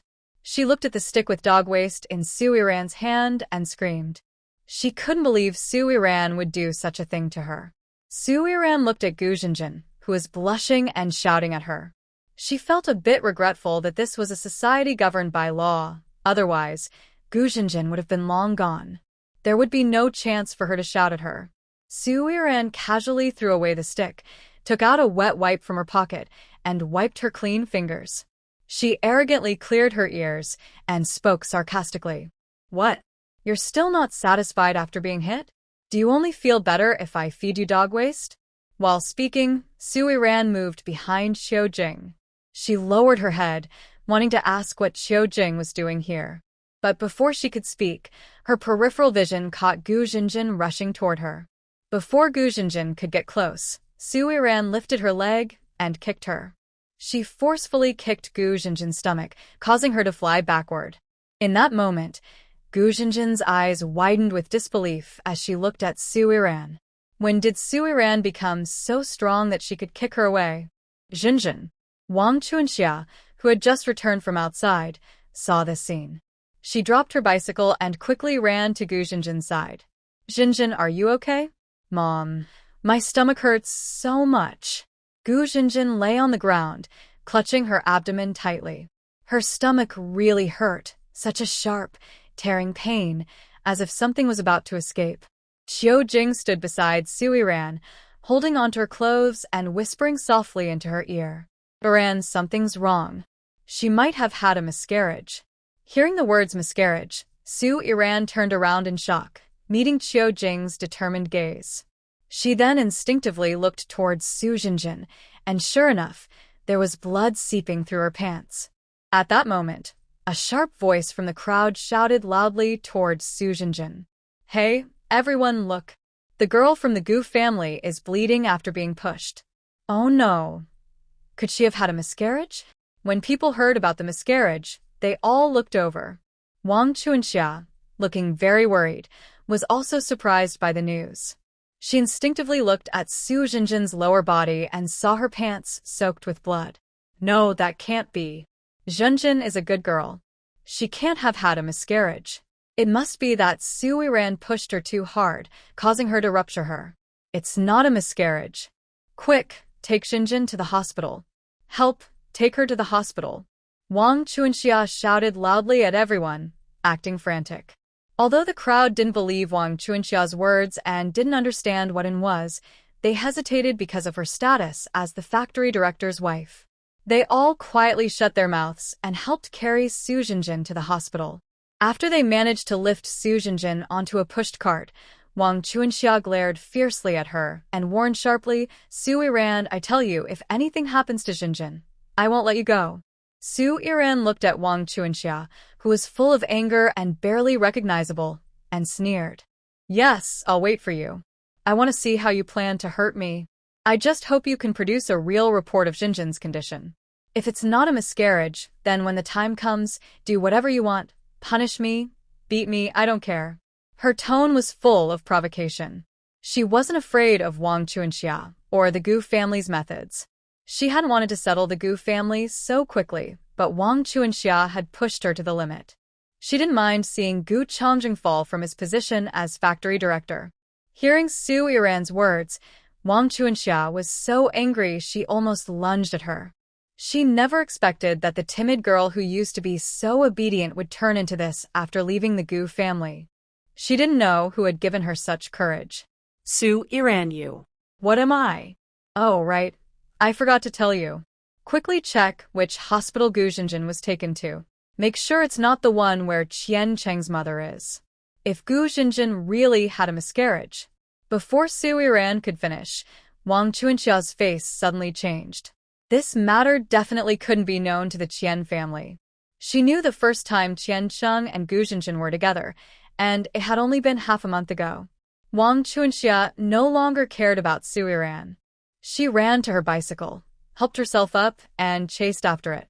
She was afraid Gu Jinjin had truly had a miscarriage. By the time Wang Chunxia caught up, it was already too late. Someone had already gone to the hospital to inform Qian Cheng's mother. Since learning about Qian Cheng and Gu Jinjin, Qian Cheng's mother had treated Gu Jinjin as her own daughter-in-law.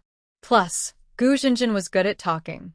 She liked Gu Jinjin even more than Qian Jiyun. That's why she listened to Gu Jinjin and supported her idea to prevent Qian Jiyun from going to the arts troupe. The people who came to find Lu Shiping didn't mention Gu Jinjin's suspected miscarriage. They only said she was hurt when Su Yiran pushed her. Listening to the surrounding gossip, Su Yiran and Mu Luocheng both looked upset. Su Yiran didn't like being made fun of. Mu Luocheng didn't even know why he was feeling so annoyed. Zhou Xian overheard the chatter clearly and walked over to Su Yiran with a curious look, asking Su Yiran, "Is Wei Chang your boyfriend? It seems your future mother-in-law doesn't like you much." Before Zhou Xian finished speaking, Su Yiran took a small stone from her pocket and accurately flicked it at Zhou Xian's big, smiling teeth. Zhou Xian suddenly felt a sharp pain in his front teeth and quickly covered his mouth, looking at Su Yiran in disbelief. He hadn't seen her move. Bored. "If there's nothing else, I'm leaving now. We'll have ribs tonight." Su Yiran didn't know what Mu Luocheng wanted to say, but she was annoyed by the stares, so she decided to leave.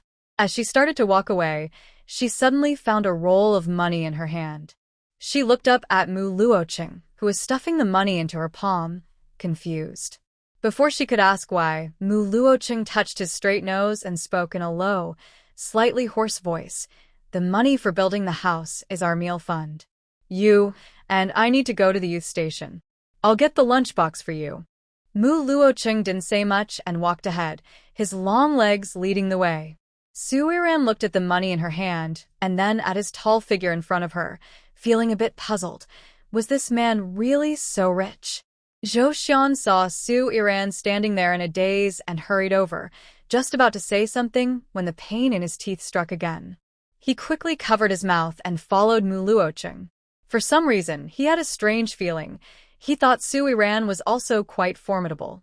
Su Yiran put the roll of money into her pocket, not refusing Mu Luocheng's kindness. Although she wasn't short of money since he said it was for food, she felt she deserved it and accepted it naturally. She happily carried the ribs to the small courtyard at the youth station. Before knocking on the door, she heard teasing voices from another yard. "Oh, isn't that Baozi girl? Baozi girl, are you here to see Qiao Jiqing again? Let me take a look. Today you're here to deliver ribs, right?" Su Yiran turned around and saw a person with a harsh face standing in front of her. She thought for a moment, but couldn't recognize who this person was. "Miss Baozi, why aren't you talking? Have you gone mute? Isn't it true you call Qiao Jiqing sweetly all the time?" I really don't understand.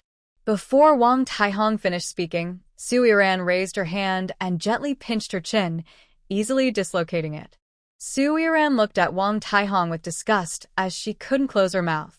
The world seemed silent to her now, and listening to her talk gave her a headache. A normally good person, but with such a big mouth, if that mouth can't speak properly, there's no point in keeping it.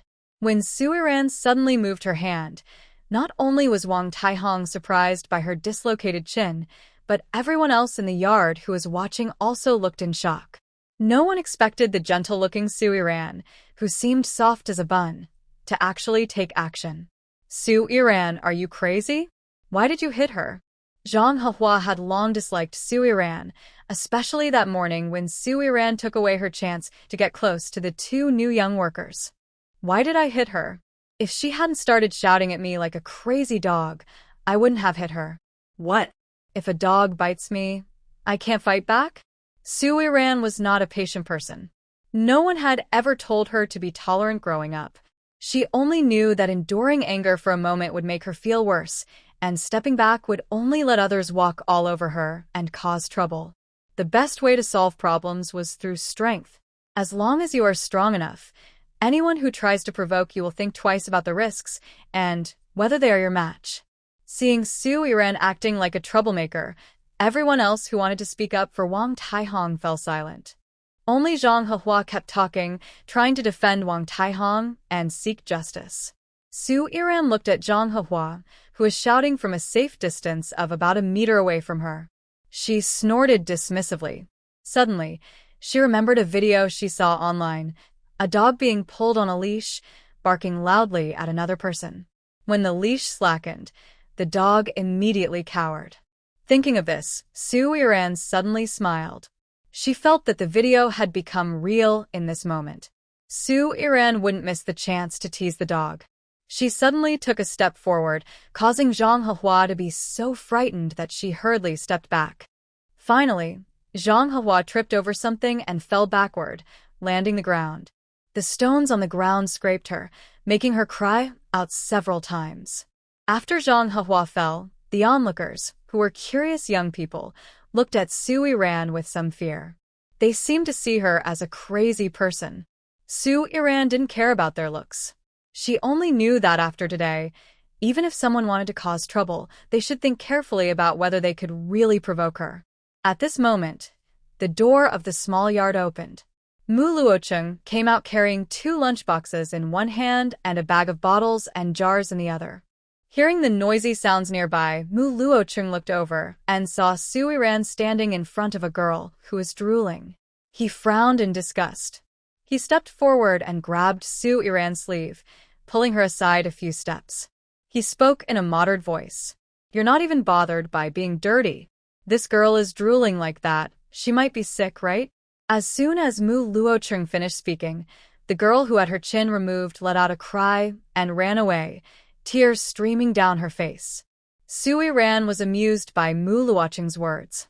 She looked toward Wang Taihong's running direction and shouted, "Hey, I heard there's a barefoot doctor in the village who can do bone setting. Go find him quickly, or it will be too late to get help." After saying this, Su Yiran couldn't help but burst into laughter, laughing so hard she couldn't speak. Once she calmed down, she looked up at Mu Luocheng, raised her hand, and patted him while still laughing. "You really hit the nail on the head. She just caused trouble for me, and I knocked her chin off. And you say she's sick because she's drooling, ha. She must be furious with you now." Mu Luocheng was so captivated by Su Yiran's carefree laughter that he seemed to have never seen a girl smile so freely before. "All right, stop laughing.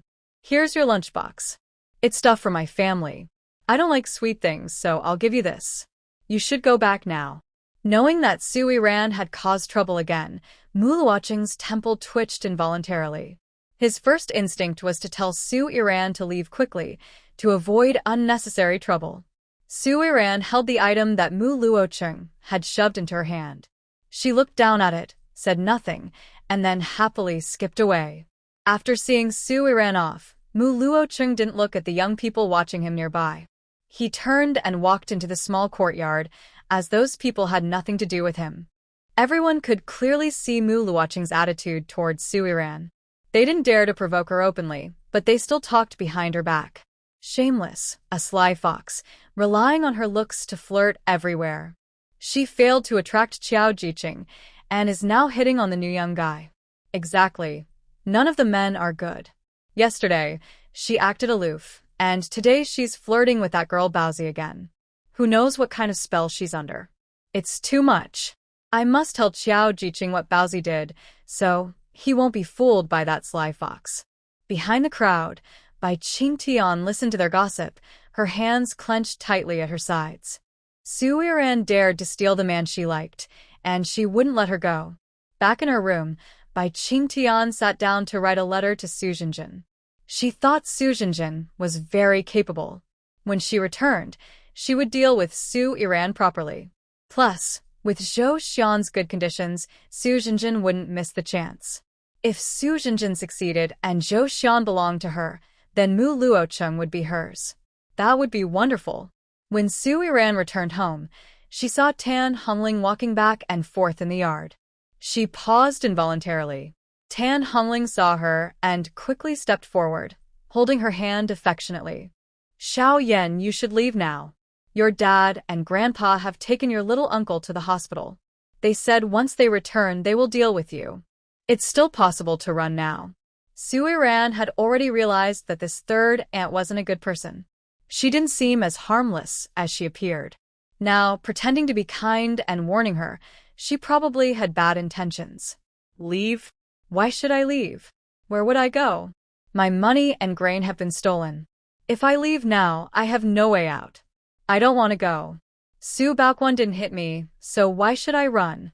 Sui-ran ignored Tan Hongling's protests and headed toward her storage room.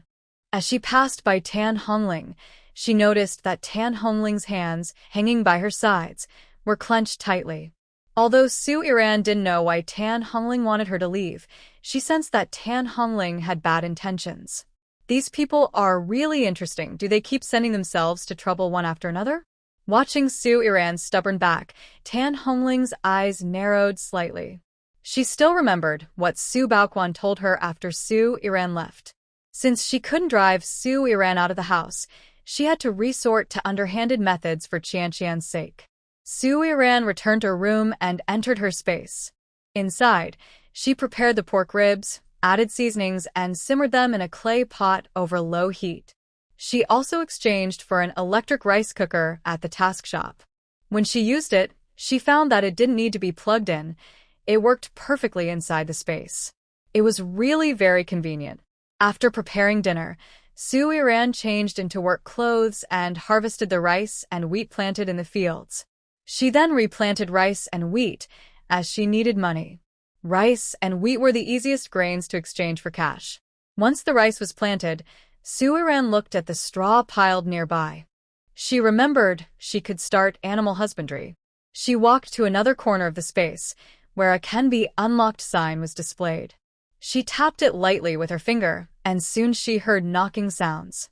Before long, a modern pigsty appeared, with 6 plump piglets inside. Looking at the piglets, Sui-ran felt a bit worried.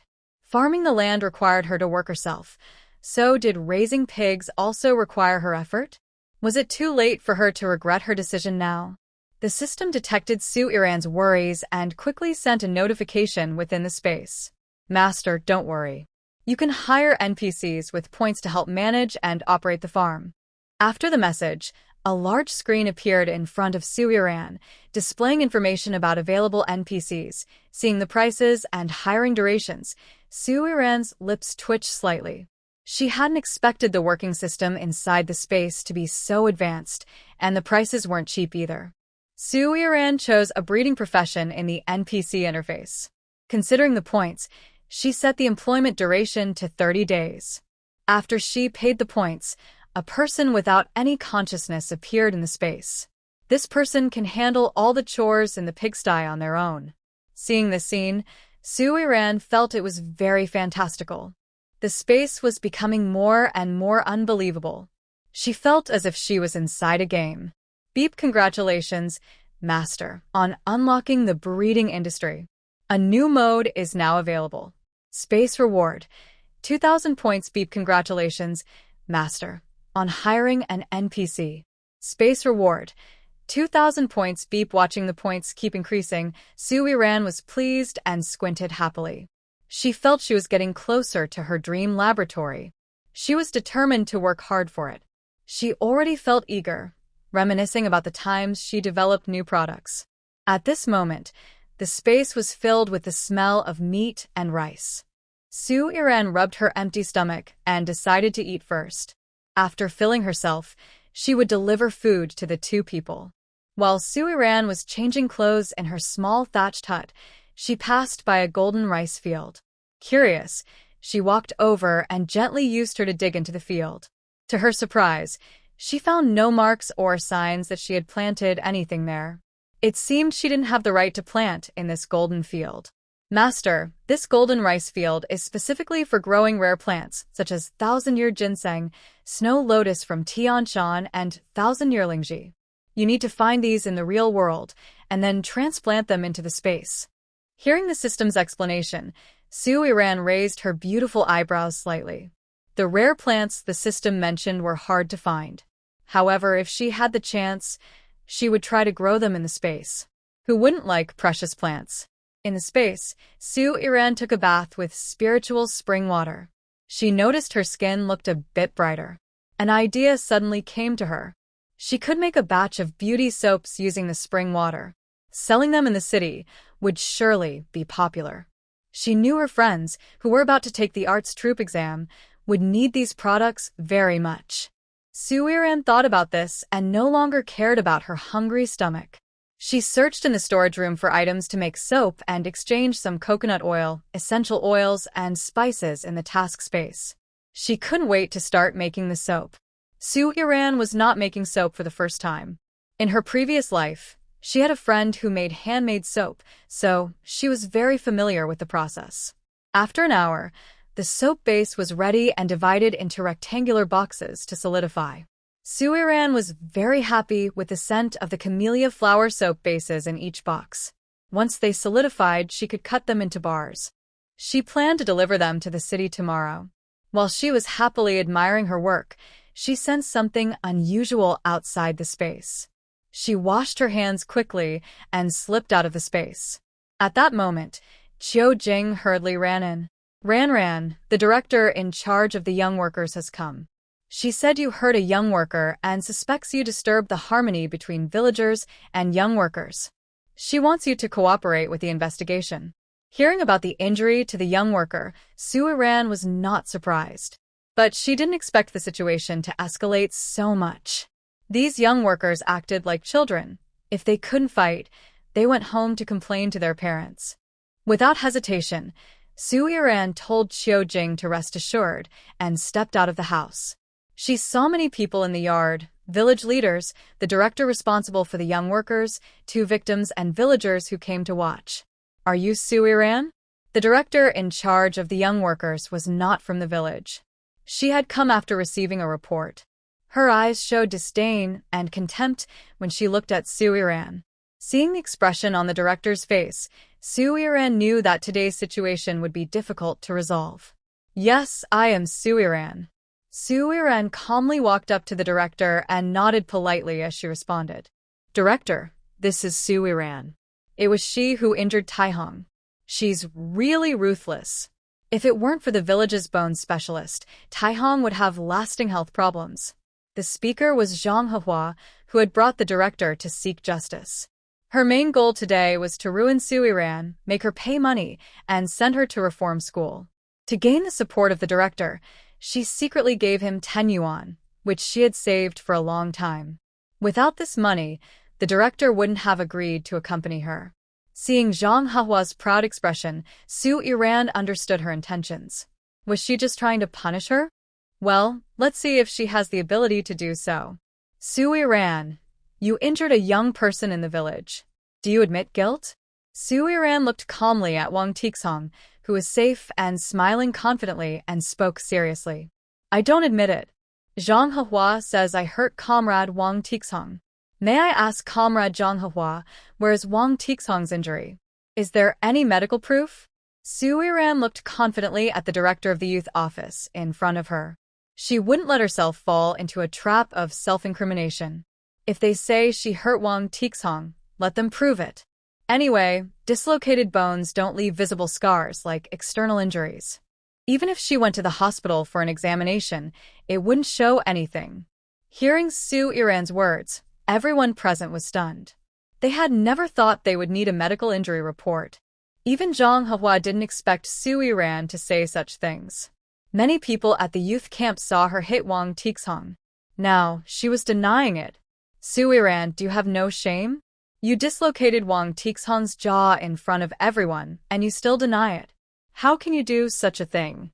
Zhang Hehua didn't expect Suiran to be so ruthless, and worse, to be someone who dares to act but not take responsibility. It was really too much. I didn't do it. How am I supposed to admit it? Wang Tixong is standing here perfectly fine. Let the villagers see for themselves. Where is he injured? Where does he look hurt? Suiran stood peacefully, contrasting sharply with Zhang Hehua's angry expression. It seemed as if Zhang Hehua deliberately came to trouble her. Suiran, don't think that just because you deny it, you're safe. My jaw still hurts, and it's all because of you. I tell you. What do you want to tell me? If you want me to admit I hurt you, Then show everyone you're wound or give a medical report. If there's nothing, I'll think you're slandering me. Show the leaders and villagers your current sharp and aggressive appearance. You don't look injured at all. There's no wound on your face. How can you prove I hurt you? With that, Su Yiran pretended to be on the verge of tears. She pointed at Zhang Hehua and Wang Tixhong, looking aggrieved. You are targeting me because I look good. You bully me and call me the dumpling girl behind my back and say I have a timid personality. Now you want to use the leader's authority to force me to admit to bullying you and accuse me of disturbing the harmony between villagers and young workers. I feel so wronged. The innocent and pretty girl naturally makes people want to protect her. The unmarried young men in the crowd all had the idea of protecting Su Yiran. Someone couldn't help but speak up to defend her. Comrade leader, I can testify for Su Yiran. The young women at the youth station deliberately gave her a nickname to humiliate her. They called her Dumpling Girl, both in front of people and behind her back. Wang Tixhong gave her that nickname because Qiao Jing from the youth station helped Su Yiran carry a basket once. These people are targeting her. Yes, I can also testify.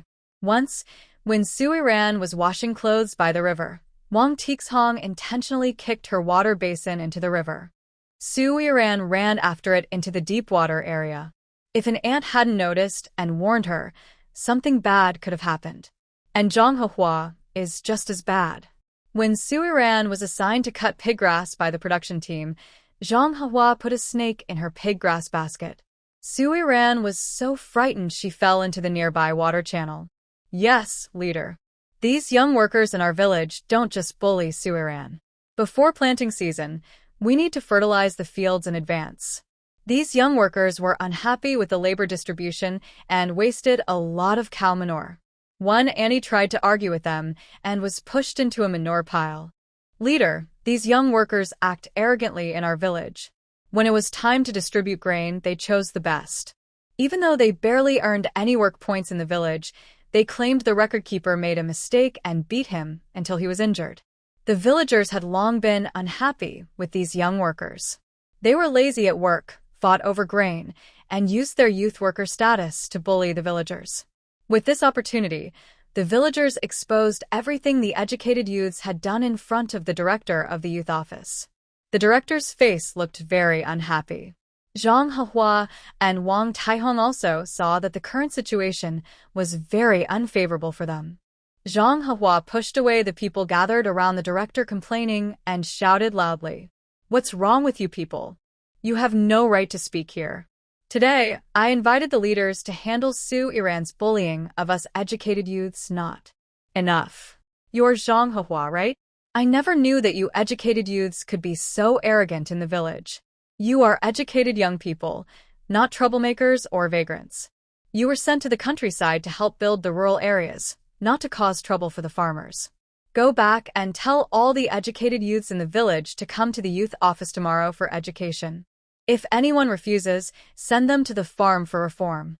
And, villagers, please calm down. If you have any complaints about the educated youths, you can send a representative to the youth office tomorrow.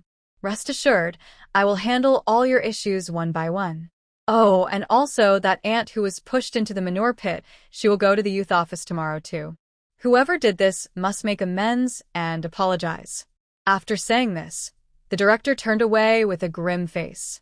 Zhang Hehua wanted to stop and say something to him but was met with a cold, sharp look from the director. Seeing that fierce look, Zhang Hehua awkwardly closed her mouth. She felt like she was shooting herself in the foot. How did things turn out like this today? After the director left, the villagers who had been watching the scene also left under the organization of the village leaders. They were told to go to the brigade headquarters to tally up what the educated youths had done so they could go to the youth office together tomorrow. The village clerk looked at Su Yiran and gave her a kind smile. "Comrade Su Yiran, hello. I am the village clerk, Su Ping. Tomorrow, you should go to the youth office to report the issues with the educated youths. I think you are good at speaking, and I believe you can explain things clearly to the leaders there." Su Yiran thought for a moment. She wasn't very interested in dealing with this group of educated youths and found it rather troublesome. She shook her head. "I won't go," said Su Yiran. Please, comrade clerk, honestly tell the leaders of the youth office about how those young workers hurt me, so they won't blame me first. As she spoke, Su Yiran saw Zhang Hehua and Wang Taihong standing in the yard, unwilling to leave, and she smiled proudly. A group of fools still wanted to play with her, but she didn't want to argue with them. Otherwise, she could make them suffer so much they wouldn't know how to die. The clerk heard Su Yiran and didn't insist. He just took the villagers and left. After everyone left, only Tan Hongling, who was watching the fun, and Qiu Jing, who looked worried, remained in the Su family yard. Also, Zhang Hehua and Wang Taihong, both full of anger.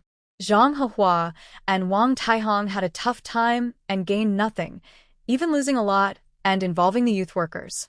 They were furious. Su Yiran, You're too much, they said. Too much? How am I too much? Those people were brought here by you. Now you say I'm too much? You really are unreasonable. But now's not the time for arguing. You better go home and think about how to explain to your good friends at the youth station. After all, because of you two, they all have to go to the youth office for education. You two should count yourselves lucky. Education? It sounds nice, but in reality, it means collective re-education. Their lives probably won't be easy from now on. Hearing this, Wang Taihong and Zhang Hehua's faces turned pale. They couldn't say a word, only snorted coldly and turned to leave. Watching them leave, Su Yiran smiled brightly. Next to her, Qiu Jing looked pleased. Her daughter was truly impressive. Meanwhile, Tan Hongling looked very upset. She didn't know how to treat Su Yiran anymore. Su Yiran had become so formidable, she was really hard to deal with. Old Li looked at Su Yiran's back and sighed slowly. Based on his years of experience, he believed Su Yiran was truly willing to sacrifice her family this time. From my point of view, I think little Yiran wouldn't lie. You were sabotaged by Gu Changzheng and missed the factory director position. Don't you want to prove yourself? Are you willing to let someone like Gu Changzheng dominate the factory? Xiao Su, sometimes avoiding problems isn't the best solution. After hearing Lao Li's words, Zhuge Su nodded firmly. He also thought Lao Li was right. His current situation was caused by Gu Changzheng's schemes. He couldn't let Gu Changzheng succeed. He believed in Su Yiran and involuntarily clenched his fists around the documents. On the way to the hospital, Gu Changzheng noticed Wang Chuanxia, looking distracted. He suddenly stopped the car, reached out to block her vehicle, startling Wang Chuanxia, who almost fell out. Seeing Wang Chuanxia panicked, Gu Changzheng's brows furrowed tightly. He lowered his voice and asked, "What are you thinking about? You're so distracted. What's really going on with Jinjin?" When she had that accident, she was so hesitant to speak. Could this have something to do with Su Yiran? Gu Changzheng felt irritated seeing Wang Chuanxia hesitate. Last time, when he heard that Gu Jinjin didn't go shopping with Qian Cheng, he got angry. He thought Gu Jinjin was too petty, upsetting Qian Cheng. Gu Jinjin was already with Qian Cheng. If he left her, his life would be ruined. Plus, Qian Wantong still had his leverage and he couldn't fall out with the Qian family. It was a difficult situation. Seeing Gu Changzheng's cold, serious face, Wang Chuanxia decided to tell him about Su Yiran's threats. She thought that if Gu Changzheng knew earlier, he could prepare. Old Gu, this isn't just about Jinjin. It's that girl Su Yiran. I didn't tell you earlier because Zhuge Su was here. Su Yiran said she would report you. She saw all the documents in your study back then. Could she? Before she finished, Gu Changzheng's face darkened completely. He knew how important those documents were. Any one of them could ruin him. He never expected Su Yiran would threaten Wang Chuanxia with such a thing. Why didn't you tell me sooner? Go back quickly, find that girl, stop her from talking nonsense. I told you from the start not to let her leave the Gu family. You refused to accept her. If she really has evidence and spreads rumors, I'm finished. Gu Changzheng no longer waited for Wang Chuanxia. He rode his bike quickly toward the cotton weaving factory, hoping to find Su Yiran. He thought Su Yiran had a good temper and that a few comforting words would make her obedient. However, when he arrived at the factory, Su Yiran had already left a long time ago, and even Zhuge Su was not there. At this moment, Su Iran didn't know that Gu Changzheng had become very anxious. She was happily browsing through the scrap market, choosing tables and chairs. After entering the backyard of the scrap market, she immediately noticed a set of purple sandalwood furniture in the corner. Although it was dusty and neglected, it still looked stunning. "Boss, how much do you sell this furniture for?" Hearing Su Iran's gentle and sweet voice, the boss looked up and glanced in the direction she pointed. He scoffed coldly. "That set costs 20 yuan. I advise you not to buy it. It might cause trouble if you bring it home." When Su Iran heard that she could buy furniture worth 20,000 yuan for just 20 yuan, her eyes lit up unconsciously. Although she wouldn't be short of money in the future, missing such a cheap deal would be foolish. "It's okay, boss. I'll take that set of furniture." The boss looked at Su Iran, who refused to listen, and rolled his eyes impatiently. "Are you sure? Once sold, you can't change your mind. Pay 20 yuan, and then find someone to haul it away." The boss didn't think much of that purple sandalwood furniture. Only capitalists liked such things. If the price he paid when he bought it back wasn't too high, he would have smashed it for firewood long ago. He wouldn't have kept it in the corner taking up space. Now, finally, a big spender bought it, and he could put an end to this trouble. Su Iran happily paid 20 yuan and continued wandering through the scrap market. She accidentally spotted a wooden box in a corner, filled with a lot of books. She crouched down to look and was surprised to find books from her high school era. Perfect. Su Iran had been thinking about how to find high school books, especially those about math, physics, and chemistry. She didn't expect to find them in the scrap market. "Boss, these books. These books are a gift for you." The boss's tone was a bit impatient. He couldn't understand why this young girl always liked things that didn't seem appropriate. In this era, teachers had been suppressed and looked down upon. She still liked books. It's quite rebellious. Su Iran was not affected by her boss's attitude. After happily responding, she began selecting items in the yard. She eventually bought a square table, several chairs, and an old-fashioned, dusty bedside cabinet. After paying her boss, Su Iran went out to find a vehicle to transport the items. Although she couldn't bring them back to the village immediately, she needed to find a quiet place to leave them temporarily so she could store them in her space later. Otherwise, the items might disappear suddenly, which would scare her boss. Just a few steps out of the junk market, she saw someone she knew. Little Five saw Su Iran and immediately ran over happily, greeting her politely. "Miss, what are you doing here? Are you looking for us? Do you need any help?" Su Iran looked at Little Five and instinctively wanted to refuse him. But then she remembered how she had wasted an hour or two this morning trying to find a suitable warehouse. She decided to try her luck and see if Little Five could help her find a good place. "It's not exactly that. I just came to buy some things at the junk market. But since I saw you, I actually need your help with something." Su Iran explained her idea of renting a house and her requirements for the place. Little Five looked serious as he thought for a moment, then happily said to her, "Miss, you're just in time. Our older brother just bought an old factory on the outskirts of the city, about 200 or 300 square meters. It would be perfect as a storage place. If you don't mind, I can take you to see it." Little Five then led the way ahead of her. After a few steps, Su Iran called him back. "Wait a moment. I bought some old furniture at the junk market. Can you call a few brothers to help me move it? They can also deliver it to the factory outside the city."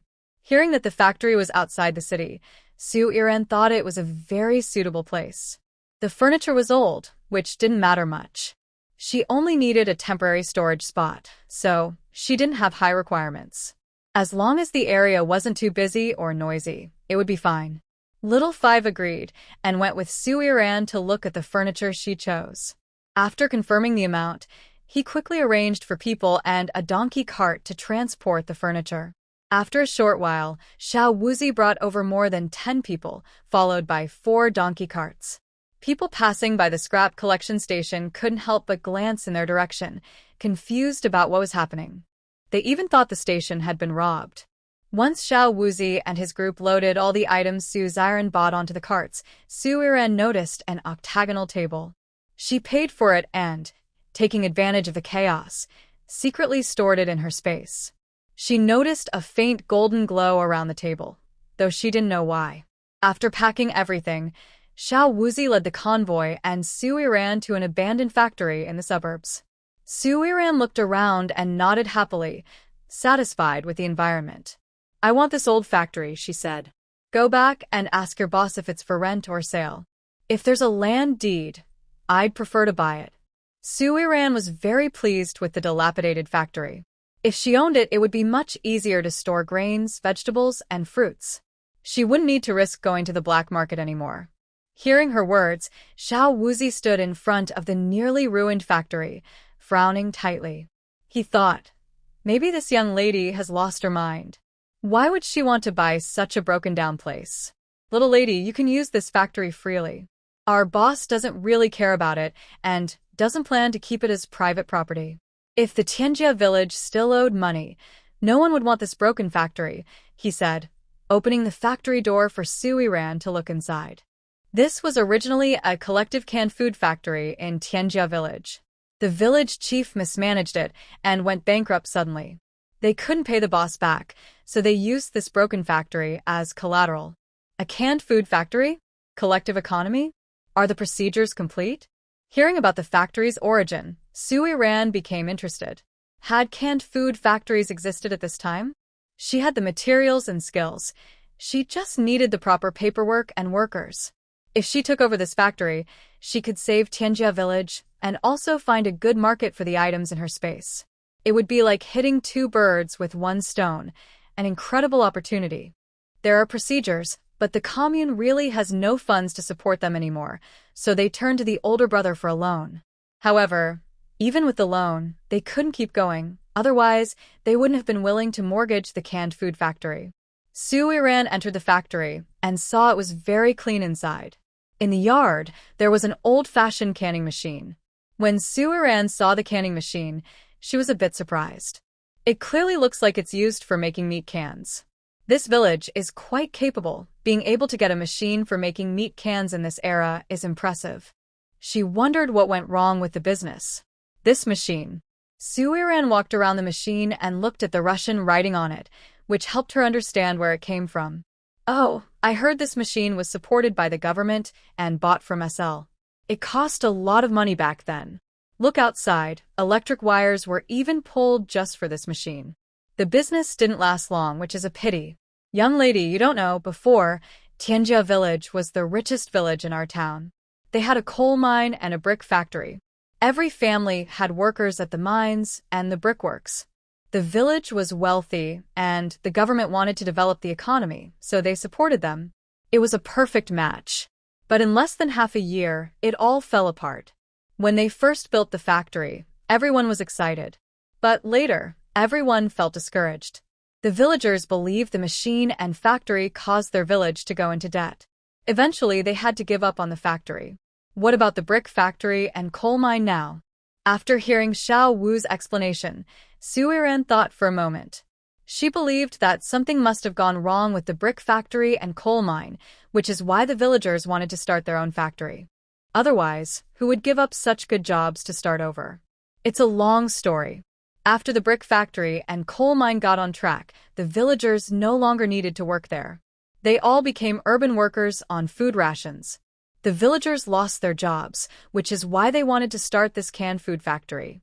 Xiao Wu explained as he took Sui Ran to see the factory buildings. After looking around, Sui Ran made her decision. "Xiao Wu, can you help me find the village chief of Tianjia village? I want to restart the canned food factory." Hearing that Sui Ran planned to restart the canned food factory, Xiao Wuzi looked at her in disbelief. He couldn't understand how a young girl like Sui Ran could have such courage. Tianjia village had already served as a warning, so why would she want to do something like this? "Young lady, you're just a girl. You might be good at fighting, but I advise you to forget about the canned food factory. If it were really easy to run, how could it have gone bankrupt? Think carefully." Xiao Wuzi didn't understand why Sui Ran suddenly had such an unreasonable idea. He thought that if it were him, he definitely wouldn't do it. Why insist on continuing a business that doesn't make money? Was he not thinking clearly? Sui Ran understood that Xiao Wuzi was only trying to help her. She gently patted his shoulder and confidently raised her eyebrows. Don't worry. I will work hard to succeed. Once my factory is up and running, you can eat canned food whenever you want. In a week, at 10 o'clock, you just need to invite the village chief of Tianjia village over. I will speak directly with him about any issues. Su Iran planned her schedule. In a week, she could sell some grain to the grain shop owner. Then she would have a large sum of money, giving her the confidence to sit down and negotiate with the village chief. Seeing that he couldn't persuade Su Iran, Xiao Wuzi could only respond with a nod. He had said everything he needed to, and the final outcome would depend on Su Iran herself. Su Iran asked Xiao Wuzi to arrange for people to move the furniture she bought into her place. Then she asked him to go back and inquire about the sale of Zhang Keizi's factory. She thanked him, handed him 2 coins, and told him to leave. After Xiao Wuzi left, he looked at the 2 coins in his hand, feeling a bit dazed. It was the first time he'd seen someone so straightforward in doing business. He couldn't help but think that maybe Su Iran really could make this happen. Once she was sure Xiao Wuzi had gone, Su Iran closed the factory door and stored all the furniture into her space. Then she slipped inside her space herself. As soon as she entered, she saw on the large screen that the warehouse items had increased in variety. Zetan furniture, Wangwali 8 Immortals table, antique tables and chairs, books. Finally, her gaze settled on the gold section. Previously, it only showed the small yellow fish given to her by Qiu Jing, with a quantity of 30. Now it had changed to 70. Where did those extra 40 come from? While Su Iran was feeling confused, the system's mechanical voice sounded. 40 gold bars were added, coming from 18 from the 8 Immortals table layer, 12 from the purple sandalwood furniture layer, and 10 from a small bedside cabinet. Hearing the prompt in the space, Su Iran was surprised and covered her mouth. This shabby market is not just for collecting junk, it's actually a treasure trove. She spent 35 yuan to buy junk and gained 40 gold bars. She couldn't even dream of such a thing. After counting the items in her space and checking her task and achievement list, she quickly left the space and walked out of the factory. She locked the factory door and naturally rode her bicycle toward the village. There were 2 adult men waiting for her to feed. She left early in the morning without giving them breakfast or telling them in advance. She wondered if they would be hungry if she returned late at noon, but then she thought, they are adults, so they probably wouldn't cook for themselves. One of the 2 men Su Iran often mentions, Zhou Xian, was drinking milk powder and nibbling on a cucumber. Zhou Xian was leaning on the table, looking out the door for what seemed like the 100th time, muttering to himself, did Su Iran forget about us? She didn't bring breakfast, and now she hasn't brought lunch either. She's about to start work again. I only had 2 cups of milk powder, and I really can't hold on. Hearing Zhou Xian's complaints, Mu Luocheng looked up from a stack of draft papers, frowning and speaking impatiently. Didn't you buy a pot? There's food in the cabinet. Can't you cook something yourself? Mu Luocheng was also a bit annoyed. This morning, he casually passed by the Su family's door and saw Su Iran's mother returning alone. He wanted to go over and ask, but he overheard her talking with the village chief's wife, saying Su Iran had gone to the city for some errands. He couldn't keep eavesdropping forever. After hearing a few words, he had to pretend he saw nothing and leave. But just as he was about to go, he overheard someone talking about telling Su Iran about a partner. Zhou Xian looked at the irritable Mu Luochen and didn't dare say anything. He took out a beef jerky from a snack bag, took a few bites, then drank a large bowl of water. He resigned himself and stood up, ready to go to work. Just as Zhou Xian was about to leave with his farming tools, the small courtyard door was knocked. He put down his tools, rushed out of the house, and quickly opened the door. He saw a girl he didn't recognize standing there and asked in a not very friendly tone, "Who are you?" "Hello, I am Li Qiushuang from the village. I came to deliver some cookies to Mu Jiqing." Li Qiushuang didn't know where she heard that Su Iran brought food to Mu Luochen every day. She thought Su Iran was able to get close to Mu Luochen because she gave him food. She thought about it at home all afternoon and decided to secretly take the leftover lunch from her family to give to Mu Luochen. She believed her family's food was definitely better than the Su family's. If Mu Luochen could accept the food from the Su family, then he would surely prefer her family's food. Soon, Mu Luochen's attention would only be on her. While talking, Li Qiushuang took out a dark, blackish corn cake from her small basket on her arm, along with a piece of dark pickled vegetable. Zhou Xian saw it and almost spit it out immediately. Are you crazy? Who told you to bring food to Brother Chen? Is this food? How are you supposed to eat it? Li Qiushuang wasn't stupid. She could tell from Zhou Xian's expression that he really disliked the food she brought. She frowned and asked in confusion, "Does the food I brought from Jiqing have a problem? We eat this kind of food at home every day. Besides, you can ask around. Our life in the village is pretty good. Others don't have better meals than us. Don't think you can eat big fish and meat every day in the village. That's impossible." She said this with a proud smile on her face, swinging the corn cake in her hand to show Zhou Xian. "Zhou Jiqing, don't look down on my cake. Our family's cake is made from corn and sweet potatoes, while what Suiran's family eats is made from corn and corn bones. Our corn cake is tastier and doesn't get stuck in your throat." Li Qiushuang was afraid that Zhou Xian wouldn't believe her, so she confidently tore off a piece of the corn cake and handed it to him. Zhou Xian looked at the suddenly appeared black corn cake and the dirty hand holding it, and instinctively took a step back. He quickly said, "Since you think it's tasty, you can take it back to eat. I don't want it." Seeing Zhou Xian's obvious disgust, Li Qiushuang immediately became unhappy. She felt she was being looked down upon by him. She raised her hand to push him, but before she could touch him, she heard someone shouting behind her. "Li family's wife, come quick. Your Li Qiushuang stole food from home to give to Zhou Jiqing. Zhou Jiqing doesn't want to accept it, but he can't refuse." Suiran's soft and gentle voice was not loud, but clear enough for everyone passing by to hear. When Li Qiushuang's mother, who was arguing with Granny Prung, heard Suiran's words, her whole face darkened with anger. To be honest, Suiran saw her hair stand on end from her fury. Talking about Suiran's cleverness, Su Qiqi couldn't help but shiver.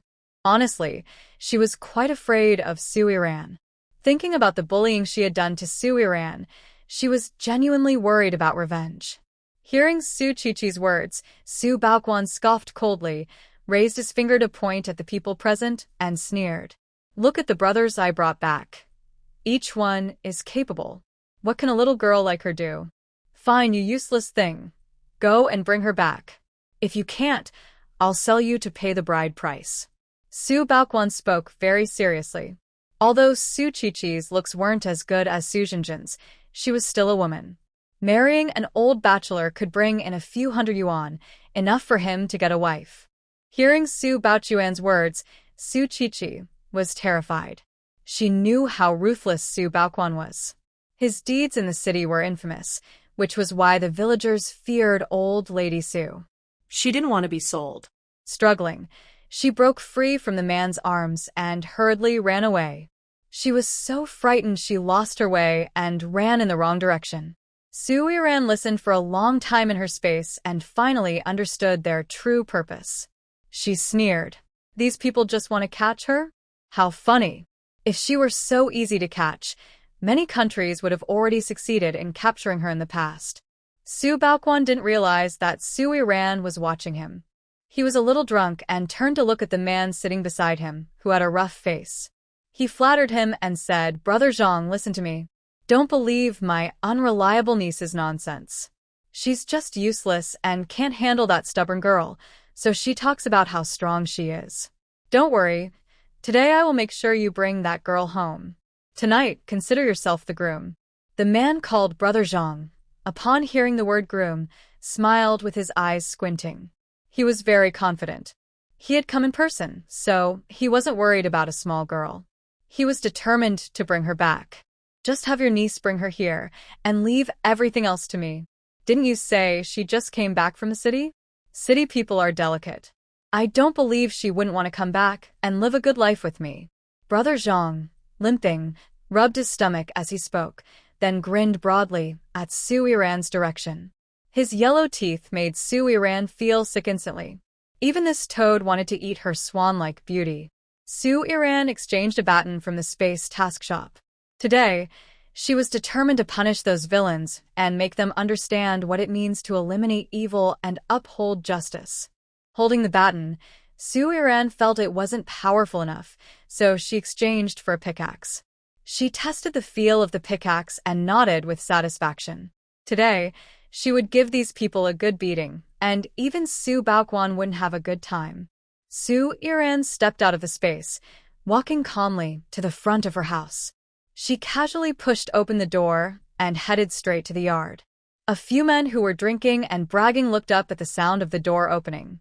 When they saw a beautiful girl with fair skin, like a fairy, suddenly appear at the door, they all froze with their mouths open. The wine glasses in their hands fell because they were stunned, shattering on the ground.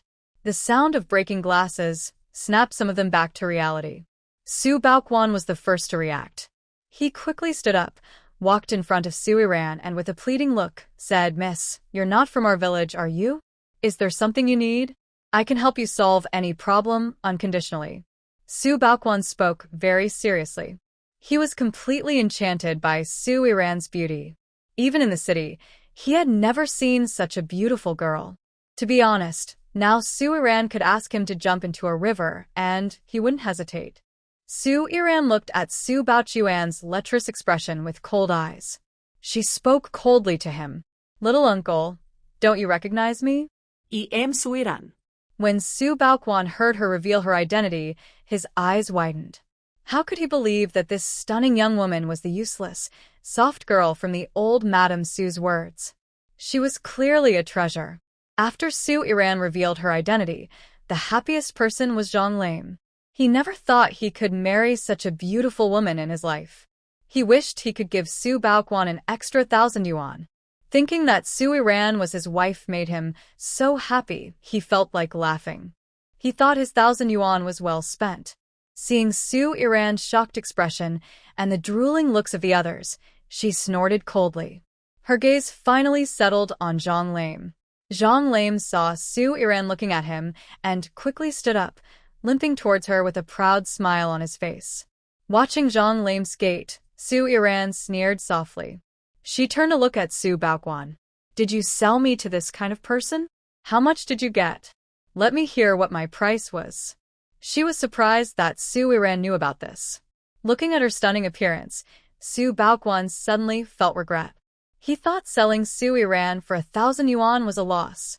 With her looks and personality, others would definitely pay more.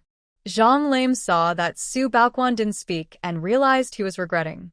He frowned at Su Baoquan, his voice full of anger. "Su Baoquan, I tell you, you can't regret it now. I already gave you 1,000 yuan. The family feast is ready. You promised me to be the groom tonight. Brothers, catch her. We're going home now." Although the others were attracted by Su Iran's beauty, they still knew who their master was. When Zhang Lame spoke, they no longer paid attention to Su Baoquan and stood up to go after Su Iran. Seeing these people start to act, Su Baoquan's greed was completely gone. He waved to Zhang Kezi and said, "I won't go back on my word. The person is already back. You can take her away now. Be quiet and don't let anyone in the village know." With Su Baoquan's words, Zhang Kezi felt more confident. He walked up to Su Iran and raised his hand to try to touch her fair cheek. Such a girl was so tempting that he almost couldn't resist. Since the first time he saw Su Iran, he had wanted to do this. He was worried he might scare her, but now that everything was clear, he saw no reason to hold back. He thought about her smooth face. Her skin must feel very nice. Before Zhang Kezi's pig's hoof-like hand could touch Su Iran, she raised her hand and grabbed his. She forcefully twisted it, and a clear sounded, followed by a loud scream like a pig being slaughtered. Su Iran's action immediately shocked everyone who was trying to catch her. The 6 people looked at her in surprise, not expecting her to suddenly fight back. "Su Iran, are you crazy? Do you know who he is? How dare you hit him?" After a brief hesitation, Su Baoquan shouted angrily and rushed in front of Su Iran. He raised his hand, intending to scold her, thinking to himself, how could this girl break Zhang Kezi's arm? Who is Zhang Kezi? If Su Iran suddenly fought back, she must have offended him. He had been able to get along well in town because Zhang Kezi protected him. Now. Everything was over. Before Su Baoquan could hit her, Su Yiran already threw a prepared stick at him, hitting his arm hard. In an instant, the clothes on Su Baoquan's arm tore apart, revealing a shocking red scar. He let out a miserable cry. Seeing Su Yiran fight again, the person standing beside Zhang Kezi, who was holding his broken arm, looked fierce and no longer showed any mercy. He shouted to the people behind him, "What are you looking at? Hurry up and catch her. No matter what, I must deal with this ungrateful girl today."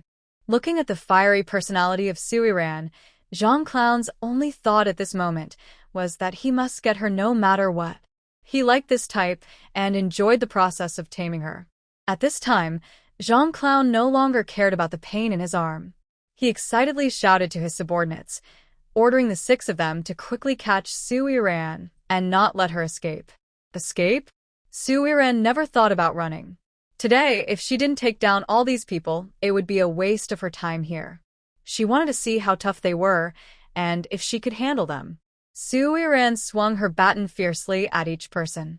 In an instant, all 6 of her pursuers were covered in injuries. Their clothes were torn like rags, hanging on their bodies, looking very miserable. Eventually, the situation reversed completely. Instead of a few people chasing her, Su Yiran was swinging her baton, hitting them by one. The 6 of them panicked and ran away in different directions. This scene looked very funny. Enough, enough. Miss, we were wrong. We really know we were wrong. Please let us go. Miss, we won't do bad things anymore. Please stop hitting us. It hurts so much. Miss, we were blind and didn't recognize your greatness. We shouldn't have attacked you. Miss, I won't run anymore. If you want to kill or punish me, just do it and make it quick. The man speaking knelt straight in front of Su Yiran. He no longer cared if the stones on the ground would hurt his knees. All he knew was that this pain was nothing compared to the pain from Su Yiran's baton. Seeing one person kneel, the other 5 also knelt down. They truly surrendered. They knew they couldn't defeat Su Yiran. They couldn't escape from her baton. No matter how they ran, Su Yiran's baton would always hit them accurately. It was too painful. They couldn't take it anymore. The people in front of her all knelt down. Su Yiran then pointed her baton at Zhang Clown. He trembled involuntarily and took a step back. Although he wasn't hit, he saw all of Su Yiran's moves clearly. At this moment, he realized that someone who could easily break his arm was definitely not simple. Why was he so foolish to think he could catch and tame her? He was truly blinded by her beauty. He raised his hand and slapped himself hard across the face, looking at Su Yiran with a cautious expression. Miss, I was just being foolish. Don't worry, I won't have any improper thoughts about you again. Today's mistake was mine.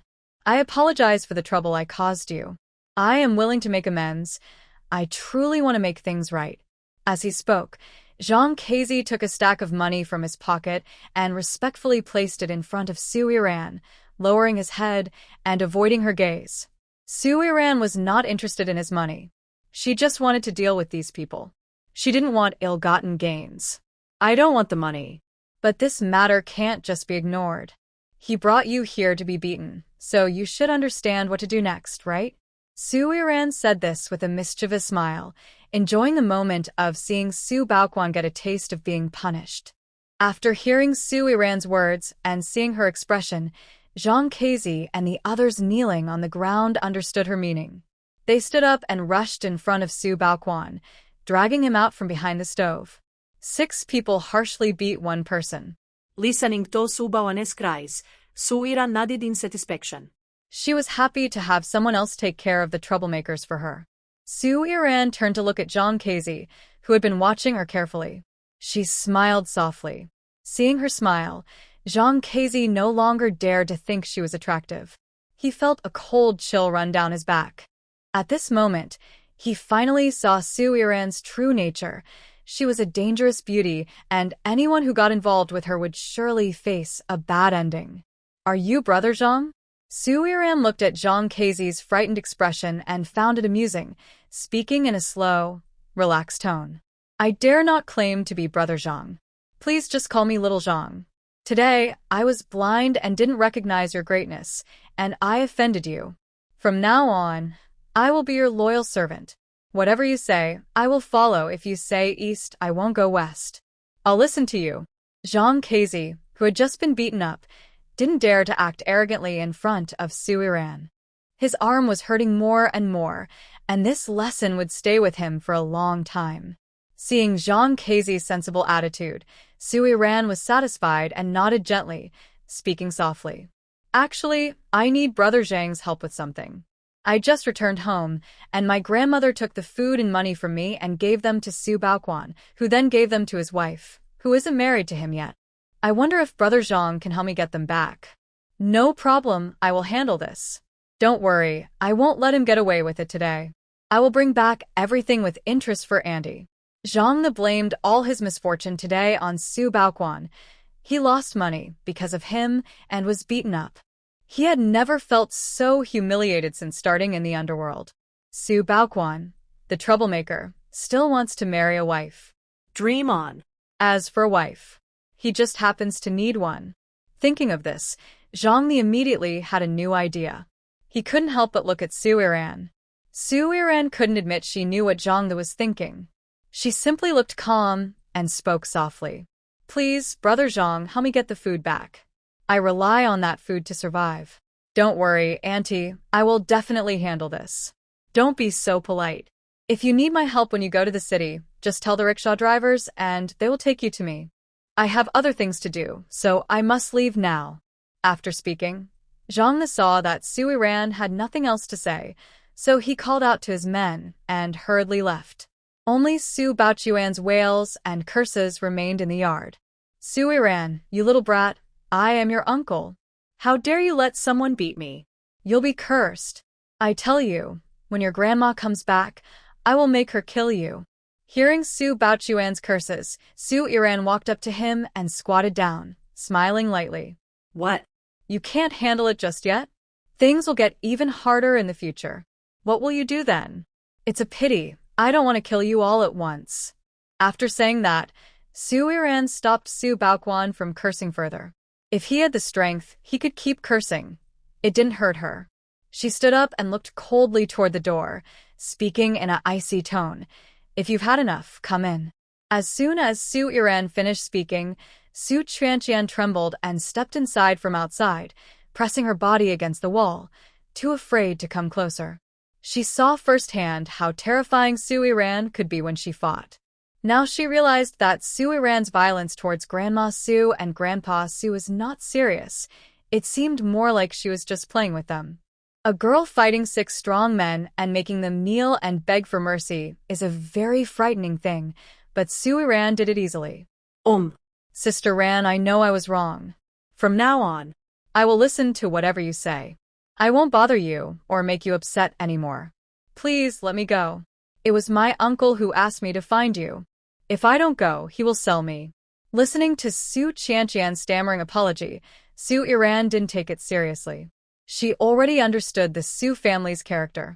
No matter how pitiful their pleas now, they would be just as arrogant later. She didn't care about their provocation. Anyway, on a rainy day, hitting children was common. It was also relaxing to tidy them up a bit when she was free, which made her quite happy. I understand. Go take your uncle back to the house. Remember to shut his mouth. The noise is pretty annoying. Su Qianqian carefully approached Su Baoquan after hearing Su Iran's words. Seeing his terrible condition, she was stunned. Su Baoquan was covered in injuries. Su Qianqian didn't know how to help him, afraid that touching him might cause more harm. Don't you dare touch me. Go find your grandma. Tell her to get someone to take me to the hospital. I think my ribs and legs are broken. Su Baoquan refused to let Su Qianqian touch him. His ribs had been kicked by those people, and now he was in so much pain just breathing. The words he spoke were squeezed out from between his teeth.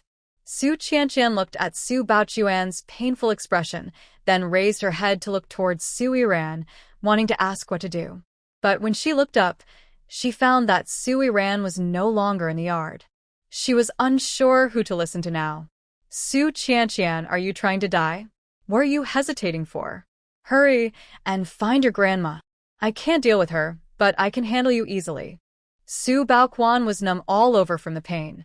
He had never suffered such a loss before. He remembered this incident. When he recovered, he was determined to find a way to deal with that stubborn girl Su Iran. If he couldn't do it openly, he would do it secretly. There's always a way to get rid of her. Upon being scolded by Su Baoquan, Su Qianqian didn't dare delay. She immediately ran outside the yard, shouting, "Help! Help! Save! Save my little uncle! Help!" Inside the house, Su Iran listened to Su Qianqian's loud cries and couldn't help but smile. It seemed that everyone in the village now knew about Su Baoquan being beaten. However, Su Iran didn't mind. These people couldn't cause much trouble. If old Madame Su dared to report to the police, she would truly be brave. Let's see who gets there first, her or Su Baoquan. After listening to the commotion for a while, Su Iran slipped into her space to check on the tiger and black bear she had collected. Both large animals were full of treasures, but she hadn't seen their bodies when cooking and didn't know where they had gone. Su Qianqian's shouting attracted many people's attention. When she found old Madame Su, she vividly described how Su Baoquan was beaten. But because of the shadows Su Iran cast over her, she didn't mention that Su Iran was the one who caused the fight or that Su Baoquan was beaten on her orders. Hearing that her precious little son was hurt, old Madame Su became very anxious. She dropped her farming tools and hurriedly called Tan Hongling to go home together. Su Baoquan was her precious little one. If anything happened to him, it would be like losing her life. Old Madame Su ran through the fields at an astonishing speed, so fast that Tan Hongling and Su Qianqian couldn't catch up. The workers working nearby were stunned by this scene and couldn't help but sigh. Old Madame Su is really in good shape. She truly treats Su Baoquan like her eyes. This time his eyes got hurt, so she's going to take good care of him. After witnessing the excitement, the villagers continued their work. No one wanted to help. Given how old Madame Su and Su Baoquan had caused trouble in the village over the years, everyone was eager for something to happen to them. Now that Su Baoquan was beaten, everyone felt a great sense of relief. If it weren't for worries about getting into trouble, they would have loved to go see the scene. On her way home, old Madame Su happened to pass a group carrying a wild boar down the mountain. She quickly rushed over to the village secretary, who was startled and instinctively stepped back. "Third uncle, please help Xiaoquan. He was beaten up, and he's only barely alive now. Quickly, have someone from the village send him to the hospital with a tractor." After finally tying Su Iran's shoelaces, Mu Luoqing turned around and crouched in front of her, speaking coldly. "Your foot is hurt. I'll carry you down the mountain." Su Iran looked at the clean shirt on the man kneeling before her, then glanced at the dirt on her clothes. She decisively refused. "No need. I'm too dirty, and it doesn't hurt much anymore. I can go down by myself." As she spoke, she took a step forward to prove she could descend the mountain on her own. But after a few steps, Mu Luocheng grabbed her wrist and spoke in an unyielding tone. "Don't be stubborn. I'll carry you down faster." Seeing Mu Luocheng's insistence, Su Iran had no choice but to accept. She reluctantly leaned on his sturdy back, letting him carry her down the mountain.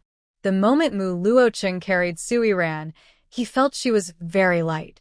He wondered how her small arms and legs managed to handle wild boars. At the foot of the mountain, Su Iran gently patted Mu Luocheng's shoulder and whispered into his ear. "That's enough. I can walk back by myself. If you carry me again, the village rumors will explode once more. You don't want my grandma to cause trouble for you again, do you? Let me down quickly." Her breath brushed against Mu Luocheng's neck, and a faint floral scent entered his nose. His body unconsciously stiffened a little. In the end, Mu Luocheng didn't insist on taking her home. He gently set her down as she requested, but he asked worriedly, "Are you sure you can walk home by yourself?" "Of course. I'll go this way, you go that way." "You should go to the village chief at the big team office," Su Iran replied without looking back and left. Mu Luocheng watched her figure disappear, his deep eyes slightly darkening. He felt a bit uncomfortable. Her carefree personality made him somewhat dissatisfied. Su Iran didn't care about Muluwaching's thoughts. Her only thought now was to find a quiet place so she could enter her space. She wanted to soak in spiritual spring water. She felt completely exhausted after fighting the wild boar, and it was just too tiring. Seeing that Mu Luocheng could no longer see her, Su Iran quickly activated her mind and slipped into the space. She hurried into the thatched cottage, filled the wooden barrel with spiritual spring water, and then jumped in. As soon as Su Iran soaked in the spring water, she felt a refreshing sensation all over her body. It was so comfortable that she couldn't help but gasp aloud. She clearly sensed the amazing effects of the spiritual spring. After bathing, the pain on her body had noticeably disappeared. She stepped out of the barrel, and the soreness in her feet was gone. She couldn't help but sigh happily. This spring water was truly a wonderful thing. After washing up and changing into clean clothes, Su Iran happily walked to the large screen to check her mission shop, which she had opened with her life force. Looking at the items in the mission shop, Su Iran felt like she had entered a department store and a hardware shop at the same time. It seemed the system had detected what she wanted. Sure enough, everything she desired was available here. However, the shop was just a shop. All items needed to be exchanged for mission points. They weren't given for free. Su Iran briefly looked over the goods and compared the prices. They were all within a reasonable range she could accept. She had no objections and happily accepted the mission shop, even giving it a nice name, External Shop. With this shop, she could access top-quality items, far ahead of her time. At the same time, Su Iran discovered that after unlocking the mission shop, her space had fully merged with her. With just a thought, she could summon whatever she wanted, no need to move her hands. The items would appear in her hands or at a designated spot. Moreover, the thatched cottage had also changed. The original 3 cottages had transformed into a small courtyard with 3 houses and a small shed, seemingly used for cooking. Su Iran exchanged for a combined stove, a gas stove, and a gas tank in the mission shop. She also got a soup pot and a frying pan. She clapped her hands happily. Cooking today would be quick and easy. Walking to the stove, she used her mind to take out a bowl of flour, a bag of dried yellow sauce from the 6th house, 2 cucumbers, a 3-layer pork belly, and 4 clean aluminum lunchboxes. The lunchboxes looked new, so Su Iran casually dropped them on the ground a few times, causing them to deform. She looked at the dents and scratches happily, feeling that her old-fashioned look was quite successful. After preparing everything, Su Iran used spiritual spring water to knead the dough, making it very elastic, then rolled it into hand-pulled noodles. After making the noodles, Su Iran soaked some dried yellow soybean paste in water until it dissolved, then added a little sugar and salt for flavor. Next, she separated the fat and lean parts of pork belly, cutting them into small pieces about the size of a fingernail. In a pot, she added oil, then fried the pork fat until it released its oil. She then added the lean pork pieces, followed by chopped green onions, and to flavor the oil. After that, she added the yellow soybean paste, and soon a fragrant fried sauce was ready. Once the sauce was done, the water in the pot was boiling. Su Iran added the noodles, cooked them until tender, then rinsed them in cold water. She tasted a noodle and found it soft and chewy, with the aroma of wheat bursting in her mouth, just like the morning's rice smell, which surprised her. In her previous life, she had never tasted such pure wheat flavor. Su Iran finished cooking all the noodles, divided them into the modified lunchbox she prepared, and poured the fried sauce over them. She couldn't help but swallow hard. She glanced at the time on her watch. It was just right. After delivering lunch to Zhou Xian, she planned to go find Qiu Jing, who would just be finishing her shift. Qiu Jing and Su family's work sites were not in the same place. The land was poor, the workload was heavy, but the work points were low. Originally, that land was assigned to Su Baoquan, but since he was not at home, Grandma Su asked Qiu Jing to farm it. Qiu Jing's land was leased to Grandma Su, and she and Su Laosan's family helped Su Baoquan with the work. Su Iran looked around to make sure no one was around, then stepped lightly toward the youth commune's small courtyard. She gently knocked on the door, which was quickly opened. This time, it was not Zhou Xian who came out, but Mu Luocheng. Before Su Yiran could speak, Mu Luocheng spoke first. "How's your ankle? Does it still hurt?" Mu Luocheng looked at Su Yiran as he spoke, the first time he truly looked at her seriously. Her skin was as white as snow, giving a fragile appearance. Her small, straight nose made her features look more defined, and her bright red cherry lips made people's imaginations run wild. Finally, Mu Luocheng's gaze fell on Su Yiran's small waist. The real feeling of it appeared in his mind. Mu Luocheng quickly pulled back his thoughts and looked away, clearing his throat. Su Yiran was quite careless and noticed Mu Luocheng's gaze, but she didn't think much of it. She only found his sudden concern a bit strange, but she still responded to him, though not with the truth. "Nothing much. After applying medicinal wine at home, I feel much better. Your lunch is ready. But why are you at home? Shouldn't you be up the mountain to pick up the pig?" As she spoke, Su Yiran put down her basket. While talking, she took out the prepared fried noodles from her space and placed them in the basket. She moved naturally and took out 2 large aluminum lunchboxes. She didn't know much about Mu Luocheng and Zhou Xian's appetites, so she made extra. It's better to be full than hungry. Mu Luocheng took the aluminum lunchboxes handed to him. He didn't say he was deliberately waiting for her. He spoke casually. "I went to find them. The village chief and the secretary are both not here. I think I'll wait until the afternoon to notify them. Also, I want to remind you not to go up the mountain alone." As Mu Luocheng warned her, he couldn't help but think of her disheveled appearance. He wanted to say more, but halfway through he stopped himself. He realized that what he was about to say might not be appropriate. Perhaps sensing Mu Luocheng's good intentions, Su Yiran smiled softly and said indifferently, "I understand. Actually, you don't need to worry. My grandfather was very skilled. I learn a lot from him. I can take care of myself." "Don't say so much. Go, eat quickly. The fried noodles won't taste good if they sit too long. I also need to deliver food to my mother." "I'll go now." After speaking, Su Yiran waved her hand and left. She deliberately walked on tiptoe to avoid being noticed by Mu Luocheng, not wanting him to realize she was already fine. Mu Luocheng watched Su Yiran's strange walking style, his brow slightly furrowing. He thought about asking Zhou Xian to buy an iron pot from the city's supply and marketing cooperative when he went there in the afternoon, and to bring back a bottle of medicinal wine for injuries to give to Su Yiran. Thinking of this, Mu Luocheng unconsciously remembered her delicate, white little feet. He suddenly shook his head, pushing away those unnecessary thoughts. He turned around and headed toward the yard. When Mu Luocheng entered the yard, a thin, pale woman stepped out from the corner of the wall. She bit her lower lip tightly and looked at him with a jealous expression. Bai Qingtian watched the direction where Su Yiran had left, her eyes full of resentment. The educated youth named Mu was hers, and she wouldn't let Su Yiran take him away. Thinking of this, Bai Qingtian quickened her pace back to her dorm. She took out a jar of long-preserved malted milk from her luggage, hugged it, and headed toward the small courtyard. Outside the courtyard door, Bai Qingtian tidied her clothes. Her 2 ponytails were draped on her sides.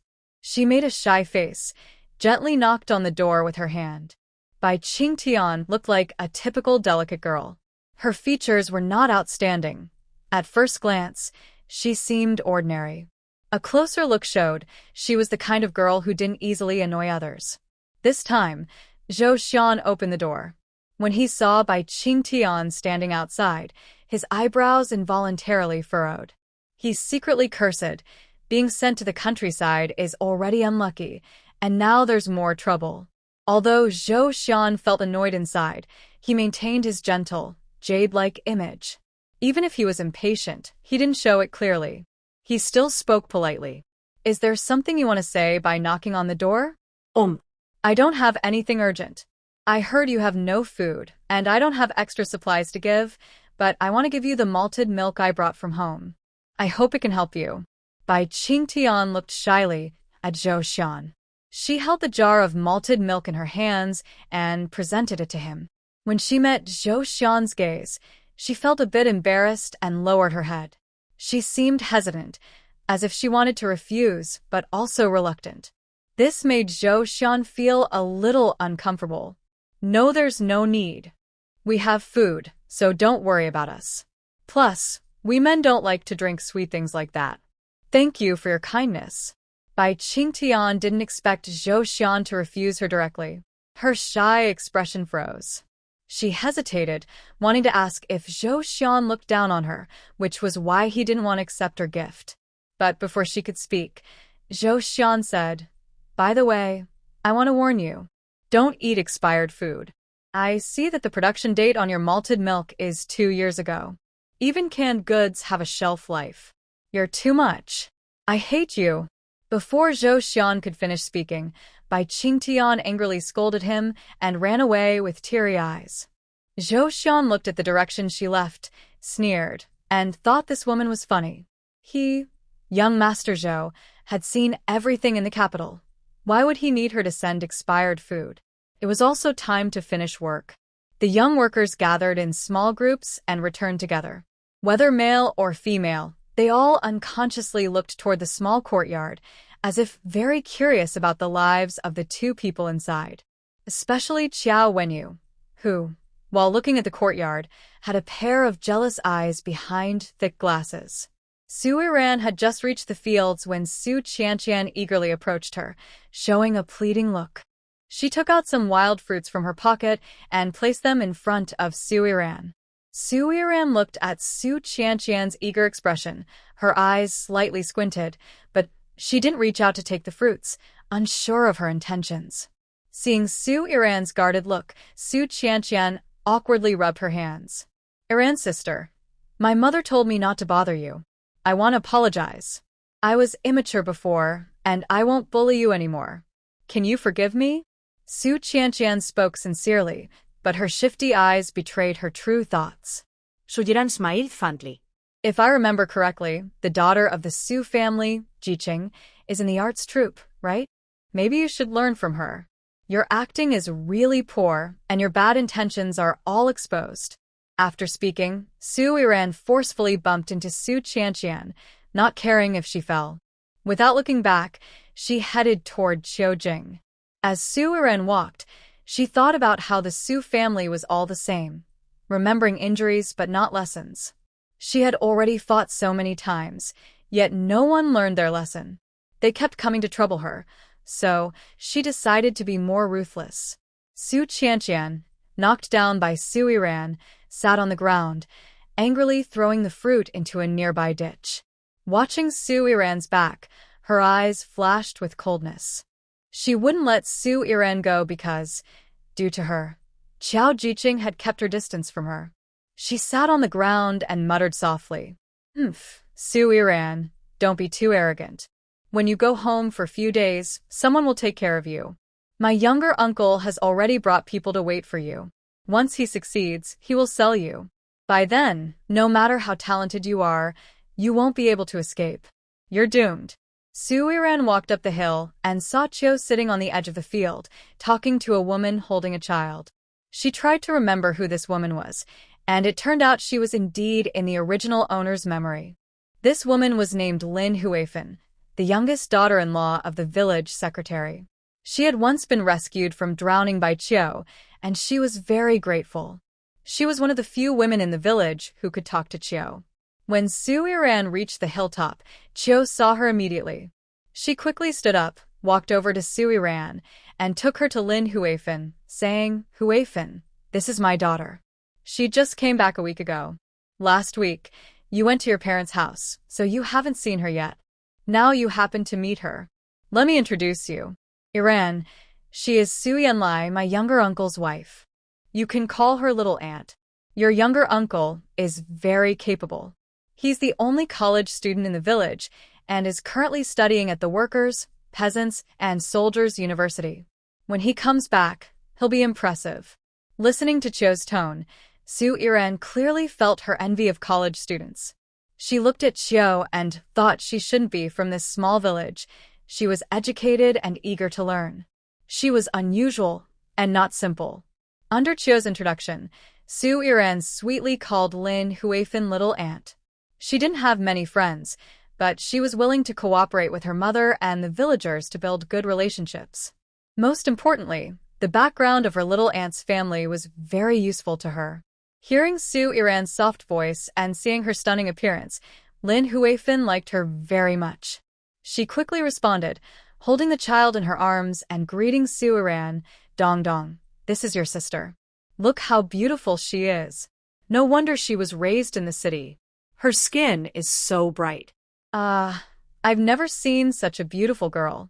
Hearing Lin Huifin's praise, even Su Iran, who usually didn't care about such things, felt a bit shy.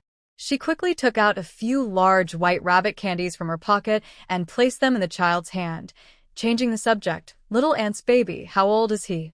Is he a boy or a girl?" Listening to the conversation about her child, Lin Huifin's usually infatuated look softened, replaced by a sad expression. "Dong Dong is a boy, already 13 months old. My milk supply is poor, and he always has diarrhea after feeding, so I've been giving him rice cereal. His development is a bit slow. Plus, he was sick last week and is much weaker now. I was just telling my sister-in-law that I am a fool. I raised a healthy child into this state. I feel so useless." As she spoke, Lin Huifin started to wipe away tears. She was feeling upset inside and took her child out for a walk, hoping that some sunlight might help her child feel better. The village party secretary's family was very kind to her. Since she was 6 months pregnant, they didn't let her do farm work so she could focus on her pregnancy. After giving birth, they also didn't let her work, just cared for the child at home. Despite this, she still couldn't take good care of her child. A healthy baby had become like this because of her. She was really afraid the child wouldn't live long. Hearing Lin Huifin's words, Su Iran felt some sympathy. She asked softly, "If breastfeeding makes the baby upset, why not give formula milk? Does the baby also get upset after drinking formula?" "Dong Dong is fine with formula milk, but we don't have any formula tickets. Before I gave birth, my mother prepared 2 tickets for me, but my sister-in-law took them. My in-laws also wanted to help me exchange for formula tickets, but, in the countryside, tickets are hard to get." Hearing this, Lin Huifin sighed softly. She secretly blamed herself, thinking if she could just breastfeed, her child wouldn't have to suffer. "Auntie, that's unfortunate. I happen to have 4 formula tickets here. You can take them to buy formula for your child." Su Iran took 4 tickets out of her pocket and placed them in front of Lin Huifin. Lin Huifin looked at the tickets with bright eyes but didn't reach out immediately. "I can't accept this. You've had a hard time too. I heard from your mother that your family doesn't treat you well. Keep the tickets for yourself and buy formula to nourish your body," she said. Seeing Lin Huifin's clenched fists, Su Iran understood how conflicted she was. She smiled gently, crouched down in front of her, and pressed the tickets into Lin Huifin's hand. "Little auntie, please don't refuse. I can eat anything, but the children are different. They need to be fed milk, not rice porridge. How can they grow strong this way? I'm an adult now and don't need to drink milk." Seeing Su Iran's sincere eyes, Lin Huifin's eyes warmed. She didn't expect that the newly met Su Iran would give her a milk powder voucher. Even city people don't always have such vouchers. She looked at the voucher in her hand and the candy in the child's hand. She felt that Su Iran was very different from the rumors. Her behavior and manners didn't match the stories she had heard. At this moment, Qiu Jing spoke at the right time. She also felt sorry for the child in Lin Huifin's arms. "All right, Huifin, don't cry. Keep the voucher. Go back and tell Uncle Su to send someone to the city to buy some milk powder for the child. The child needs proper nutrition. If not, it could cause health problems or poor growth in the future." Looking at the thin child in Lin Huifin's arms, Qiu Jing thought of when she took care of Su Jinjin before. Back then, the child didn't eat enough, so her milk was insufficient. She even gave the child her own blood to feed her, no matter how hard it was. She never thought of making Su Jinjin suffer. "Annie, Ryron, you've been so kind to me. How can I repay you?" With Qiu Jing's encouragement, Lin Huifin no longer refused the milk powder voucher from Suiran. However, she still felt uneasy and wanted to do something to thank Suiran. The wild boar didn't use its tusks to hurt Suiran. Its mood clearly became more aggressive, and even its breathing grew heavier. The wild boar moved its heavy body and attacked Suiran again. Falling from above, it still affected Suiran a little. Her original plan was foiled before she could carry it out. She could only roll and dodge on the ground, narrowly avoiding the wild boar's tusks each time. Suiran was grateful that the wild boar only had one eye. If it had been a healthy wild boar, she thought she might already be dead. The wild boar, exhausted from being chased, and the bleeding wound on its neck, slowed down significantly. Meanwhile, Suiran's injuries had started to heal, and her movements became faster. Seizing the opportunity, she grabbed her machete, jumped up from the ground, and fiercely stabbed at the wild boar's wound. At the moment the machete entered the pig's body stiffened noticeably. It instinctively tried to shake off Suiran. However, Suiran didn't give the pig a chance and forcefully pulled out the machete, then stabbed it firmly into the wound again. Each time she stabbed, the pig's movements slowed down a little. In the end, Suiran didn't know exactly how many times she had stabbed, but the giant pig finally stopped breathing. As the pig died, Suiran felt exhausted and fell off the pig's body. She didn't know how fierce the fight had been. She only knew she had no strength left to fight again. Finally, Suiran collapsed beside the pig, breathing heavily. She felt like her lungs were about to burst. After resting for a while, Suiran mentally entered the space, and just then, the system's notification sounded. Beep! Congratulations to the host for completing Achievement 10, successfully killing a wild pig, unlocking the task shop. Beep! Congratulations to the host for completing Task 18, unlocking a golden farmland, unlocking a new peach tree variety, unlocking farming, and earning 3,000 points. The system finished announcing, and the electronic display showed all the items available in the task shop. However, Suiran had no mood to look at the shop now. She only needed the spiritual spring water to recover her strength. She still had to deal with the things outside. Relying on her determination, she ran to the spiritual spring, leaned over the edge, and drank several gulps. Once the spring water went down, her lung pain eased, and she clearly felt her strength was returning. When she felt her energy was almost back, she got up from the ground, walked to the display screen, and looked at the items in the task shop. A loaf of bread cost 1 point, so she immediately exchanged 2 loaves without hesitation, gobbling them down. The bread tasted pretty good, and it filled her stomach well. Later, I'll play with you again. First, I need to bring in the big bear and the tiger, then see what other good things I can exchange. Suiran was speaking to the system, but the system didn't respond and Suiran didn't mind. As Suiran was about to leave, she casually looked back at the exchange items on the screen. She was about to depart when her foot was caught by a flashlight. She had an inexplicable feeling that there might be a treasure inside the bear cave, so she decided to take a look. Suiran used 10 points to exchange for a flashlight. The flashlight was quite good, an LED modern light. After obtaining the flashlight, she didn't hesitate and quickly disappeared from the space. Once outside, Suiran returned to the wild boar and immediately removed the crossbow arrow from its body. Seeing how easily she could take out the arrow, she let out a soft sigh. As she suspected, those arrows only scratched the wild boar's skin. The only injury was to the eye that was hit. It seems the arrows need to be upgraded. She stored the bamboo crossbow arrow and then moved between the tiger and the black bear. The strong smell of blood mixed with the scent of the fierce beasts nearly made her. Looking at the 2 fierce animals full of treasures, Suiran didn't hesitate. She directly put them into her space and then headed toward the bear cave with her flashlight. Inside the bear cave, she used the flashlight to explore and realized she had overthought. There was nothing inside. The cave was empty. Just as she was about to turn and leave, a flash of golden light suddenly appeared deep inside the cave. Su Yiran gently rubbed her eyes to confirm the light was still there, then curiosity drove her to walk inside. When she reached the bright spot and shone her flashlight on the shimmering gold, she saw a withered ginseng stuck in the rock. Su Yiran looked at the ginseng and chuckled lightly. Really interesting. In novels, crossing over usually involves digging for treasure, digging up 100-year-old wild ginseng, catching little goldfish. Why is it that when I encounter something, it's this shriveled, poorly developed radish root? Even this broken radish root dares to glow. It's hilarious. Although she complained, she carefully took the withered ginseng, similar to a radish root, and casually threw it into her space. She didn't treat this junk as anything valuable.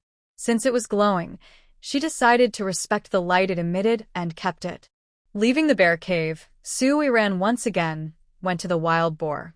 She looked at the huge animal and felt it would be a pity not to take it back. But how can the villagers discover this wild boar without her being suspected? While Su Yiran was lost in thought, footsteps sounded behind her. Su Yiran tightly gripped her flashlight, ready to act at any moment. But in the next second, she heard a familiar yet cold voice. What are you doing here? Why do you look like that? Su Yiran quickly turned around and saw a noble figure standing behind her. The elegant eyebrows slightly furrowed, and deep eyes showed curiosity. I was hunting in the mountains. I heard the sound of a beast fighting, so I came over, and ended up finding something. Su Yiran said this, not sure if it would make Mu Luocheng suspicious, but since they weren't close, she thought there was no need to worry. Mu Luocheng looked at Su Yiran's disheveled appearance, took a few steps forward, and examined the pig's body. Seeing the huge creature in front of him, even Mu Luocheng was surprised. Then his gaze shifted to Su Yiran, and his delicate eyes narrowed slightly. Who would believe a young girl could kill a wild boar several times her size?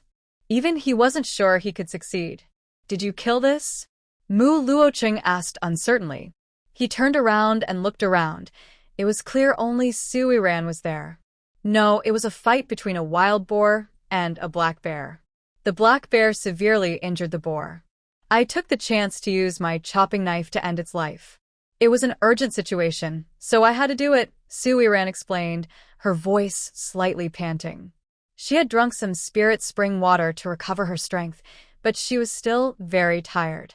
After hearing her, Mu Luocheng squatted down and looked at the wound on the boar's neck, which matched her story. As Su Yiran watched Mu Luocheng staring at the wound, she felt an inexplicable irritation. She felt he didn't believe her. What are we having for lunch? The breakfast was very good. I didn't expect your cooking skills to be so good.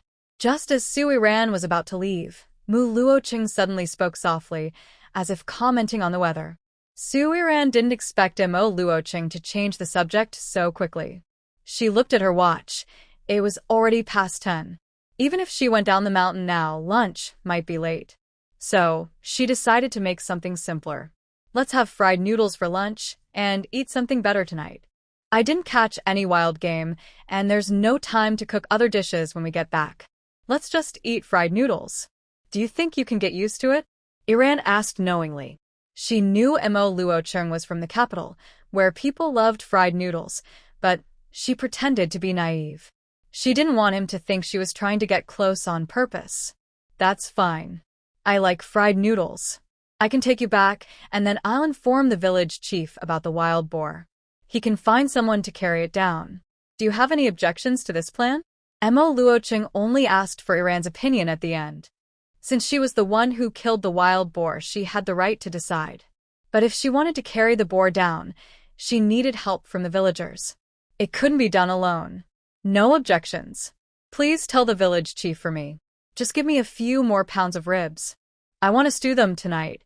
Actually, Yiran wasn't interested in the wild boar meat. It was strong tasting, and if not cooked well, it would be hard to eat. Plus, she didn't lack meat. But in front of Mo Luocheng, she had to pretend. She always felt that his gaze on her was curious, and she didn't want him to realize she had plenty of supplies. Yiran walked ahead.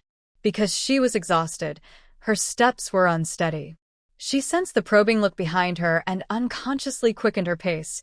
eager to leave this strange place. Her steps grew faster, and Mo Luocheng clearly felt her nervousness.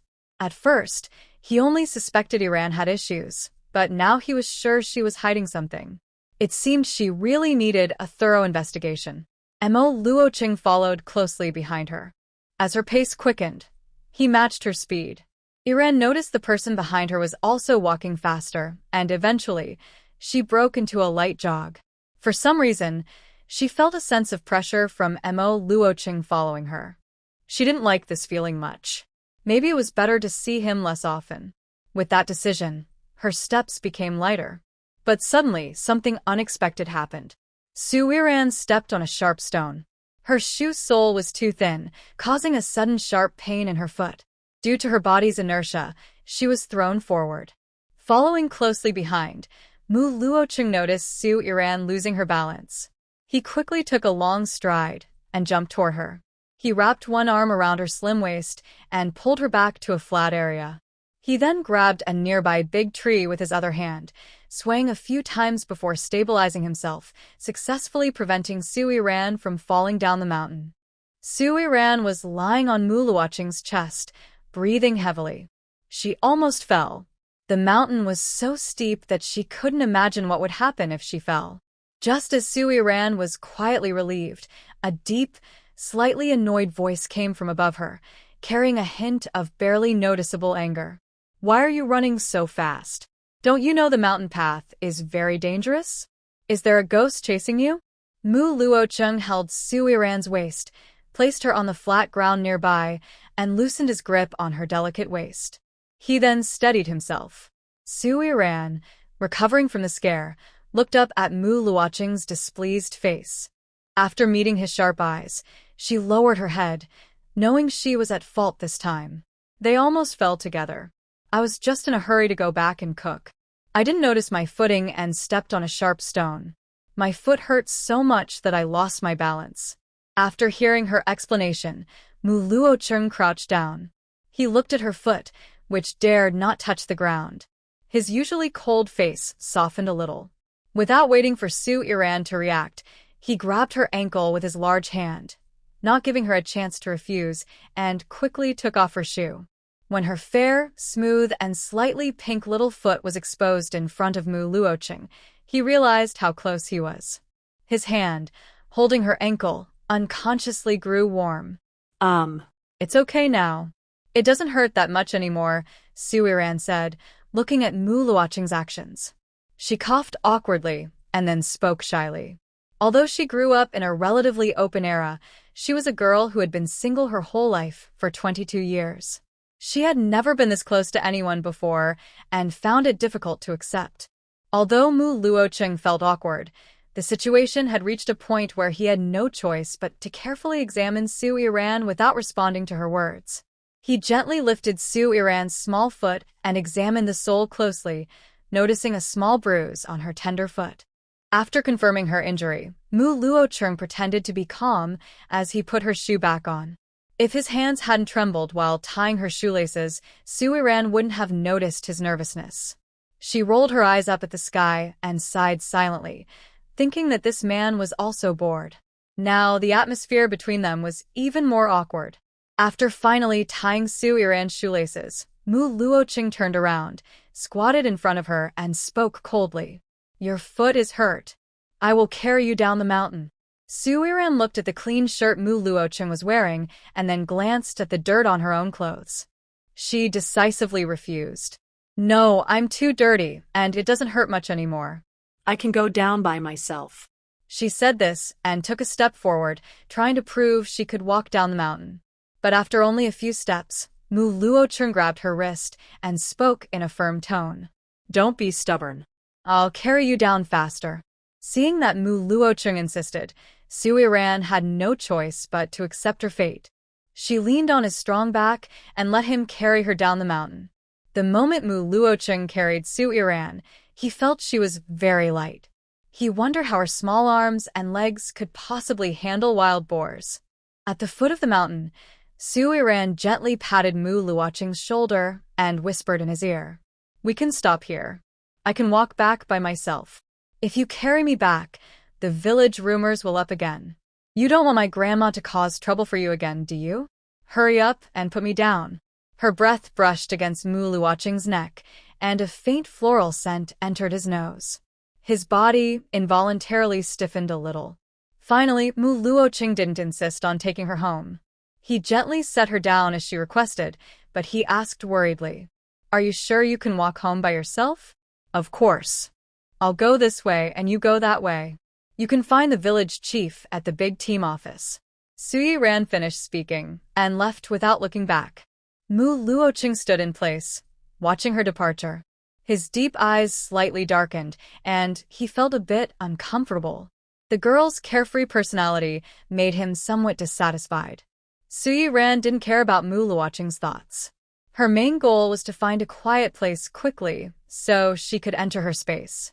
She wanted to soak in spiritual spring water.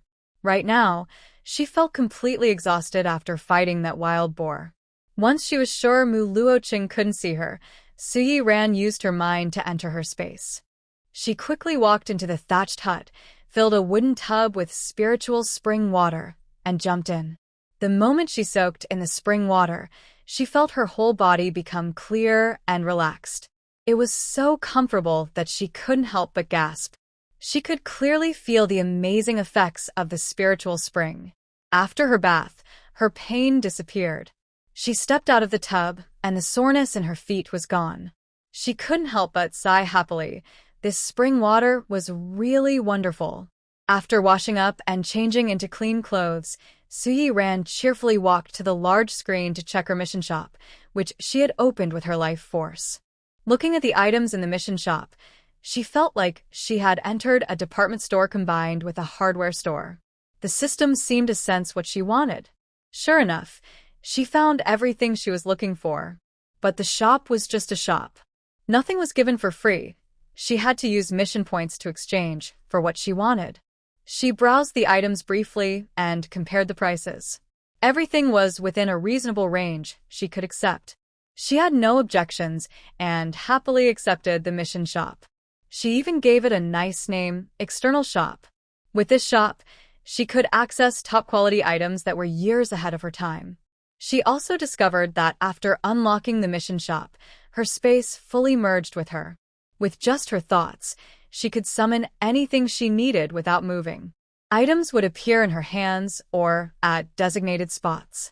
Moreover, the thatch hut had changed. The original 3 huts had transformed into a small thatched courtyard, which now included 3 rooms and a small shed, apparently used for cooking. In the mission shop, she exchanged for a combined stove, a gas stove, and a gas canister. She also bought a soup pot and a frying pan. She happily clapped her hands, feeling pleased that today's meal was quick and easy to prepare. Although she walked to the stove and used her mind to take out a bowl of flour, a bag of dried yellow bean paste, 2 cucumbers, a piece of layered pork, and 4 clean aluminum lunchboxes. The lunchboxes were a bit new, so Sui Ran casually dropped them on the ground a few times, causing them to deform.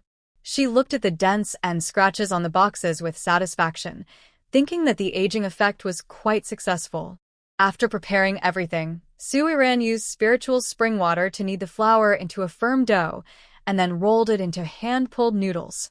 Once the noodles were ready, she soaked the dried yellow bean paste in water until it dissolved, then added some sugar and salt for flavor. Next, she separated the fat and lean parts of the pork, cutting them into small pieces about the size of a fingernail. She heated oil in a pot, fried the pork fat until it released oil, then added the lean pork pieces. She also added chopped green onions and to flavor the oil, then stirred in the yellow bean paste. Soon, a fragrant sauce was ready. After the sauce was prepared, the water in the pot was boiling. Sui Ran added the noodles, cooked them until tender, and then cooled them in cold water. She tasted a noodle and found it soft and chewy, with the aroma of wheat bursting in her mouth, just like the morning rice smell. Truly impressive. In her previous life, she had never tasted such pure wheat flavor. Sui Ran finished cooking all the noodles, divided them into the modified lunchboxes, and poured the prepared sauce over them. She couldn't help but swallow instinctively. She glanced at her watch. The timing was perfect. After delivering lunch to Zhou Xian, she planned to go find Qiu Jing, who would just be finishing her shift. Qiu Jing and Sue's family members worked in different places. The land was poor, the workload was heavy, but the work points were low. Originally, that land was allocated to Su Baoquan, but since he was not home, Grandma Su asked Qiu Jing to farm it. Qiu Jing's land was leased to Grandma Su, and she and Su Laosan's family helped complete the work for Su Baoquan. Su Yiran looked around to make sure no one was lurking from the space, then cheerfully headed toward the youth commune site. When she arrived at the small courtyard of the youth commune, she gently knocked on the door. It was soon opened. This time, it was not Zhou Xian who came out, but Mu Luochen. Su Yiran looked at Mu Luochen, who hadn't spoken yet, but he spoke first. "How's your foot? Does it still hurt?" Mu Luochen couldn't help but look at Su Yiran when he spoke. This was the first time he truly looked at her seriously. Her skin was as white as snow, giving a fragile, delicate impression. Suddenly, a thought popped into Su Yiran's mind. Marry early, enjoy life early. Marry late, waste precious time. This sentence woke Su Yiran up instantly. She believed it was the truth. No one can predict the future. Since Mu Luochen met her requirements for a partner, there was no reason not to get married. So, maybe she should just marry him? "Madam, I've thought it over. I am willing to marry Mu Luochen. Once his marriage application is approved, we can go register. As for the wedding, there's no need to plan a big celebration during this sensitive time. My mother's identity has just been confirmed, and I don't want too much attention. Our family can just have a simple meal together. What do you think?" Su Yiran smiled happily. She genuinely felt there was no need for a big wedding now. Soon, many major events would happen, and it was more important to keep things low-key. Hearing Su Yiran's thoughtful words, Meng Fanqing felt even more distressed for her. She handed Su Yiran a clear, beautiful jade bracelet and whispered, "This bracelet is for you. Keep it safe. Luo Chen's sister-in-law has asked me about this bracelet many times, but I didn't give it to her. You hide it. When you meet her next time, don't let her see it." As she spoke, Meng Fanqing sighed. She really didn't want to bring up that older daughter-in-law. She found her exhausting. It wasn't that Meng Fanqing favored anyone, but she couldn't stand her greedy and demanding attitude. As the eldest daughter-in-law of the Mu family, she had gained many benefits, but still wanted to interfere in her husband's work. This was unacceptable to Meng Fanqing. She almost drove her out of the house. Su Yiran gently smiled as she held the cool jade bracelet. At first, she didn't care much about such things. She thought that when the time was right, she could seize some rare mineral or diamond mines. She could have anything she wanted. But after hearing Meng Fanqing's words, she carefully stored the bracelet away. Now she saw it as more than just a piece of jewelry. It could easily become a source of family discord. That made things more interesting. Meng Fanqing saw Su Yiran put away the jade bracelet. She gently patted Su Yiran's hand and spoke softly to her. "This beautiful box has been in my family for many years. It was part of my dowry given by my father. Inside, there is a property deed. Neither the Meng family nor the Mu family knows that the house belongs to me. You should keep the deed safe. In the future, it will be yours. Don't let others find out. When the time comes, it will be your confidence. I will take you to handle the transfer process when we have time. Also, living in the big courtyard is quite inconvenient. Tomorrow, I will have someone prepare Luo Chen's house. After your wedding, you can live there. It's a 2-entry house, much bigger than our small Western-style building. It was left to Luo Chen by his grandmother. Xiao Ran, I don't have many demands for you. I just hope you and Luo Chen live happily together, supporting each other. Once you're married, you will have your own small home. If Luo Chen ever bullies you, just tell me. I promise to help you deal with him. But don't worry, the men in the Mu family all love their wives." Hearing Meng Fanqing's thoughtful words and seeing the gifts she gave, Su Yiran's heart softened. She felt that marrying Luo Chen was truly a good deal. She gained a wonderful mother. At this moment, Meng Fanqing liked Su Yiran even more. She had already started thinking for her unconsciously and had prepared many gifts for her. She planned to take Su Iran to the Chiu family later. She hadn't seen Chiu Jing for a long time and wanted to meet her. Su Iran watched Meng Fanqing busy preparing things. She quickly pulled Meng Fanqing to sit down again and softly said, "Aunt, you really don't need to prepare all these things." Early this morning, Mu Luoqing asked Zhou Xian to buy many gifts. Later, we can just take those gifts to the Chiu family. Su Iran was calculating in her mind. Although those gifts weren't suitable for the Mu family, they were perfect for the Chiu family and matched Mu Luoqing's status. Seeing that Su Iran had her own ideas, Meng Fanqing gently held her hand and patted it softly, happily saying, "All right, I'll listen to you. Seeing how you are, I'm really happy.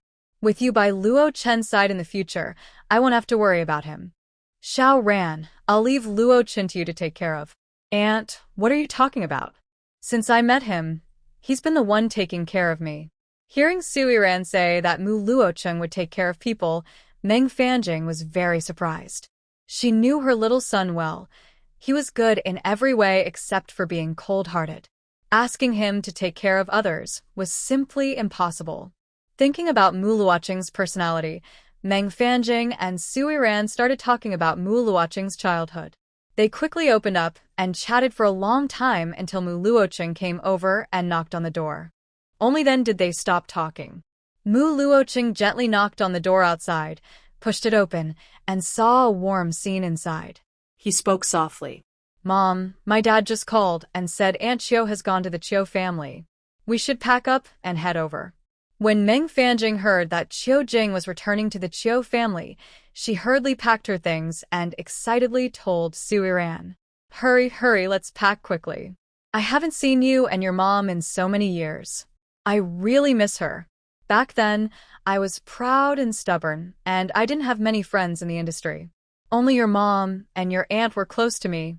She smiled shyly at this, then continued, "On the night before your mom left Beijing, I even threw her luggage and argued with her loudly.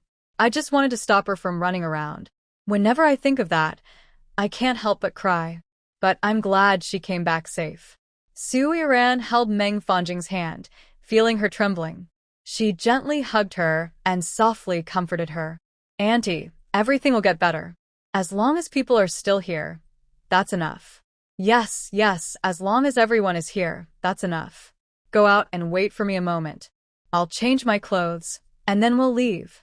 Meng Fanqing was eager to see Chiu Jing again and wanted to apologize for what she had done in the past.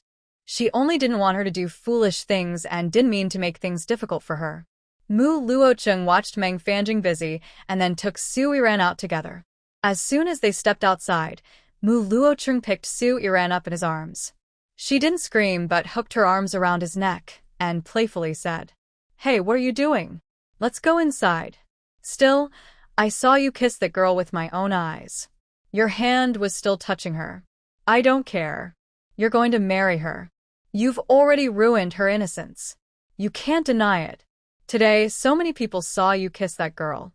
You can't escape from this. If you're not responsible, I'll report you for harming the village girls and make you suffer." Old Mrs. Su shouted loudly at the man sitting on the stone. The man just lowered his head, gently shaking a blade of grass in his hand, not paying any attention to her words. Su Iran listened to the noisy sounds around her.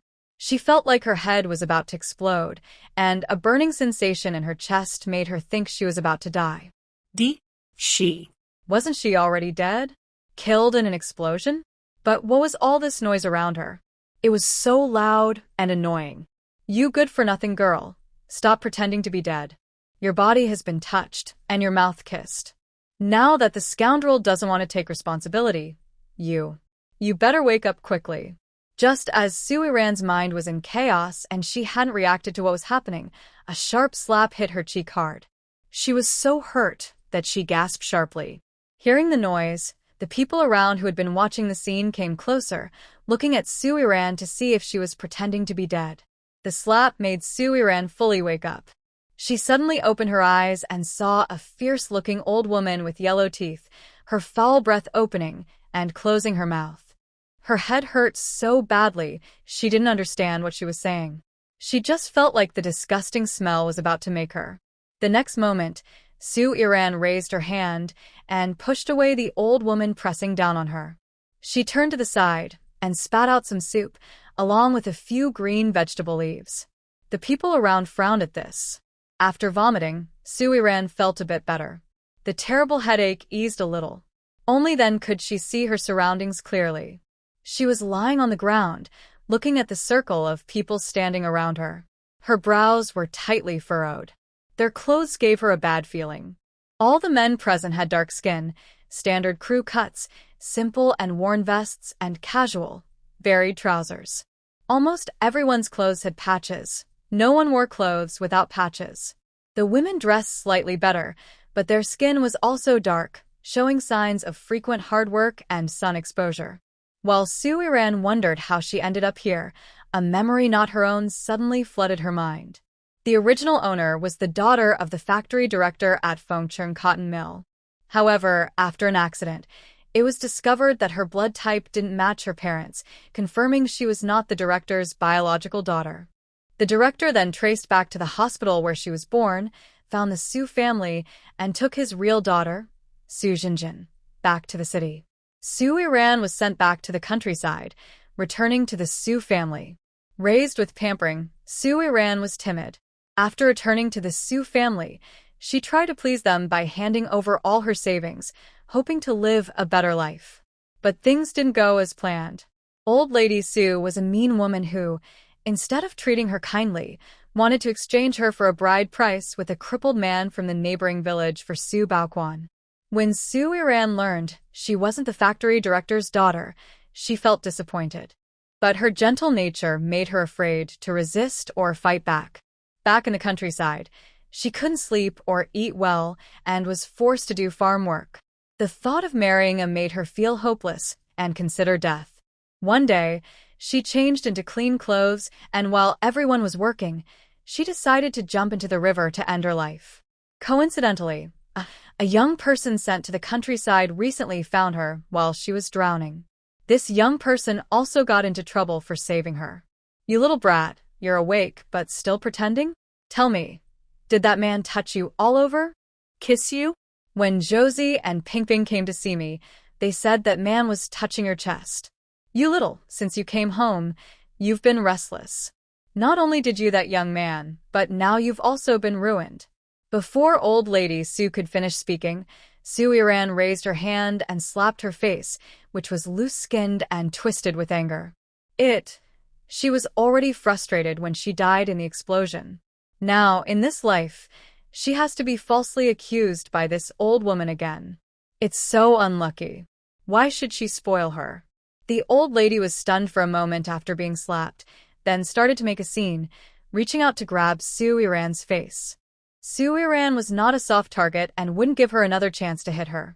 She quickly turned around, sat up from the ground, and kicked the old woman's forcefully.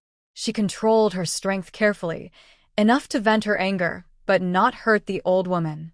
She just arrived in this world and didn't want to walk a dead end. Even if she wanted to leave the Su family, she would take her belongings back first. After being kicked down, the old lady fell to the ground and started crying out in pain. While crying, she accused Su Iran of being unfilial, which made the people watching step back instinctively, creating space for her to perform her drama. "Oh, you little brat. How dare you hit your own grandmother? Are you crazy? You rebellious girl. You will be cursed by heaven. You should have drowned when you jumped into the river. Heaven is unfair, and it let you live." Hearing her curses and insults, the onlookers also began to criticize Su Iran. Several elderly people of the same age as the old lady spoke condescendingly. "Su Iran, how can you hit your grandmother? Your grandmother, she raised you." The old lady wanted to say that her grandmother raised her with difficulty, but since Su Iran had only been back in the Su family for a week, she couldn't bring herself to say it. She swallowed her words hard. Su Iran glanced at the time and suddenly remembered the ribs still simmering in her space. That wild boar was too old. She added water several times, but it hadn't cooked soft yet. She wondered how it was doing now. "Mom, I'm a little tired. I'll go back to rest for a while. Did you go to the brigade to get the wild boar meat?" Got it. The village chief even gave me an extra pork leg. He said it was you who found the wild boar. You shouldn't go to the mountain alone anymore. It's too dangerous. Thinking about the large wild boar, Chiu-jing couldn't help but feel a bit scared. What if the boar attacked Su-iran? What should she do then? Seeing Chiu-jing's worried look, Su-iran chuckled softly. She knew Chiu-jing truly cared about her. She smiled brightly at her and playfully leaned on her arm. Mom, don't worry. I won't go into the deep mountains anymore. Okay? Now, you go get ready for dinner. I'll rest in my room first. Su-iran was worried about the food in her space.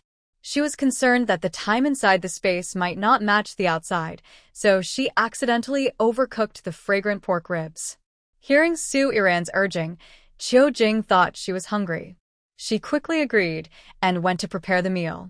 Su-iran also hurried to her room. Neither of them paid attention to Tan Hongling. Before entering her room, Su-iran saw Tan Hongling helping Chiu-jing with chores. Her beautiful eyes narrowed slightly. That third aunt. She'd deal with her later. Once inside, Su-iran immediately entered her space. The air was filled with the smell of meat. She went to the clay pot, picked up a rib with chopsticks, which was tender and flavorful. The taste was excellent, with no wild boar's gamey smell. Su-iran was very pleased. She turned off the gas stove and took out a few tomatoes and eggs from her storage, all grown in her space. She had even used spiritual spring water to water them. The fruits looked different from those in the market, with a rich flavor and a hint of sweetness.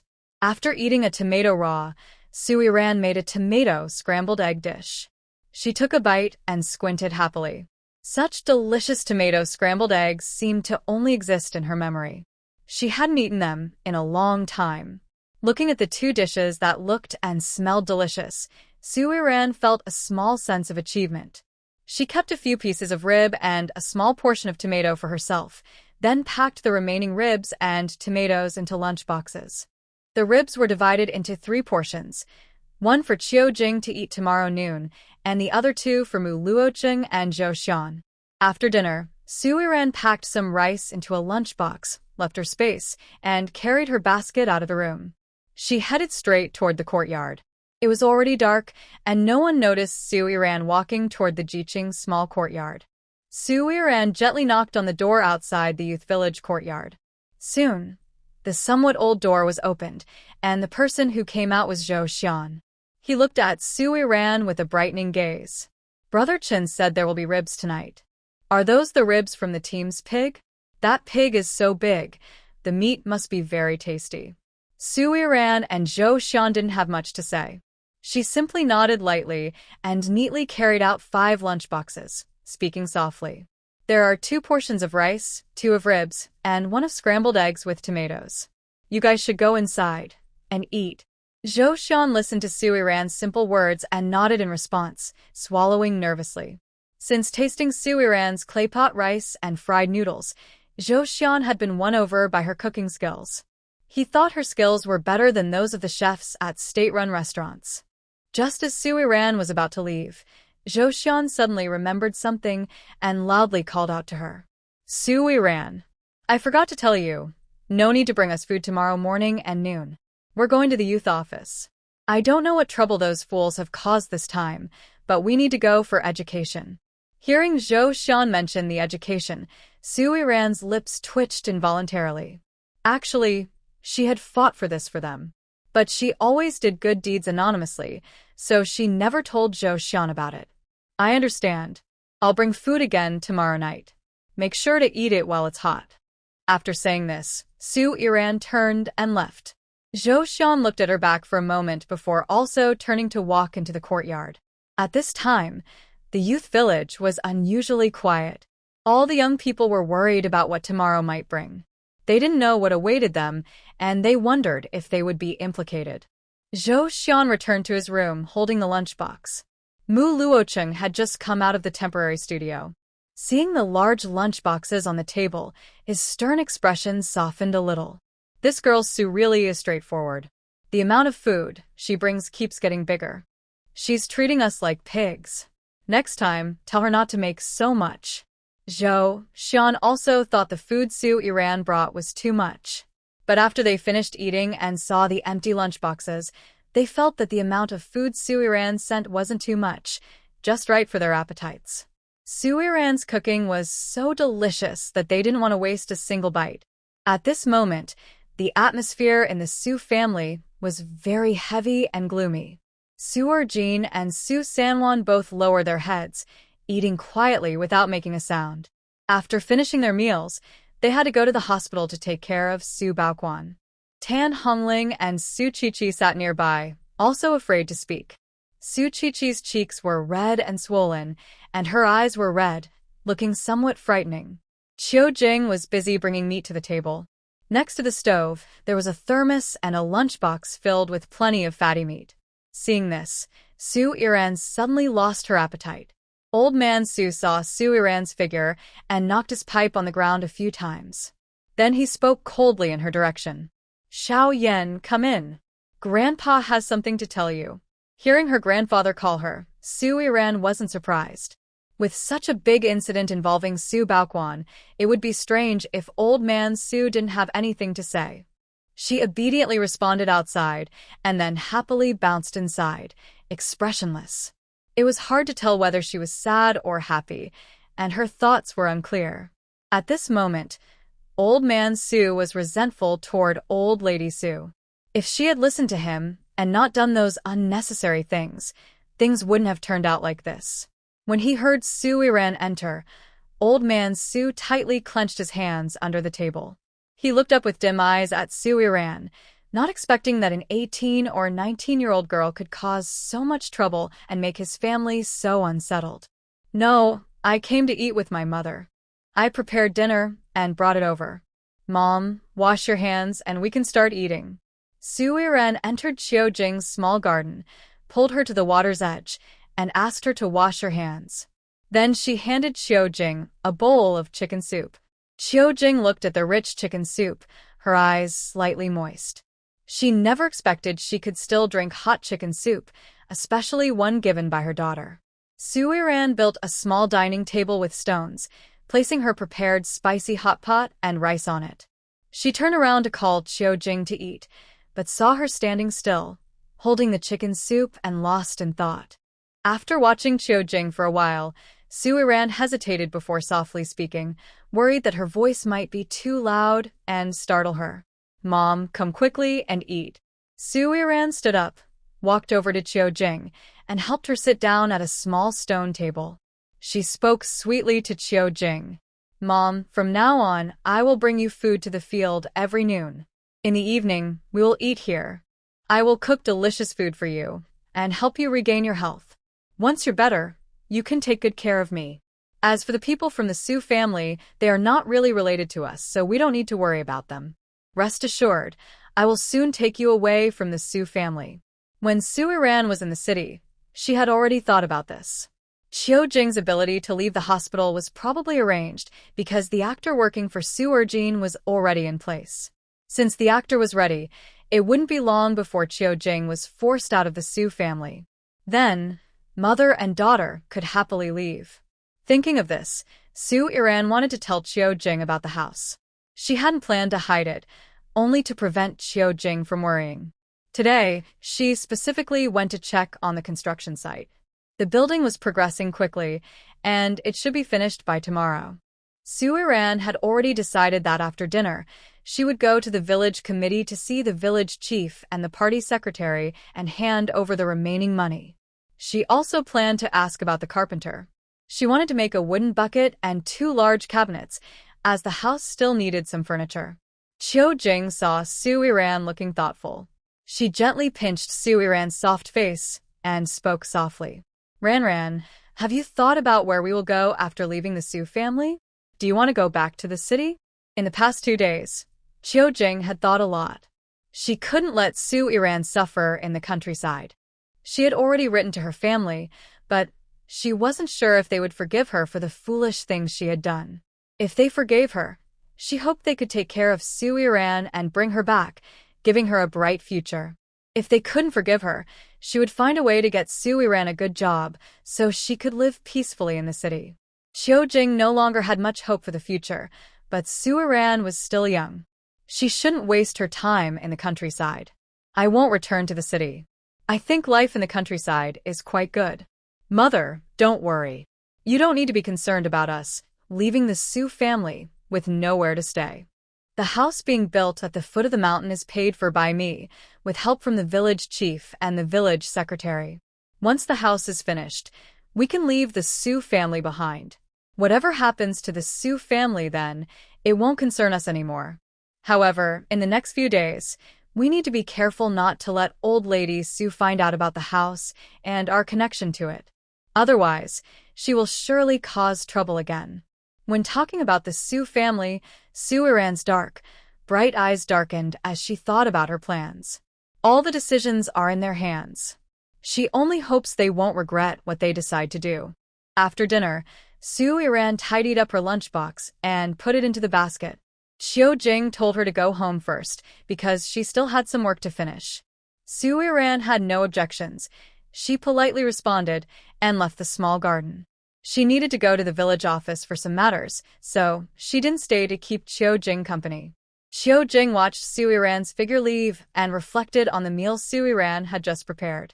She felt that Suiran was not suited for rural life and was determined to find a way to send her away from here.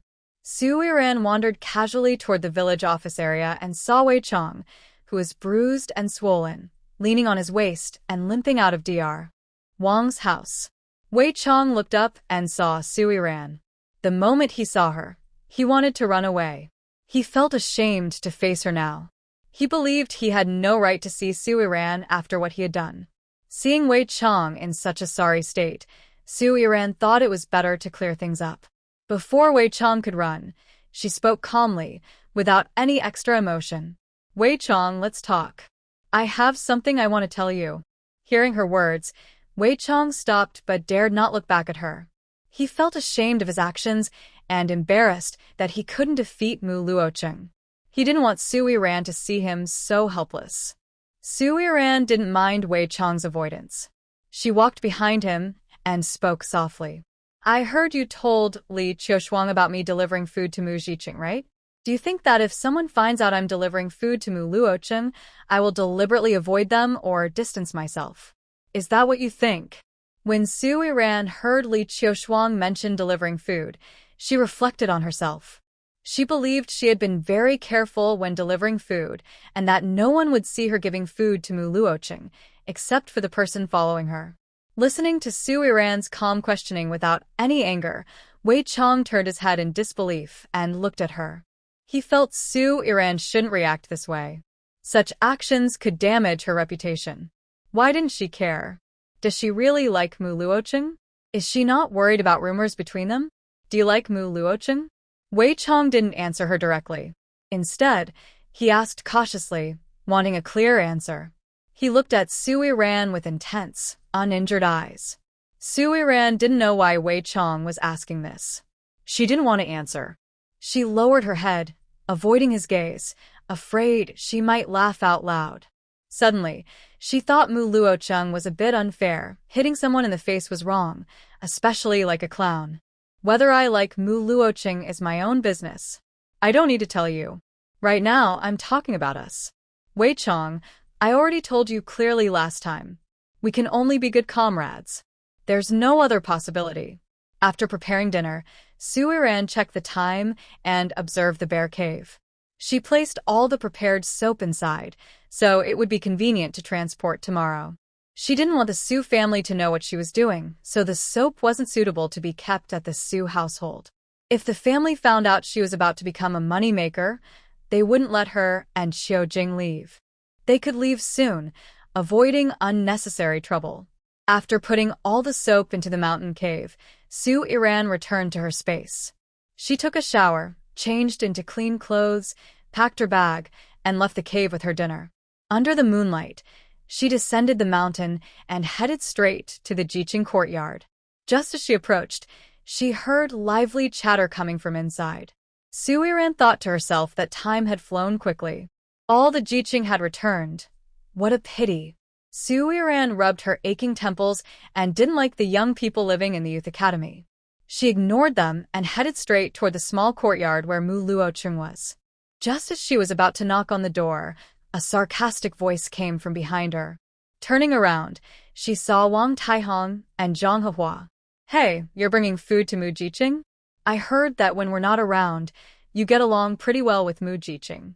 So, why are you so eager to please a man who isn't even yours? Su Iran, I advise you not to dream about things that aren't yours. Mu Jiqing isn't meant for you. Your status is so low compared to Mu Jiqing that you're not fit to stand beside him. You better behave yourself."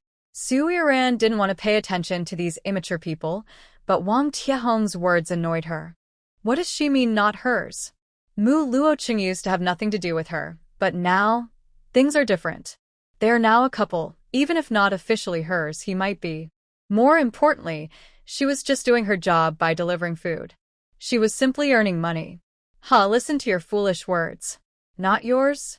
Do you think he's yours? Wang Taihong, do you think the whole youth points young people are not enough, and you want to go to the farm for more? You. How dare you say that? If it weren't for you, would we even get to go to the farm? Suiran, As she spoke, Wang Taihong couldn't hold back and lunged at Su Iran. Her target wasn't Su Iran herself, but the lunchbox in her hand. Su Iran had no right to give food to Mu Luocheng or get close to him. She wanted to ruin that meal so Mu Luocheng would dislike her. Just as Wang Taihong was about to reach for the lunchbox, her whole body suddenly flew out. Su Iran looked up and saw Zhou Xian had appeared out of nowhere. Without hesitation, he kicked Wang Taihong. "Are you crazy? Dare to touch my dinner? You're sick, woman. You've been noisy since you got back, and now you want to mess with my dinner? Listen, if you don't learn to behave, I'll send you to the farm." Zhou Xian didn't care whether Wang Taihong was hurt or not. He looked angrily at Wang Taihong lying on the ground. He worked hard all day and was just waiting for Su Iran to come deliver dinner tonight. If the food spilled, he would cry. Zhang Hehua didn't expect Zhou Xian to come out and push Wang Taihong. She glanced at Zhou Xian, feeling uneasy, and then looked at Wang Tiehong's condition. She didn't dare provoke Zhou Xian. The educated youth at the site had warned them in advance. Mu Luocheng took the lunchbox from Su Iran's hand and pulled her arm, trying to lead her into the small yard. Su Iran withdrew her arm and shook her head at Mu Luocheng. "I still need to go to the village chief's house. You eat first, then wait for me at the village team office." She winked playfully at Mu Luocheng, and the earlier incident didn't affect her mood. Su Iran looked at Wang Taihong lying on the ground, who was groaning, but said nothing and turned to walk toward the village chief's house. At the end of the educated youth site, Qiao Wenyu stared tightly at Su Iran's back. He couldn't accept the interaction between Su Iran and Mu Luocheng. Su Iran left the small yard, casually took out 2 bars of soap and a laundry soap from her space, and put them into her backpack. She also took a piece of pork in her hand and hurried towards Su Zhanan's house. It was getting late, and Su Zhanan's family had already finished dinner. Su Iran knocked twice on the door, and the yard gate was opened by a little kid. Su Iran looked at the small child peeking out from the door, smiled gently, and took 4 large white rabbit candies from her pocket, holding them out to Su Jinyang. "Here, have some candy." The little cutie looked at the candies in Su Iran's palm, salivated, shook his head, and didn't reach for the candies, but looked at Su Iran with a cute expression. "Big sister, who are you? Who are you looking for?" Su Iran couldn't resist such a cute little thing. She gently pinched Su Jinyang's cheek, then pushed the candies into his hand and spoke softly. "I'm looking for your dad. Is he at home? Yang, who are you talking to?" "Mom, it's the pretty big sister. She came to find Dad." The obedient Su Jinyang heard his mother calling him. He immediately shouted into the yard, then turned around and ran inside, his chubby little body pulling along quickly. Su Iran was worried he might fall. She looked at his chubby back and smiled even more gently. While hanging clothes to dry, Zhang Xiaoqiao heard the words "beautiful sister is here to see Dad" and immediately became alert. She hurriedly stepped out of the yard. When she saw Su Iran standing outside the door, she immediately relaxed and smiled brightly at her. She had actually gone to find Su Iran earlier today, but unfortunately, Su Iran wasn't home. Oh, it's really the beautiful sister. Our little Yang Yang was right. Come in quickly. I was going to visit you this afternoon, but that old lady said you weren't home. Thinking about the expression on old lady Sue's face this afternoon, Zhang Xiaochao felt annoyed. She really hoped Su Yiran and Qiu Jing would leave that house soon. Hearing that Zhang Xiaochao planned to visit her this afternoon, Su Yiran was a bit surprised. She knew Zhang Xiaochao was the village accountant and quite busy, so she wondered if there was something important. Second aunt, what do you want from me? Is it because you don't have enough money for building the house? No, your money for the house is enough. Today, your second uncle and his men have finished laying the bricks. Tomorrow, the fire will dry the bricks and the house. In a few days, people can move in. Your second uncle also hired a carpenter to make some furniture for your family. The wood can be from the village. Zhang Xiaochao quickly explained the situation of Su Yiran's new house. She looked at Su Yiran with a shy smile, hesitating to speak, which made Su Yiran smile. Second aunt, you've helped me so much. Don't be polite. Just tell me if you need anything. I will do my best to help. With Su Yiran's words, Zhang Xiaocao's embarrassment disappeared instantly, and she immediately put on a bright smile. Xiaoran, since that's the case, second aunt will be honest with you. This morning, I went to the village secretary's house to deliver some things. I happened to see Huifin changing water for the bean sprouts. Her bean sprouts are growing so well. I asked her a few questions. She secretly told me that it was you who taught her how to grow bean sprouts and gave her ideas to get through the tough times.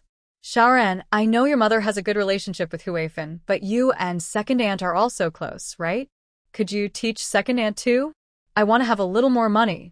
As she spoke, Zhang Xiaochao awkwardly rubbed her hands and let out a somewhat sad sigh.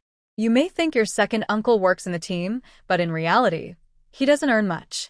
We still need to respect both sets of parents and raise two children. In the end, Zhang Xiaochao lowered her head.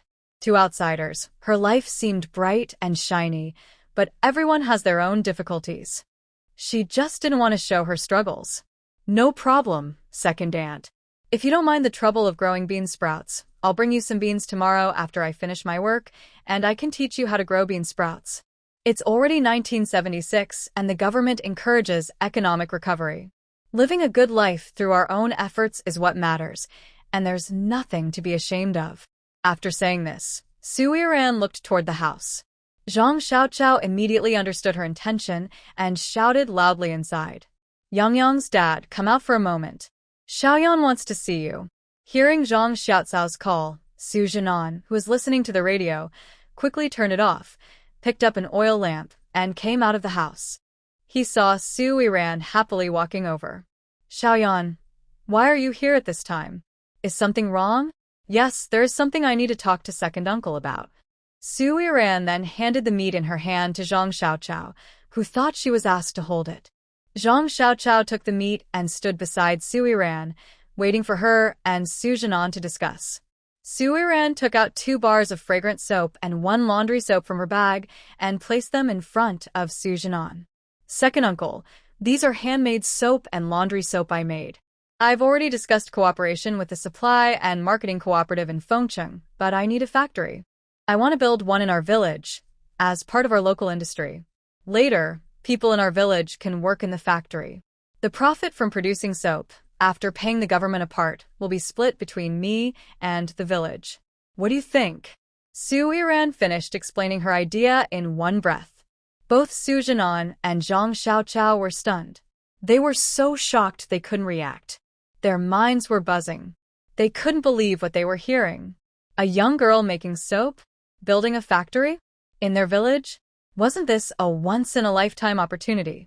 Zhang Xiaochao and Su Jinan quickly reacted. Zhang Jinan, who was sharper, first grasped the situation and gently held Su Yiran's arm, speaking cautiously. Xiaoyan, is what you're saying true? You want to build a factory? Running this factory is not easy. Have you heard of the canned food factory in Tianjia village? Tianjia village used to be quite wealthy, but now it is very poor, and there is even famine. Zhang Xiaochao spoke cautiously, but Su Yiran could tell they were afraid she might repeat Tianjia village's mistakes. Su Jinan was very excited about Su Yiran's idea to build a soap factory, but after hearing Zhang Xiaochao, he hesitated. It really seemed like a lucky opportunity, but the risks were too high. Seeing Su Jinan look uncomfortable, Su Yiran didn't rush him to decide. She smiled gently. Second uncle, I know you're afraid of taking risks, but think about it. Are there any villages around as poor as ours? Our village is among the poorest in the area. Nearby villages close to the county town already have some side businesses. Our village has poor land and many mountains. The villagers just cling to their land, but they can't make enough money. Honestly, they don't even have enough food to eat. Second uncle, as a village leader, you probably don't want to always be the last at the meetings, right? Second uncle, I understand the village's situation. Now I suddenly suggest building a factory and asking the village to invest. It's impossible. So I will bear all the risks myself. When the factory starts, I will pay for the raw materials and the technology. Once we make the soap, the factory will reimburse me for the raw materials, and the remaining profit will be split as we agreed before. What do you think? After Su Yiran finished speaking, Su Jinan was silent again. He felt the village was taking advantage of her, letting her bear all the risks while they shared the profits. He thought that was a bit unfair. Xiaoyan, you are fully capable of building your own factory. I don't understand why you want to share profits with the village. If you need the village to invest, I can understand, but your current approach is hard for me to accept. Zhang Xiaochao, the village accountant, quickly responded. She was curious about the profit-sharing idea. And second, I have a reason for wanting to build the factory in the village. First, private businesses are not allowed now. If I set up a factory here, it would be a collective enterprise of the village. Without the proper procedures, the factory can't be established. Second, I really want our village to become wealthier. Although I haven't been here long, I can feel the kindness of some villagers. I see it as doing my small part. Su Yiran was completely honest and clearly expressed her thoughts. Su Jinan pounded his thigh hard. How could he forget that doing business was risky, but building factories in the village was different? Su Yiran watched as Su Jinan took people up the mountain. Seeing Ma Hongyan's man among them made her feel more at ease. Without him, the big show wouldn't be complete. When everyone reached the mountain, Su Yiran turned and headed toward the field. As she walked, she thought about how to get the village women to go up the mountain. They were the most important promoters. Just as she arrived at the field, she heard a few women talking about building houses on the back mountain. Hey, I don't know who the village is building houses for. I asked the village chief, but he just said not to ask questions. It's really strange. They keep it a secret, and no one knows what's going on. My man is involved in building too. The pay is pretty good, 10 work points a day plus 50 cents. Who would have thought the village has such good opportunities? I think it's definitely for the new young people coming to the village. I heard the village chief say those two are just passing through. Look at their clothes. It's clear they're not ordinary folks. They probably don't want to stay in that shabby youth hostel, so they're building new houses. I agree. Those two men look very wealthy. I tell you, not only the young women from the youth hostel are interested, but even the village girls are starting to like them. If anyone manages to get close to these two, their whole family will be prosperous. Come on, don't be so sure. Think about it. If someone really talented or wealthy came here, would they stay in this place? I think there's something suspicious. If you have a daughter, you should think carefully. You don't want to lose everything trying to chase after the wrong person. Where there's interest, there are always those who cause trouble. Soon, the women chatting started to argue and disperse angrily. When those people were about to leave, they noticed Su Yiran passing by. Everyone knew about what happened to the Su family yesterday, but not in detail. The gossipers couldn't help but want to find out more about the Su family. Oh, isn't this the young lady from the Su family? Why didn't your mother come to work today? I heard your family was lively last night. Did something happen? Su Yiran paused and smiled gently at those eager to gossip. She felt there was nothing to hide. If she wanted to successfully take Qiujing away from the Su family, these people were also important. So she spoke kindly. Nothing big happened yesterday. My grandmother was angry at me because of my younger uncle's matter and blamed me, even trying to get my father to harm me. After casually saying a few words, Sui Ran turned to walk forward. After a few steps, she suddenly seemed to remember something. She looked at the still shocked people and said lightly, "Uncles and aunts, there's no need to gossip here. The village chief has taken people to the back mountain to see the excitement. Why don't you go take a look?" After saying this, Sui Ran left without explaining what was happening. Her words made the women in the village even more curious. They exchanged glances and ran toward the back mountain. Sui Ran reached an open space ahead, hid behind a tree, and watched the women run. She smiled satisfied. Today, Ma Hongyan was definitely finished.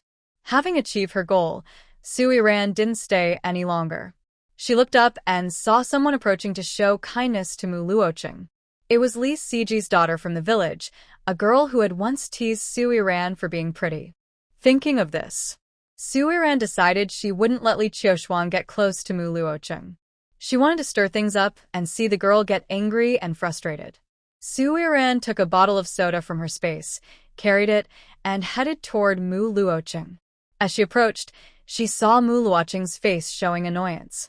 His handsome face looked quite frightening when grim, his brows tightly furrowed. "Mu Ziking, I brought you some drinks." "Oh, isn't that Li Qiushuang? What are you doing here? Are you also bringing something for Mu Ziking? Let me see what you've brought." Sui Ran looked at Li Qiushuang with a sarcastic tone. She bent down, picked up a stick, and easily pried off the soda bottle cap, then casually handed it to Mu Luocheng. Mo Luken was not polite either. He took the soda from Sui Ran and drank a few big sips. He felt that Sui Ran's soda was just right, and it quickly calmed his irritable mood. After handing the soda away, Sui Ran was also polite. She reached out and took the water bottle that Li Qiushuang was holding. Li Qiushuang initially wanted to take it back, but Sui Ran moved quickly. She stepped back and created some space between them. Sui Ran opened the water bottle lid and looked at the green bean soup boiling inside. She raised her eyebrows slightly and had a faint smile in her eyes. It had to be said that Li Qiushuang truly cared for Mo Luken. She was willing to spend so much on boiling green bean soup, which showed her sincerity. "Oh, Qiushuang, you brought green bean soup for Mo Zizheng? If I remember correctly, this green bean should have been bought by Peng Jianju, right? I heard from Aunt Peng that the Peng family gave you 10 jin of green beans as part of your dowry." Sui Ran, shut up. Don't talk nonsense. These green beans are for my family. I didn't use the dowry from the Peng family. Li Qiushuang clutched her dress and stammered in reply. She kept her eyes fixed on Mo Luken, afraid he might misunderstand something. She watched Mo Luken drink a soda, feeling annoyed. She bit her lower lip in frustration. Her green bean soup also had sugar added. She couldn't understand why Mo Luken was willing to drink Sui Ran's soda, but refused to accept her green bean soup. Noticing Li Qiushuang staring at Mo Luken with a love-struck expression, Sui Ran tightened the lid on the water bottle and gently placed it back into Li Qiushuang's arms. She softly reminded her, "Li Qiushuang, I'm warning you kindly. Your family has already accepted Peng Jianju's dowry, and you are now Peng Jianju's fiancé. How dare you bring green bean soup to Mo Zizheng? If Peng Jianju finds out, be careful." Sui Ran, you're talking nonsense. I never agreed to marry Peng Jianju. My mother said that as long as Mo Zizheng is willing to be with me, I will. At this point, Li Qiushuang's small, dark face turned red. She lowered her head and looked shy, showing her feminine side. All her feelings were written on her face. I don't want to. I don't even know you. Just don't come over to bother me. Eating is hard enough, I don't want to eat out. Mu Luocheng spoke coldly before Li Qiushuang could finish her words. He no longer remembered how many women had come today. He only knew he was very annoyed and almost couldn't focus on his work. Sui Ran couldn't help but laugh after hearing Mu Luocheng's words. She slightly turned her head, feeling that laughing in front of Li Qiushuang might be a bit rude. Li Qiushuang's face turned pale, as if she had lost all her blood. She looked aggrieved, biting her lower lip, as if she was about to cry. She had never been so insulted before. "Why you? You are too much. I hate you." After shouting this, Li Qiushuang ran away holding her bowl of mung bean soup, wiping tears from her face as she ran. When she passed by a crowd, many people stared and pointed at her. Behind her, the Prung family members looked at her with very cold, hostile eyes. Is that funny? Just as Sui Ran was about to laugh until she cried, Mu Luoqing appeared in front of her. He looked down at the woman who was secretly giggling and spoke gently, with a hint of grievance in his tone. If listened to carefully, one could also hear a bit of pampering. Hearing Mu Luoqing's strangely pitiful tone, Sui Ran couldn't hold back her laughter anymore. She finally burst out laughing, squatting on the ground and burying her head in her knees, trembling with laughter. Mu Luoqing looked at her actions with helplessness and sighed softly. A touch of affection unconsciously appeared in his cold eyes. Sui Ran sat for a while before stopping her laughter. Just as she was about to stand up and speak, she heard noisy sounds coming from the back mountain. She looked up at Mu Luoqing, without hesitation, reached out and grabbed his wrist, then pulled him toward the lively area, talking as they moved. This kind of excitement doesn't happen often, so we can't miss it. Hurry up and walk faster. Mu Luoqing glanced at the wrist Sui Ran was holding, and then at her excited expression. He didn't refuse and followed her toward the back mountain. When they reached the edge of the back mountain, it was already crowded with people. Sui Ran stood outside, unable to see anything. She released Mu Luoqing's hand and squeezed into the crowd, lowering her head to see if Wang Lizi and Ma Hongyan had been caught. Standing outside, Mu Luoqing, thanks to his height, quickly saw the scene among the crowd. He immediately spotted the man lying on the ground, completely, with only a few leaves covering his private parts. Seeing this inappropriate scene, Mu Luoqing didn't hesitate or think twice. He reached out and pulled Sui Ran, who was trying to push into the crowd, out of the way. He covered Sui Ran's eyes with his hand and softly whispered in her ear, "There's nothing good to see. I'll take you home. Hey, don't stop me. I just want to take a look, just one look." Sui Ran struggled to break free from Mu Luoqing's hand covering her eyes, but he was too strong. She couldn't get away. Although Sui Ran was stronger than most girls, she was no match for him. "Don't look." Mu Luoqing didn't give her a chance to resist. One hand covered her eyes, and the other held her waist, with his arm around her, as he walked out of the crowd. The villagers nearby were watching the scene, but no one noticed them. Neither did they notice that a pair of eyes, with a fierce expression, was fixed on Sui Ran from a distance. After pulling Sui Ran away from the crowd, Mu Luoqing finally let go. Sui Ran, now free, rubbed her waist where Mu Luoqing had grabbed her and gave him a playful glare, pouting in annoyance. "I just wanted to see what was happening. Why wouldn't you let me look?" It was clear she was unhappy. Mu Luoqing awkwardly cleared his throat and spoke in a husky voice. "You can't look. That man isn't wearing clothes, so you can't see." Mu Luoqing's deep eyes fixed on Sui Ran. He thought her expression was somewhat adorable at this moment. Huh. Sui Ran pretended to be surprised, tilting her head to look at Mu Luoqing. Her fair cheeks flushed slightly with embarrassment. "That's not something to look at." Don't look at it. "Don't look at it. Brother Chen, the village chief, wants you to come over." Suddenly, Zhou Xian's voice broke the atmosphere between them. Sui Ran looked coldly at Zhou Xian as he approached, giving him a displeased snort. She didn't know what incense Zhou Xian had burned in his previous life, but somehow he managed to turn such a good man into this. It was a real waste, and she thought it was too much. Thinking of this, Sui Ran felt annoyed. She stretched out her long legs and crossed the ditch, heading home. Whenever she thought about the relationship between these two people, she felt inexplicably angry. Zhou Xian looked in the direction Sui Ran was leaving and said with confusion, "She seems upset with me. I don't remember offending her. Yesterday at noon, when I gave her snacks, she ignored me, and now her attitude is the same. What's going on?" Mu Luoqing squinted at Zhou Xian for a moment, observing his confused expression. He snorted coldly and then raised an eyebrow at Zhou Xian with a light smile. "Maybe it's because you're not good-looking?" After saying this, Mu Luoqing walked towards the main office, leaving Zhou Xian standing alone in the wind, feeling stunned. He couldn't believe what he just heard. Brother Chun, how can you tell such lies? I am not ugly. I am quite good-looking in the capital. I am also quite popular there. As he spoke, Zhou Xian's voice suddenly grew quieter. He knew he wasn't as handsome as Mu Luocheng, but he wasn't ugly either, right? Su Yiran returned home and found her bed had been disturbed. She walked over and lifted the mat covering the bed, only to see a yellow talisman paper tucked between the bed slats. Looking at the talisman paper in the gap, Su Yiran remembered the conversation between Old Man Su and Old Lady Su. She sneered, thinking how foolish and ignorant they were, truly scary. Su Yiran didn't touch the talisman paper. She wasn't like the spirits in the woods, so she naturally wouldn't be afraid of such things.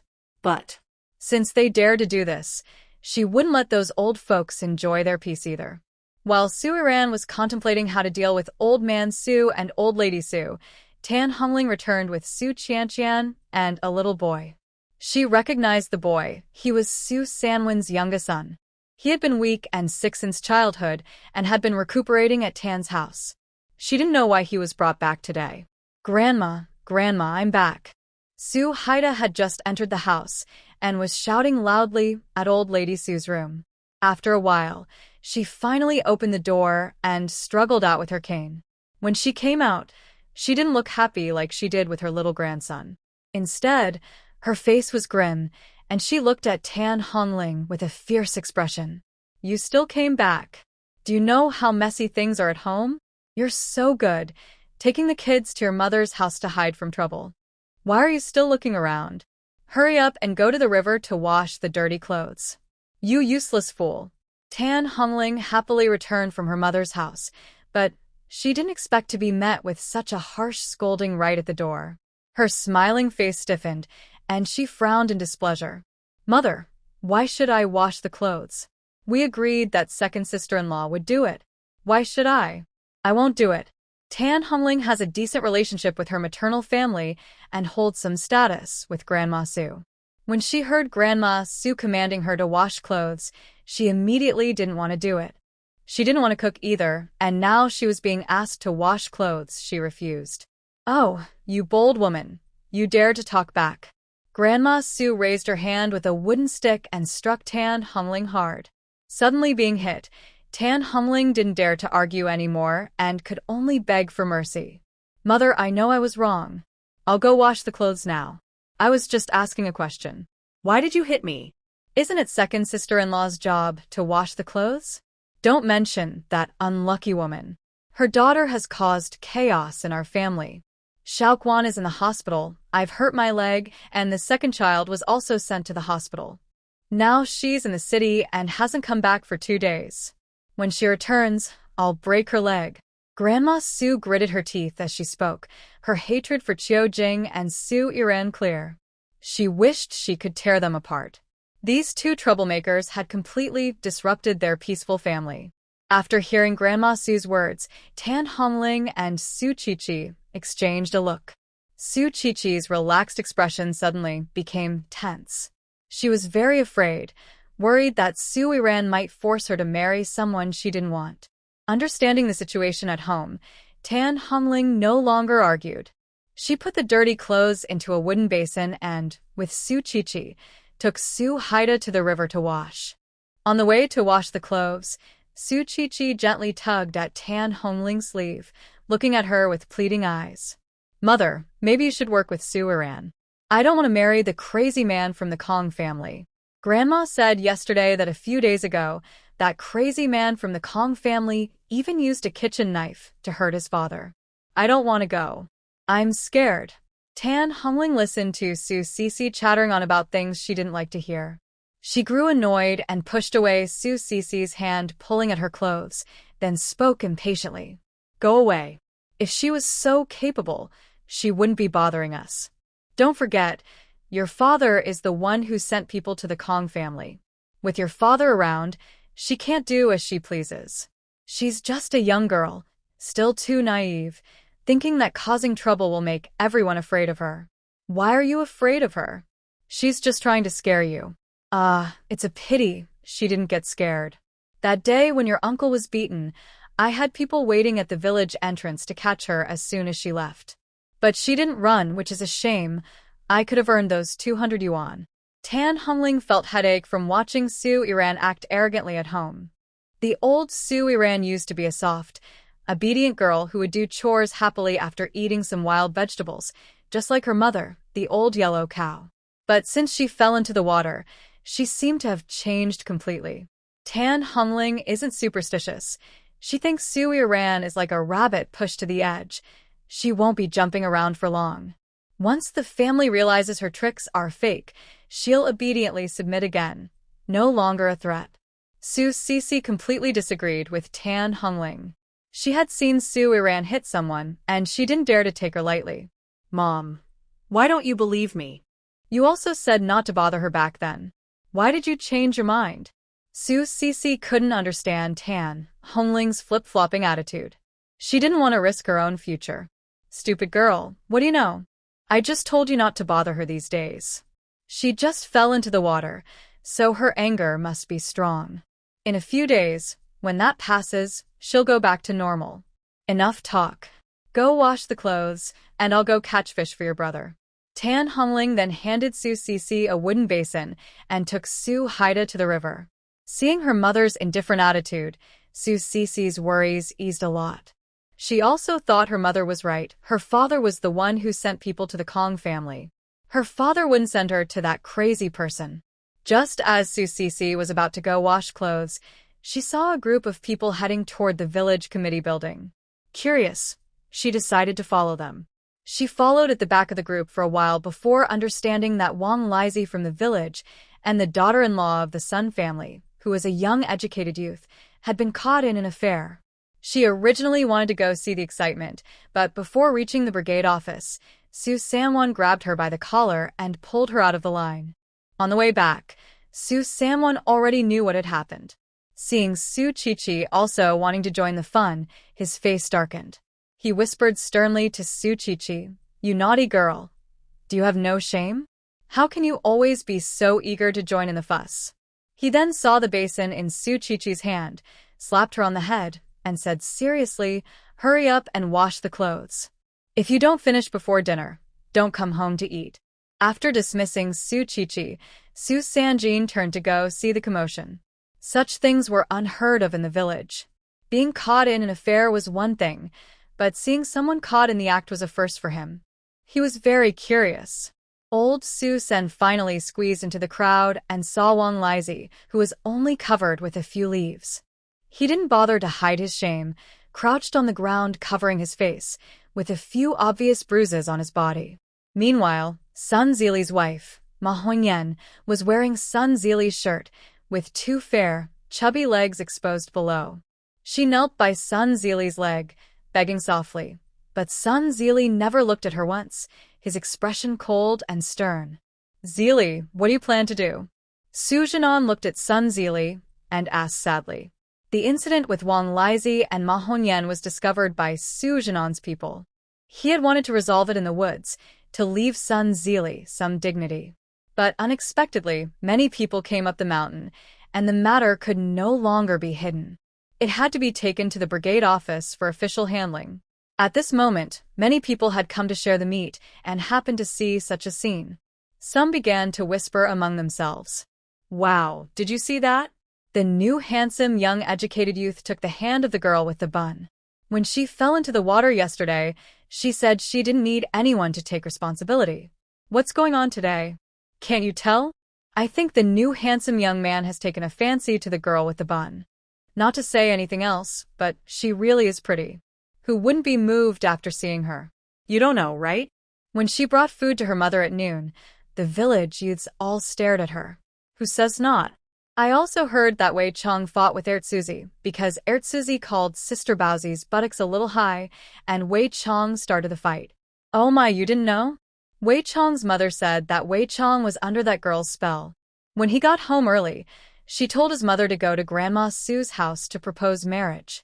Grandma Sue is a tough woman, and Wei Chong's mother was so scared she gave Wei Chong 2 punches, telling him to forget about it. Listening to the gossip around, Su Iran and Mu Luocheng both looked unhappy. Su Yiran didn't like being made fun of. As for Mu Luocheng, he didn't even know why he was feeling irritated. Zhou Xian overheard the gossip more clearly. He walked over to Su Yiran with a curious look and asked, Su Yiran, is Wei Chong your boyfriend? It seems your future mother-in-law doesn't like you. Before Zhou Xian finished speaking, Su Yiran took a small stone from her pocket and accurately flicked it onto Zhou Xian's big, toothy grin. Zhou Xian suddenly felt a sharp pain in his front teeth, quickly covering his mouth with his hand and looking at Su Yiran in disbelief. He hadn't even seen her move. Boring. If you're done, I'm leaving. We'll have ribs for dinner tonight. Su Yiran didn't know what Mu Luocheng wanted to say, but she was annoyed by the stares of those around her. She didn't want to stay any longer. After speaking, she took a long step to leave. Suddenly, she found a roll of money in her hand. She looked up, confused, at Mu Luocheng, who was stuffing money into her palm. Before she could ask why, Mu Luocheng touched his straight nose and spoke in a low, slightly hoarse voice. The money for building your house is our living expenses. You and I need to go to the Jiqing station. I'll get your lunchbox. Mu Luocheng didn't say more. He walked ahead with long strides, leaving Su Yiran looking at the money in her hand and then at his tall figure in front of her, feeling a bit puzzled. Is this man really so rich? Zhou Xian saw Su Yiran standing there in a daze and quickly walked over. Just as he was about to speak, the pain in his teeth returned. He immediately covered his mouth and chased after Mu Luocheng. For some reason, he had a strange feeling. He thought Su Yiran was also quite scary. Su Yiran put a folded bill from her palm into her pocket. She didn't plan to refuse Mu Luocheng's kindness. Although she wasn't short of money, since Mu Luocheng said it was for the meal, it was rightfully hers. Accepting it was only natural. Casually, Su Yiran carried the ribs to the small courtyard of the Educated Youth Station. Before she could knock on the door, she heard teasing voices from another yard. Hey, isn't that Baozi girl? Baozi girl, are you here to see Qiao Jiqing again? Let me see. Are you here to deliver ribs today? Turning around, Su Yiran saw a person with a harsh face standing in front of her. She thought for a moment, but couldn't recognize who this person was. Baozi girl, why aren't you saying anything? Have you gone mute? You called Qiao Jiqing sweetly every time, right? I really don't understand. Before Wang Tixhong finished speaking, Su Yiran raised her hand and gently grabbed her chin, easily lifting her lower jaw off. Su Yiran looked at Wang Tixhong with disgust as she closed her mouth. She felt the world became quiet. Listening to her talk gave her a headache. A normally nice person had a mouth that refused to speak properly. Since that mouth couldn't speak well, there was no need to keep it. When Su Yiran suddenly acted, Wang Tixhong, whose jaw had been dislocated, was surprised. Even others in the yard, who were watching, looked at her in shock. No one expected the gentle-looking Su Yiran to actually make a move. Su Yiran, are you crazy? Why did you hit her? Zhang Hehua had long disliked Su Yiran, especially that morning when she took the chance to approach the two new youth. Why did I hit her? If she hadn't started shouting at me like a mad dog, I wouldn't have done anything. Huh? If a dog bites me, am I not allowed to fight back? Su Yiran was not a patient person. Since she was young, no one told her to be tolerant. She only knew that holding in her anger made her more furious. Taking a step back meant anyone could bully her. The best way to solve problems was through strength.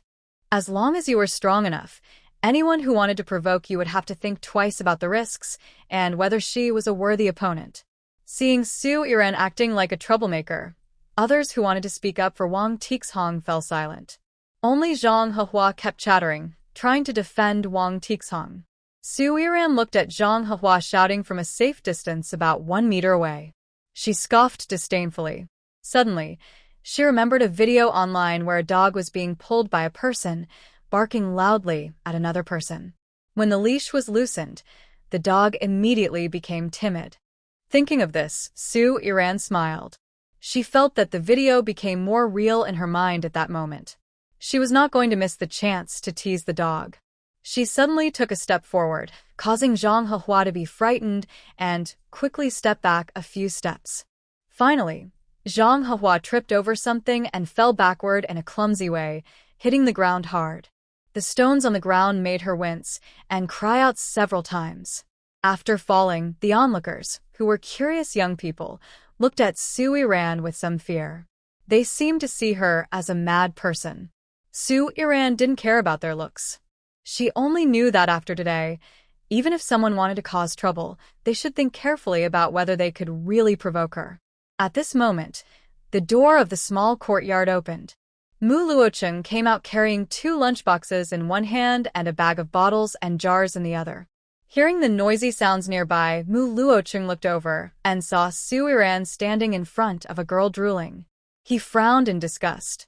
He stepped forward and grabbed Su Yiran's sleeve, pulling her aside a few steps. He spoke in a moderate voice. "You're not even bothered by how dirty she is. She's drooling like that. Could she be sick?" As soon as Mu Luocheng finished speaking, the girl who had her chin removed let out a cry and ran away, clutching her chin. Su Yiran was amused by Mu Luocheng's words. She watched Wang Tixhong run away and shouted, "Hey, I heard there's a barefoot doctor in the village who can set bones. Go find him quickly. If you're late, you won't be able to get help." After saying this, Su Yiran couldn't help but burst into laughter, laughing so hard she couldn't speak.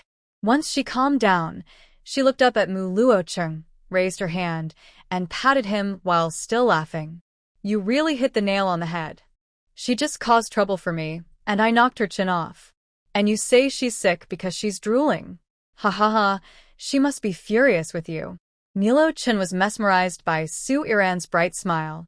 He had never seen a girl smile so freely before. "Stop laughing now. Here's your lunchbox. It's from my family. I don't like sweet food, so I'm giving it to you. Hurry back now." Knowing Su Yiran was about to cause trouble again, Milo Chen's temple twitched involuntarily. His first thought was to make her leave quickly to avoid unnecessary problems. Su Yiran took the item that Milo Chen pushed into her hand. She looked down briefly, said nothing, and happily skipped away. After sending Su Yiran off, Milo Chen didn't look at the young workers watching him. He turned and walked toward the small courtyard. Whatever they were doing had nothing to do with him. Everyone could see how Milo Chen felt about Su Yiran. They didn't dare to openly challenge her, but they still secretly talked behind her back. Shameless, a sly fox. She's so pretty, but keeps trying to flirt with everyone. She failed to attract Qiao Jiqing and is now after the new worker. Exactly. Men are all the same. Yesterday, he acted like he didn't want to get close, but today he was showing interest in that bun girl. Who knows what kind of spell she cast on him? It's too much. I must tell Qiao Jiqing what she's doing, so he doesn't fall for her tricks. Hiding behind the crowd, Bai Qingtian listened to their gossip. Her hands clenched tightly at her sides. Su Yiran dared to steal the man she liked. She wouldn't let her get away with it. Back in her room, Bai Qingtian sat down to write a letter to Su Jinjin. She thought Su Jinjin was very capable. When she returned, she would definitely deal with Su Yiran properly. Plus, with Zhou Xian's good conditions, Su Jinjin wouldn't miss the chance. If Su Jinjin succeeded, Zhou Xian would belong to her, and Milo Chen would be hers. That would be wonderful. When Su Yiran arrived home, she saw Tan Hongling walking back and forth in the yard. She paused involuntarily. Tan Hongling saw her and quickly stepped forward, pulling her close with a friendly gesture. "Xiao Yan, you should leave now. Your father and grandfather took your little uncle to the hospital. They said once they return, they'll deal with you. It's still time for you to run." Su Yiran has realized that her third aunt is not a good person and is not as harmless as she appears. Now, her kind act of warning her might not be out of good intentions. Go? Why should I go? Where would I go? My money and grain have been stolen. If I leave now, I will have no way out. I don't want to go. Su Baoquan didn't hit me, so why should I run? Ignoring Tan Hongling's attempts to stop her, Su Yiran heads toward her storage room. As she passes Tan Hongling, she notices her hand hanging by her side clenched tightly. Although Su Yiran doesn't know why Tan Hongling wants her to leave, she senses her ill intentions. These people are really interesting. Are they all just rushing to send themselves to trouble? Watching Su Iran's stubborn back, Tan Hongling's eyes narrow slightly. She still remembers what Su Baoquan said after Su Iran left. Since she can't drive Su Iran out of the house, she has to resort to underhanded methods for Chu Chu's sake. Su Iran returns to her room and enters her space. Inside, she prepares the ribs, adds seasonings, and simmers them in a clay pot over low heat. She also exchanges for an electric rice cooker in the task shop. When using it, she finds that it works perfectly without needing to connect to electricity in the space. It's very convenient. After preparing dinner, Su Iran changes into work clothes and harvests the rice and wheat planted in the fields. Then she resows the crops, this time rice and wheat again. She needs money, and rice and wheat are the easiest grains to exchange for cash. Once the rice is planted, Su Iran looks at the straw piled beside her. She remembers she can start raising livestock. She walks to another corner of the space, where a "can be unlocked" sign appears. She taps it lightly with her finger, and soon she hears knocking and hammering sounds. Before long, a modern pigsty appears, with 6 plump piglets inside. Looking at the piglets, Su Iran feels a bit worried. Farming the land requires her to do it herself, so does raising pigs. Does she also need to do that? Is it too late to regret coming here? The system detects Su Iran's worries and quickly sounds a notification inside the space. Don't worry, host. You can develop livestock farming in the space and hire NPCs with points to help manage and operate it. As the system's prompt sound faded, a large screen appeared in front of Su Iran, displaying NPC information. Looking at the NPC's price and employment duration on the screen, Su Iran's lips twitched slightly. She hadn't expected the work mode in this space to be so advanced, and the prices weren't cheap either. She selected a farming specialist from the NPC interface, considering her points, and set the employment duration to 30 days. After paying the points, a character without any consciousness appeared in the space. This person could handle all the chores in the pigsty on their own. Seeing this scene, Su Iran felt it was too fantastical. The space was becoming more and more unbelievable. She felt like she was inside a game. Beep, congratulations! The host has successfully unlocked the farming industry, opening a new mode. Space rewards 2,000 points. Beep, congratulations! The host has successfully hired an NPC. Space rewards 2,000 points. Beep, watching her points increase constantly, Su Iran squinted happily.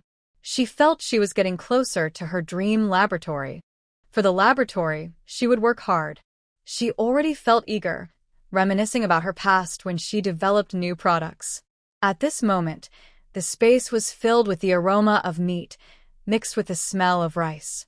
Su Iran rubbed her already empty stomach and prepared to eat first, then deliver food to the 2 people afterward. While changing clothes in her small thatched hut, she passed by the golden field. Curious, she walked over and gently dug the soil with her.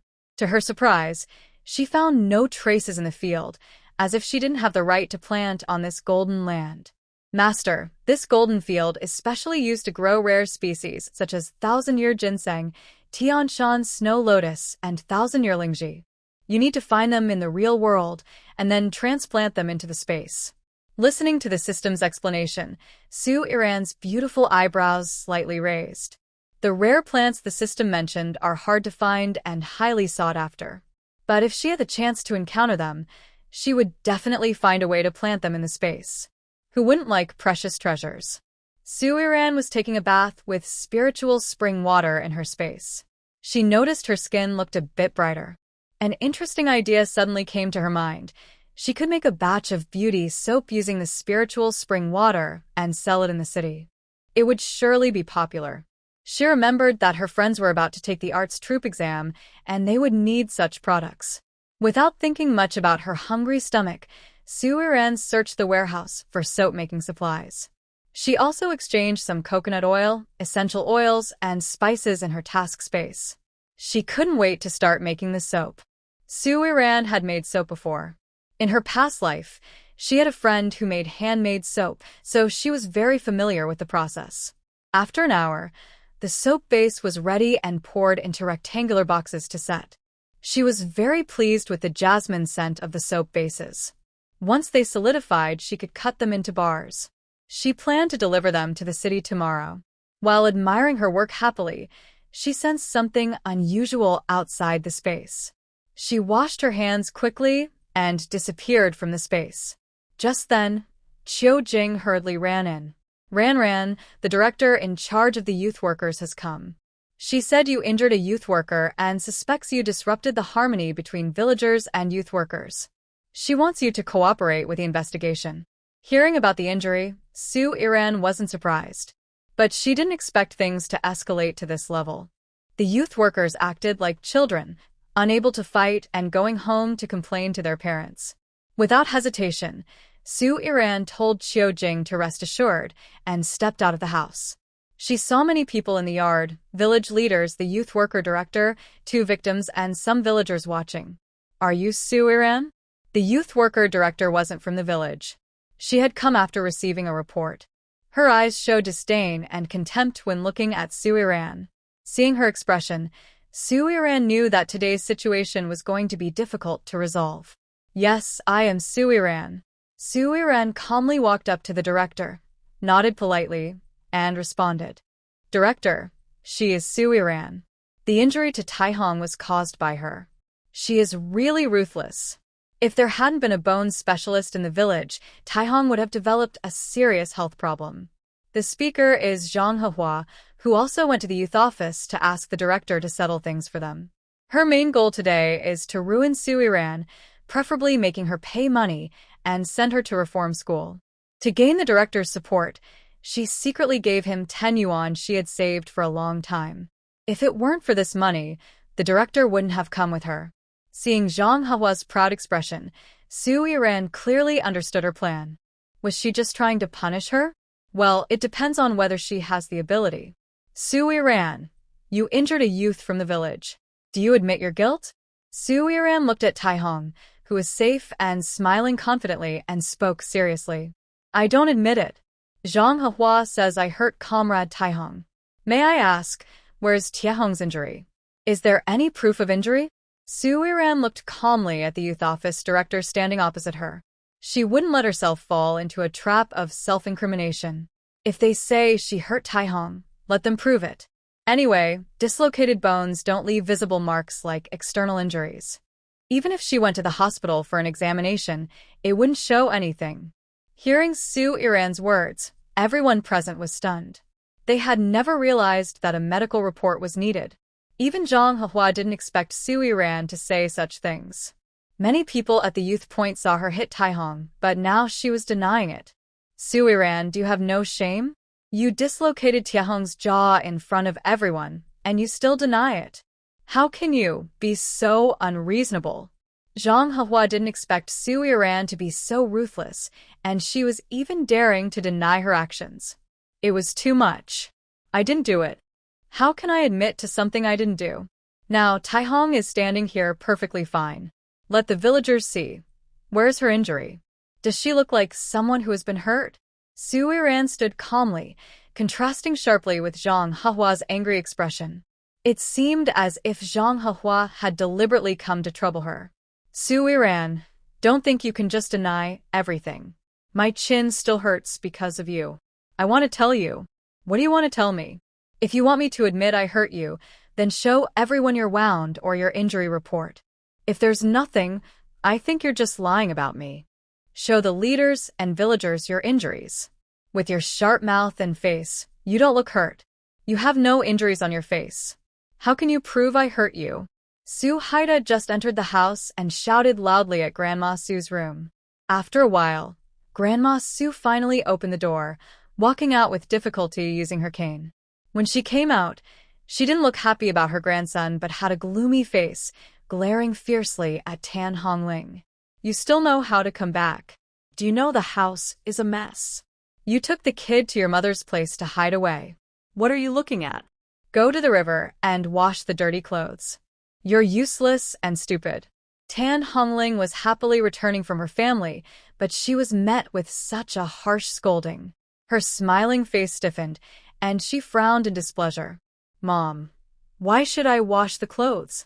We agreed that second sister-in-law would do it. Why should I? I won't do it. Tan Hongling's family was decent, and she had some status with Grandma Sue. When Grandma Sue rudely told her to wash the clothes, she immediately became unwilling. She didn't want to cook, and now she didn't want to wash clothes either. Oh, you dare to talk back. Grandma Sue raised her wooden stick and struck Tan Hongling hard. Tan Hongling, suddenly hit, didn't dare to argue anymore and could only beg for mercy. Mom, I know I was wrong. I'll go wash the clothes now. I just asked a question. Why did you hit me? Isn't washing clothes supposed to be second sister-in-law's job? Don't mention that unlucky woman. Her good daughter caused chaos in our family. Xiaoguan is in the hospital. I hurt my leg, and the second son was also sent to the hospital. Now she's in the city and hasn't come back for 2 days. When she returns, I will break her leg. Old lady, Sue clenched her teeth as she spoke. Whenever she mentioned Qiu Jing and Su Iran, she felt a strong desire to scold them and wished she could punish them. She was upset because her peaceful family was disturbed by these two troublemakers. Tan Hongling and Su Qiqi listened to Old Lady Su and exchanged glances. Su Qiqi's relaxed expression suddenly became tense. She was very afraid that Su Iran might force her to marry someone she didn't want to. After understanding the situation at home, Tan Hongling stopped arguing. She put all the dirty clothes into a wooden basin and, with Su Qiqi, took Su Haida to the river to wash clothes. On the way to wash clothes, Su Qiqi gently tugged at Tan Hongling's sleeve and looked at her with pleading eyes. Mom, maybe you should work with Su Iran. I don't want to marry the crazy man from the Kong family. Grandma said yesterday that the crazy man from the Kong family once used a kitchen knife to hurt his father. I'm scared and don't want to go. Tan Hongling listened to Su Qiqi's endless words about her fears. She became annoyed and impatiently pushed away Su Qiqi's hand, pulling her sleeve, speaking impatiently. Go away. If she had that much ability, she'd do it. Don't forget, your father is the one who sent her to the Kong family. With your father around, she can't do whatever she wants. She's just a young girl, too naive. She thinks that causing trouble will make everyone afraid of her. Why are you afraid of her? She's just bluffing. It's a pity we didn't scare her. The day your little uncle was beaten, I had arranged for someone to wait at the village entrance.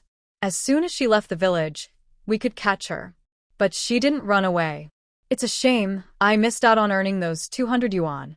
Tan Hongling looked at Su Iran acting arrogantly at home and felt very headache. In the past, Su Iran was a soft person who would obediently work after eating some wild vegetables, just like her mother, Old Yellow Cow. But since she fell into the water, she seemed to have changed completely. Tan Hongling was not superstitious, but she thought Su Iran was like a rabbit pushed to the edge. She wouldn't jump around for long. Once the family realized her tricks were fake, she would obediently be controlled again, no longer a threat. Su Qiqi didn't agree with Tan Hongling at all. She had seen Su Iran hit people herself and knew she couldn't underestimate her. Mom, why don't you believe me? Didn't you say before not to provoke her? Why did you change your mind? Susie couldn't understand Tan Hongling's unpredictable attitude. She didn't dare to gamble with her own fate. You silly girl, what do you know? I just told you not to bother her these days. She just fell into the water, so her anger is probably strong. After a few days, when that feeling passes, she'll go back to her old self. All right, enough talk. Later you go wash the clothes. Mother will go catch fish for your brother to eat. As she spoke, Tan Hongling handed the wooden basin to Susie and then pulled Susha toward the riverbank. Susie looked at Tan Hongling's indifferent expression, and her unease quickly faded. She also thought her mother was right. Her father was the one who sent someone to the Kong family. Her father wouldn't send her to that crazy person. Just as Susie was about to go wash the clothes, she saw a crowd heading toward the village committee. Curious, she followed. She stayed at the back of the group and listened for a while before understanding. It was about the affair between Wang Lizi from the village and the daughter-in-law of the Sun family, who had been caught. She initially wanted to see the excitement, but was stopped by Su Sanwan, who grabbed her collar and pulled her out of the crowd. On the way back, Soo Samwon already knew what had happened. Seeing Suzy wanting to join the fun, his face darkened, and he quietly scolded her. "You reckless girl. Don't you feel ashamed? How can you always get involved in these things?"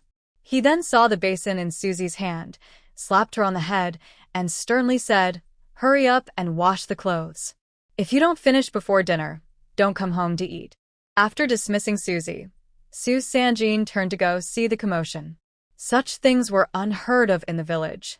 The fact that someone was caught cheating was common, but seeing someone caught in the act for the first time was very curious. Su Laosen finally squeezed into the crowd and saw Wang Lizi covered in only a few leaves. He didn't bother to hide his shame, crouched on the ground, covering his face, with a few obvious bruises on his body. Meanwhile, Sun Zili's wife, Ma Hongyan, was wearing Sun Zili's shirt, exposing her two fair, chubby legs. She knelt by Sun Zili's leg, begging for mercy in a low voice. But Sun Zili never looked at her, his expression cold and stern. "Zili, what do you plan to do?" Su Jinan asked Sun Zili, with a sad tone. Wang Lizi and Ma Hongyan's situation was discovered by Su Jinan, who brought people to catch them. He originally wanted to handle it quietly in the woods to preserve Sun Zili's dignity. However, unexpectedly, many people came up the mountain, making it impossible to hide the matter. They could only take the people to the village office for official processing. Their behavior is problematic. According to the rules, they should be sent to reform through labor. Village chief, please handle them according to the regulations. Also, before dealing with Ma Hongyan, I want to divorce her. When Sun Zili heard about the divorce, Ma Hongyan couldn't take it anymore. How could she get divorced? She didn't believe Sun Zili wanted to divorce her. "No, I don't want a divorce. I don't want to be sent to the farm. Zili, trust me, I am innocent." Smack. As Ma Hongyan claimed she was innocent, Sun Zili finally couldn't hold back. He raised his hand and slapped Ma Hongyan hard. He felt like Ma Hongyan was treating him like a fool. How could she be falsely accused of such a thing? The scene he saw still echoed in his mind. As her man, he had never seen her act so recklessly. After slapping her, Sun Zili seemed to find a way to vent his anger. He grabbed Ma Hongyan's hair and slapped her several more times. Blood and teeth came out of her mouth. Seeing this, villagers quickly tried to intervene, but Sun Zili, now furious, ignored their efforts. He pulled Ma Hongyan's head and slammed her against a nearby table. "Stop him. Quick, stop him. Sun Zili, don't stain your hands for such a person. Killing someone means facing punishment." Su Jinan saw the situation was getting out of control and shouted at Sun Zili. Suddenly, Sun Zili seemed to wake up. He released Ma Hongyan and muttered softly, "That's right. I can't ruin my life over a woman. Ma Hongyan, you shouldn't die.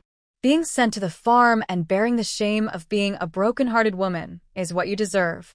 With that, Sun Zili stood up, laughed loudly, and left the village office.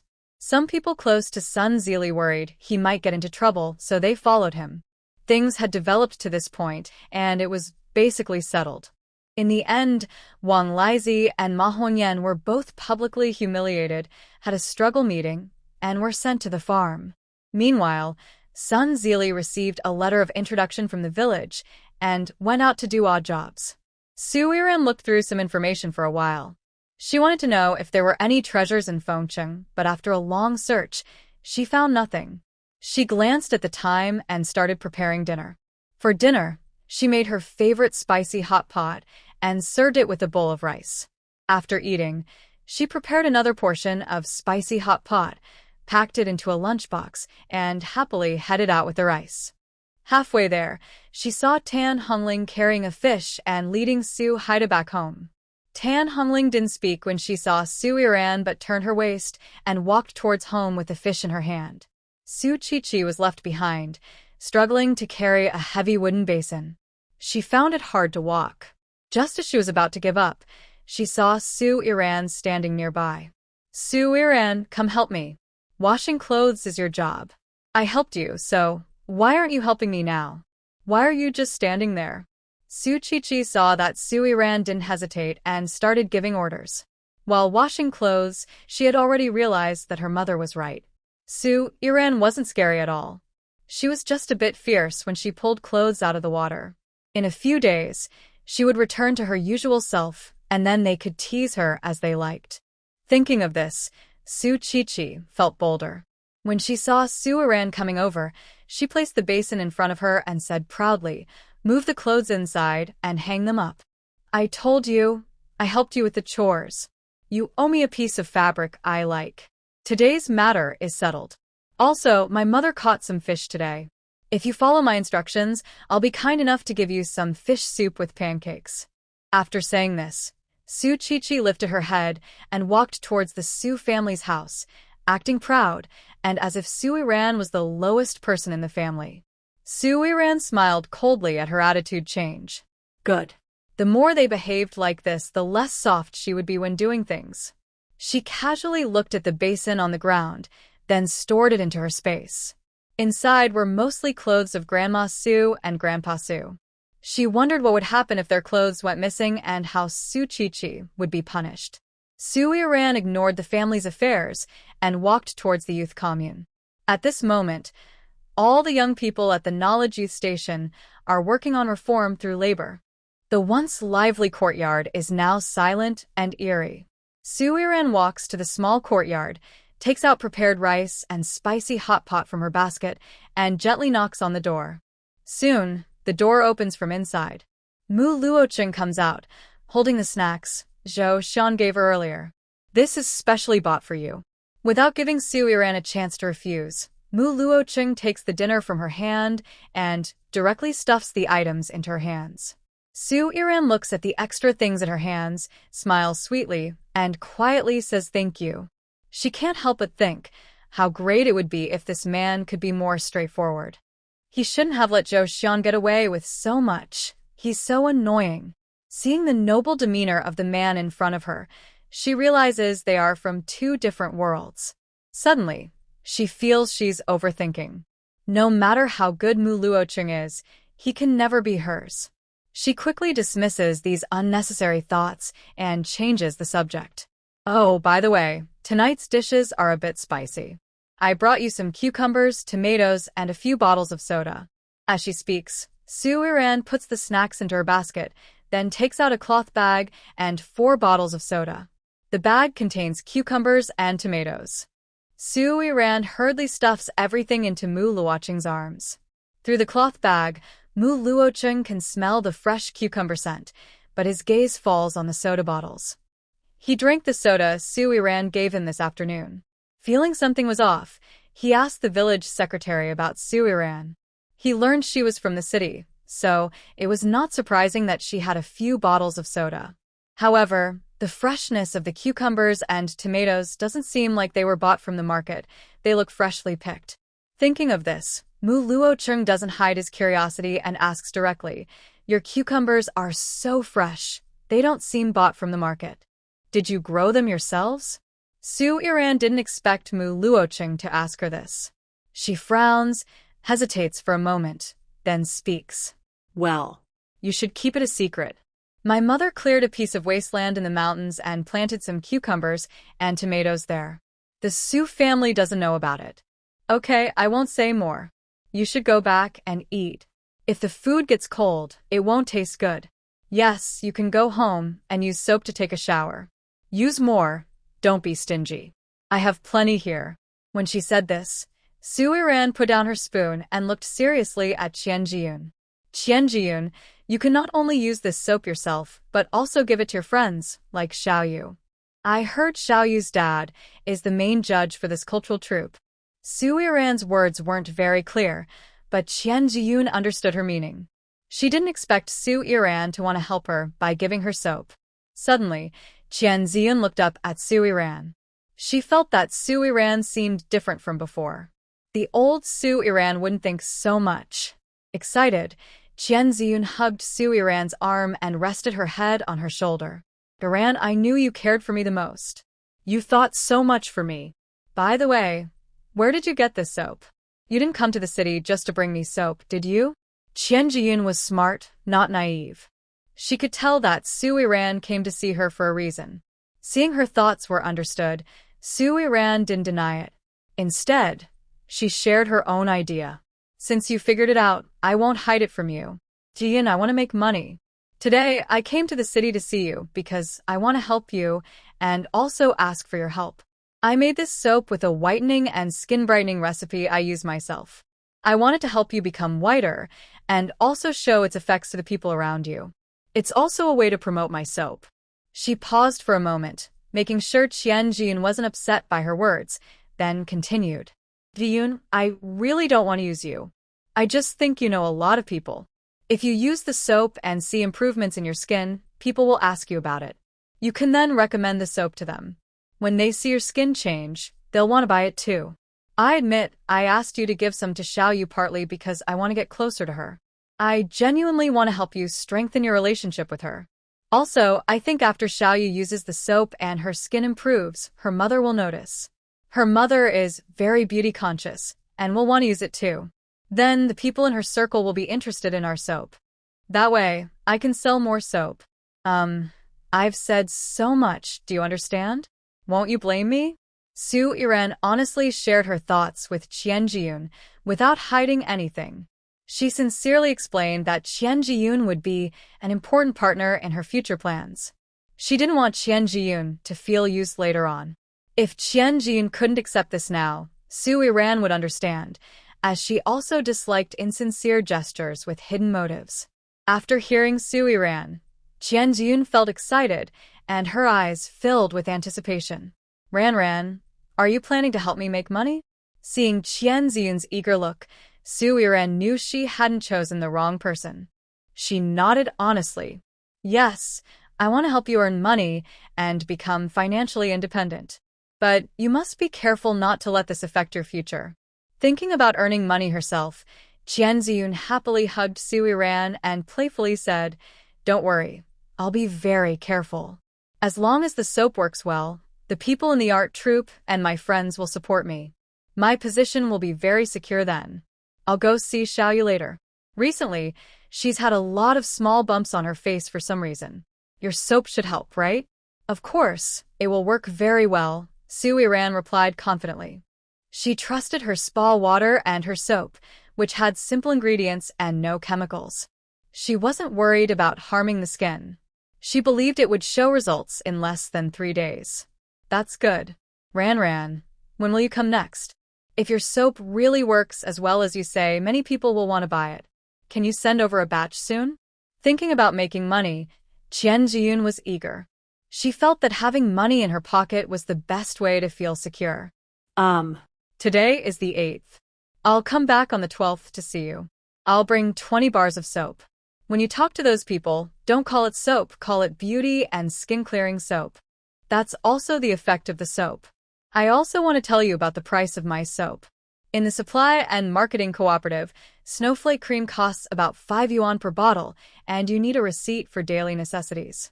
The soap costs around 2 yuan and also requires a receipt. My soap is priced at 2 yuan 50 cents and does not need a receipt. Don't worry that the soap might be too expensive to sell. Once you use it, you'll see how good it is. The soap really works well for beautifying and cleansing the skin. Plus, my soap smells nice. After bathing, it feels like you've used perfume. There will be different scents in the future, but rest assured, the effects will be the same. For each bar of soap, I will give you 50 cents as a tip. What do you think? Hearing that she could earn 50 cents for each soap sold, Jiyun's eyes lit up, as if she could already see money floating toward her.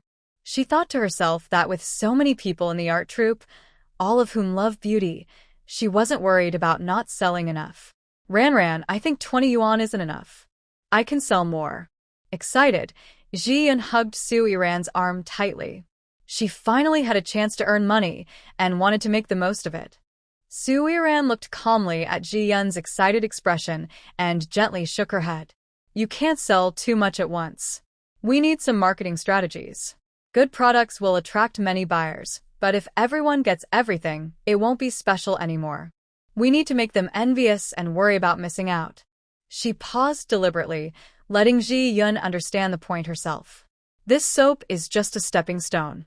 She plans to develop various cosmetics later. As long as the products work well, she won't worry about not selling them. Women's money is the easiest to earn. Thinking of this, Su Iran smiled self-deprecatingly. She never imagined that as a distinguished expert in weaponry, she would be researching how to earn women's money in this era. Mu Luoqing couldn't help but smile when he thought about bringing Su Iran back to the capital. Just one step forward, and he would be closer to marrying her. While Zhou Xian was speechless, lost in his own fantasies, two men entered from outside. One of them whispered softly to the other, "Brother Rui, where do you think that young girl caught those two spies?" Zhao Rui turned his head and glared at Xiao Su, signaling him not to speak carelessly here. "Eat whatever you want. This matter is not to be discussed further. When we go to Sujia village later, don't talk about it either." Mu Luocheng, sitting in his original spot, looked at Xiao Rui and recognized him immediately. He knew this man was the police officer who had once tried to send Su Iran home. With his keen senses, Mu Luocheng clearly heard their conversation about spies, young girl, and Sujia village. He instinctively felt that this matter was probably related to Su Iran. He couldn't imagine which young girl from Sujia village could catch spies. Mu Luocheng quickly finished his lunch, stood up, and left with Zhou Xian. He wanted to go back to the village to ask Su Iran if she was involved in this. Why is this young girl so brave? She even went to catch spies. Zhou Xian didn't understand why Mu Luocheng suddenly wanted to leave in such a hurry. He asked as he sat on his bicycle, "Brother Chen, where are we going?" "Back to the village." Mu Luocheng sat on his bike, thought for a moment, then suddenly remembered something and told Zhou Xian, "Get off the bike and go back to the village yourself. I need to handle something." Zhou Xian immediately got off the bike, handed it to Mu Luocheng, and didn't ask any questions, just watched him leave. Mu Luocheng took the bicycle from Zhou Xian and rode away quickly. Zhou Xian watched his back and then looked toward the state-run restaurant, hearing two young girls chattering. "Let's go to Sujia village tomorrow to find Su Iran. I really can't wait a month. I'm about to go crazy from those people selling soap." You're fine, but I'm in trouble. I work at the state-run restaurant, and someone always comes looking for me. I can't even escape." "All right, let's agree. Tomorrow, we go to Sujia village together and ask Iran for help." After saying this, the two girls happily left. Zhou Xian listened to their conversation, feeling a bit surprised. He didn't expect Su Iran to be such a capable girl who makes money. Would he still have a chance to enjoy the meals she cooks in the future? After finishing making mushroom beef sauce and spicy oil in gnocchi mushrooms at the canned food factory, Su Iran went to the city. She wanted to visit the supply and marketing cooperative to browse and buy some ingredients to take home. In the evening, she planned to go to Wang Dia's house for dinner. She especially missed authentic prairie cuisine. After walking around the cooperative, Su Iran didn't find anything suitable and only bought some egg cakes and candies for Wang Dia's younger siblings. As she left the cooperative, she saw Mu Luocheng riding his bicycle. She hesitated whether to greet him, since she had other things to do. Mu Luocheng also saw her and pedaled his bike toward her. Seeing him coming straight at her with a slightly unhappy look, Su Iran squinted a little, thinking that maybe Mu Luocheng was still upset because she ignored him earlier in the day. She tilted her head and watched Mu Luocheng stop his bike in front of her. His adorable expression instantly melted away any anger he had. "What are you doing here?" he asked softly. "Just coming to buy some snacks and ingredients for dinner at Wang Dia's house," she replied. Mu Luocheng glanced at the basket in Su Iran's hands, took it, and hung it on his bike handlebar. He patted the back seat of his bike, inviting her to sit. He asked gently, "Do you have anything else to do? I can't take you there." Su Iran initially wanted to find a place to take out the materials for making shampoo soap, but it seemed she wouldn't have the chance now. Still, she wasn't in a hurry. She cheerfully told Mu Luocheng, "Let's go back to the village and enjoy some good food." Hearing her cheerful voice, Mu Luocheng's restless mood disappeared. He thought to himself about how to teach Su Iran to behave better so she wouldn't do dangerous things anymore. Halfway through the ride, Suiran looked at Mu Luoqing's back and reached out to hug his waist softly. She asked gently, "Are you upset with me? Are you angry because I ignored you this morning?" Mu Luoqing looked down at her hand around his waist, a happy smile almost breaking free, but he kept his cool and replied calmly, "No, it's because of something else." "Something else? Did I do something to make you unhappy?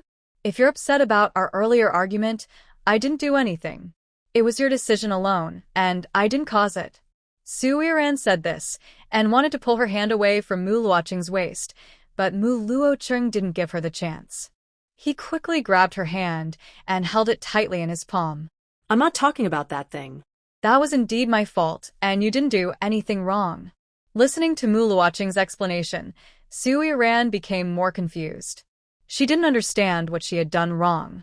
"It's not about today or that day." "What exactly is it? If you keep hiding things, I won't be happy." Suiran said this and pulled her hand out of Mu Luoqing's grip. She wanted a sweet relationship, but she didn't like being kept in the dark. She had a bad temper and didn't have the patience to guess what someone was thinking. Feeling that Suiran might be angry, Mu Luoqing stopped the car. Suiran got out angrily and looked at Mu Luoqing with a huff. "I don't like being kept in the dark. If you have something to say, just say it. If you hide it and expect me to guess, we're not suitable." When Suiran said they weren't suitable, Mu Luoqing was amused and chuckled. He gently pinched her cheek, but she immediately slapped his hand away. "Don't touch me like that." "We're not that familiar." Mu Luoqing looked at Suiran with a helpless sigh. His eyes were full of affection. "I'm not a closed-off person. I think we're quite compatible. I just haven't figured out how to tell you this." Mu Luoqing looked at Suiran, and his expression suddenly turned serious. He straightened up and spoke seriously. "Suiran, where did you find those two secret agents?" When Zhou Xian greeted Suiran, Mu Luoqing noticed the looks from the people around. His cold gaze swept over Zhou Xian lightly, and he spoke in a calm, cold voice. "Don't do that again. Pay attention to decorum and don't make things difficult for the young lady." Mu Luoqing's voice was quiet, but everyone listening could hear him clearly. The crowd withdrew their gaze and left. It turned out things weren't as they seemed. Zhou Xian realized his actions might cause trouble for Suiran after hearing Mu Luoqing's words. He also noticed the unkind looks from those around him. Feeling awkward, he rubbed his nose and turned to pick out snacks. "I bought a pound of brown sugar, a pound of fruit candies, and 2 pounds of white rabbit milk candies. I also bought some egg cakes and a few pieces of date paste pastries from the pastry stall." Finally, Zhou Xian went to a high-end snack cabinet and saw dried beef jerky. His eyes lit up with surprise because dried beef is quite rare. Excited, Zhou Xian quickly handed the small snacks to Mu Luoqing and looked at the shop assistant with enthusiasm, asking, "Wow, your supply and marketing cooperatives still sell beef jerky? How much does it cost?" "Sir, you have good taste. This beef jerky was specially brought back from Inner Mongolia by our manager during a research trip. Would you like to buy some to try? It costs 13 yuan 50 per jean, plus 2 jean of meat tickets."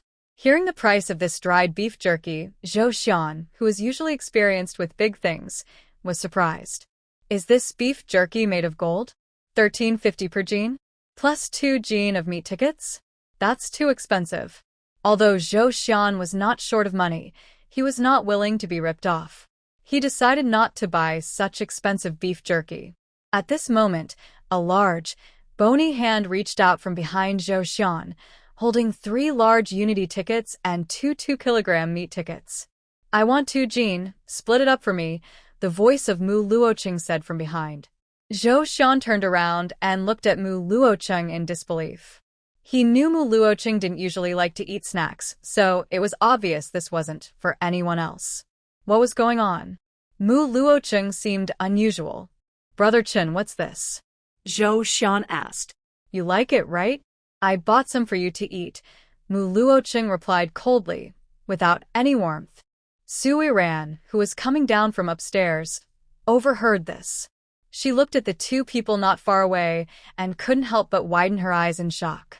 She was so startled that her foot slipped, and she almost fell forward. Luckily, She tightly held onto the handrail of the stairs, or she would have made a fool of herself. What is this scene? The boss and his little pet? Thinking about their relationship, Su Iran lowered her head, trying to reduce her presence, and hurriedly walked outside the supply and marketing cooperative. It was not a good place to stay long. Holding the floral cloth and new shoes she bought for Chiu Jing, she headed toward the place where the ox carts were parked in the village. It was getting late, and riding a bike was inconvenient, especially to avoid being noticed by the villagers. She could only take out her good things after leaving the Su family, to avoid trouble from others wanting to steal them. While Su Iran was riding the ox cart home, she casually looked up and saw Zhou Xian and Mu Luoqing coming from afar. Zhou Xian was riding a brand new bicycle, with Mu Luoqing sitting on the back. Seeing these two, Su Iran couldn't help but think of a scene she saw earlier at the supply and marketing cooperative. She felt that the male leads in her favorite romantic novels all had faces. At that moment, Mu Luoqing also saw Su Iran. He looked at her, noticing her secretly giggling with her head down. He furrowed his brows unconsciously, wondering what made her so happy. But when he thought about her avoiding them and sneaking away, he felt a strange, uncomfortable feeling inside. Uncle Ma, who was driving the ox cart, saw Zhou Xian and greeted him proactively. He was the person who took the young workers to the youth office today. When he collected fees from them, they were reluctant to pay, but Zhou Xian generously paid the fare himself. Young Zhou, you guys just came from the youth office. What about the others? Oh, and you bought a new bicycle? Hearing Uncle Ma greet him, Zhou Xian slowed down his pedaling, keeping pace with the ox cart, and chatted leisurely with Uncle Ma. The other young workers probably won't be back soon. They were sent to the farm for reform by the youth office, and will be there for about a week. Mu and I arrived a bit late, and what they're doing has nothing to do with us, so we came back.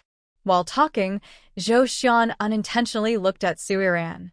He couldn't understand why he felt her gaze on him was a little strange, but he couldn't quite figure out what that look meant.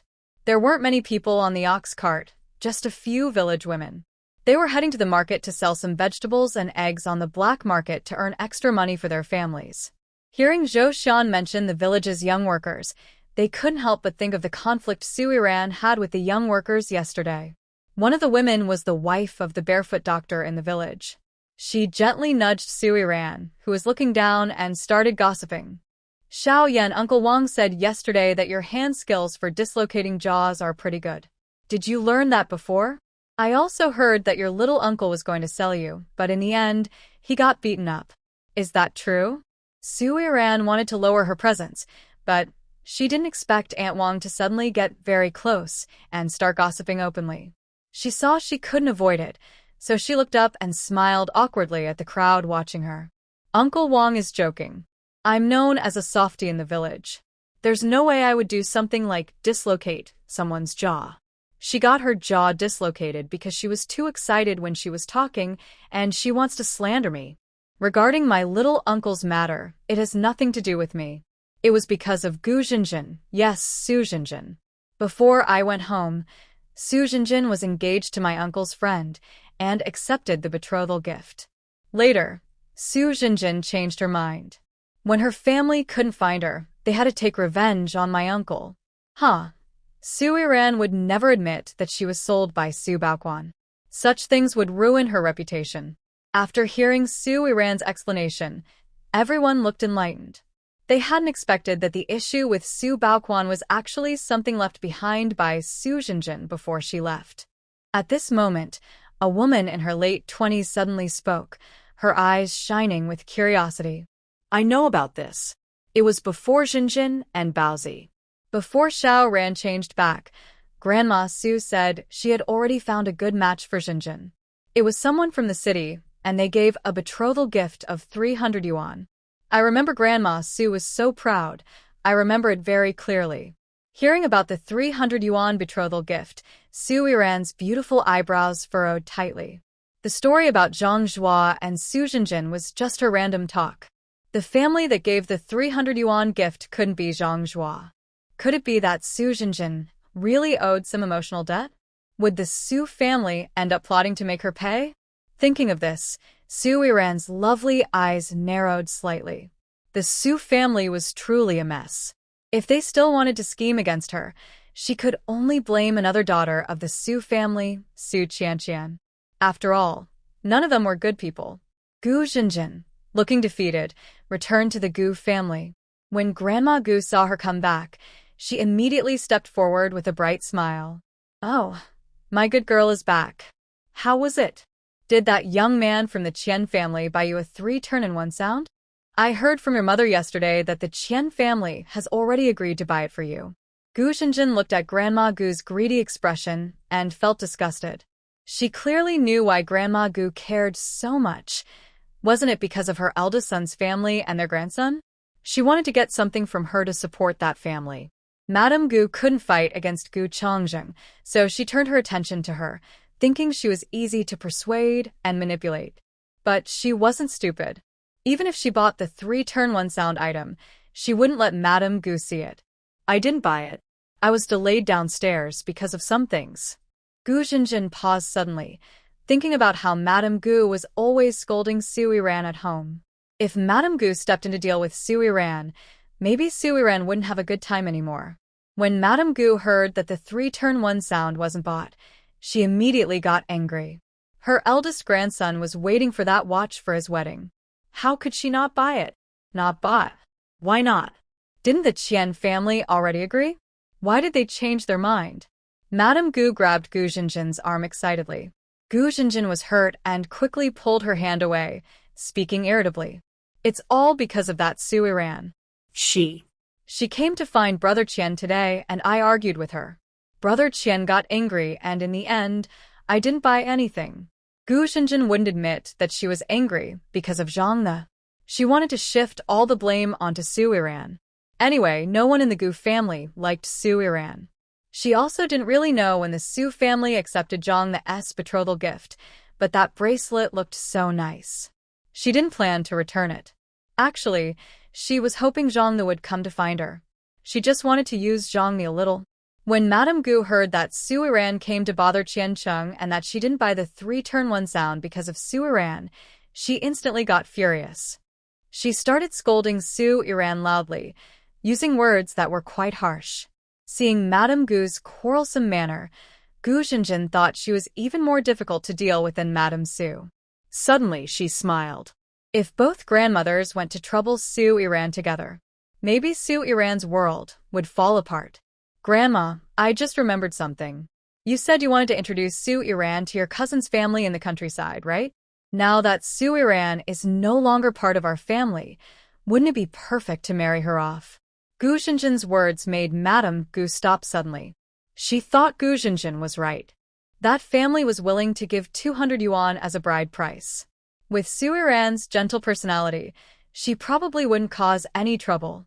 The most important thing is that now Su Yiran has no one to rely on, so she doesn't need to worry about causing trouble. Even if she were accidentally harmed, it wouldn't matter. Yes, you're right. Marrying that girl to my younger cousin's grandson is the best choice. Oh, Zhenjin, you're so clever. Tomorrow, come with me to see my brother and tell him about this good news. Grandmother Gu was already planning in her mind. If she received 200 yuan as bride price for selling Su Yiran, her eldest grandson wouldn't have to wait for the money from the Gu family to buy a watch for Gu Zhenjin. Then, she could quickly marry off her pregnant daughter-in-law. Okay. Gu Zhenjin agreed very quickly. She was eager to see Su Yiran's miserable situation. Since the first time she saw Su Yiran, she had disliked her for no reason. As long as Su Yiran was unhappy, she felt happy. At this moment, Su Yiran didn't know she was being plotted against. She returned home, first cooked meals for Mu Luocheng and Zhou Xian, then delivered them, and later went to the fields to find Qiu Jing. Qiu Jing had been moved to a new work site, right next to the village secretary's family. Wu Zheni looked up and saw Su Yiran walking over the ridge. She excitedly called out to Qiu Jing. "Qiu Jing, look who's here. Your daughter is really beautiful. She still looks just like you did when you were young." Hearing this, Wu Zheni sighed regretfully and looked at Qiu Jing with emotion. I remember when Erjin brought you home, You were wearing a small floral dress with 2 braids. Such a pretty girl. I've never seen anyone as lovely in 10 miles around.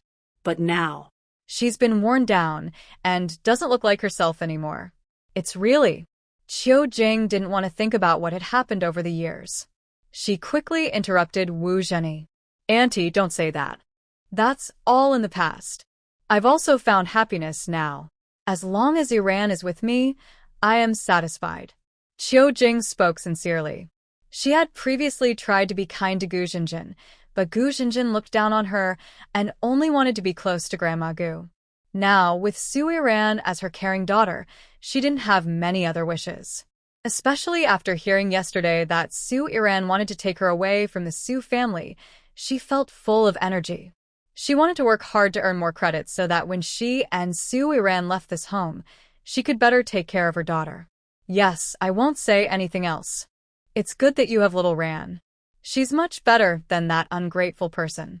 Little Ran is really beautiful. Her skin is so fair and glowing. Before, she always kept her head down, and I didn't realize how pretty she was. Oh, her big eyes, small nose, and little mouth, so charming. It's truly delightful to see her. Wu Zhenyi, seeing Su Iran approach, began to look her over. The more she looked, the more she liked her. She couldn't help but praise her, which made Su Iran and Qiu Jing smile. Hello, Grandma 3. Oh, hello. You're such a lovely girl.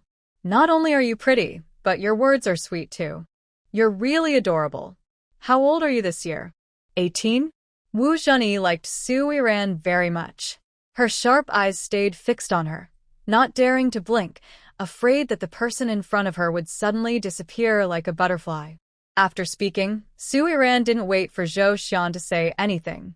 She turned around, opened the small courtyard's gate, and walked out. At this moment, not only the previous female-educated youths were outside, but it seemed a few more people had arrived. The looks they gave Su Iran were strange, and some whispered to each other, "Humph, what can a useless girl do? She was only saved by Mu Zhihing yesterday, and now she's wandering around here. She doesn't even realize her own worth, a waste, and she still wants to cling on." exactly. Look at her. She was kicked out for not lighting the stove. She's just a frog wanting to eat swan meat. Shameless. Hearing the quiet gossip around her, Su Iran turned her head with a teasing look in her eyes and spoke coldly. What? You can't get close enough to flatter me, so now you're talking behind my back? I don't care what you do. If they don't need you, then why bother? Hee, that must be so frustrating for you. After finishing her retort, Su Iran turned and left. She didn't care about their gazes at all. Whether she had done anything shameful or not, she wasn't afraid of being watched. Even in this special era, she believed that a person with integrity didn't fear shadows. Not long after Su Iran left, Mu Luoqing came back carrying a bucket of water. The other educated youths outside had already left, and only Zhou Xian was left in the yard. Mu Luoqing looked around but didn't see Su Iran's figure. He asked in a deep voice, "Where is she?" "Who?"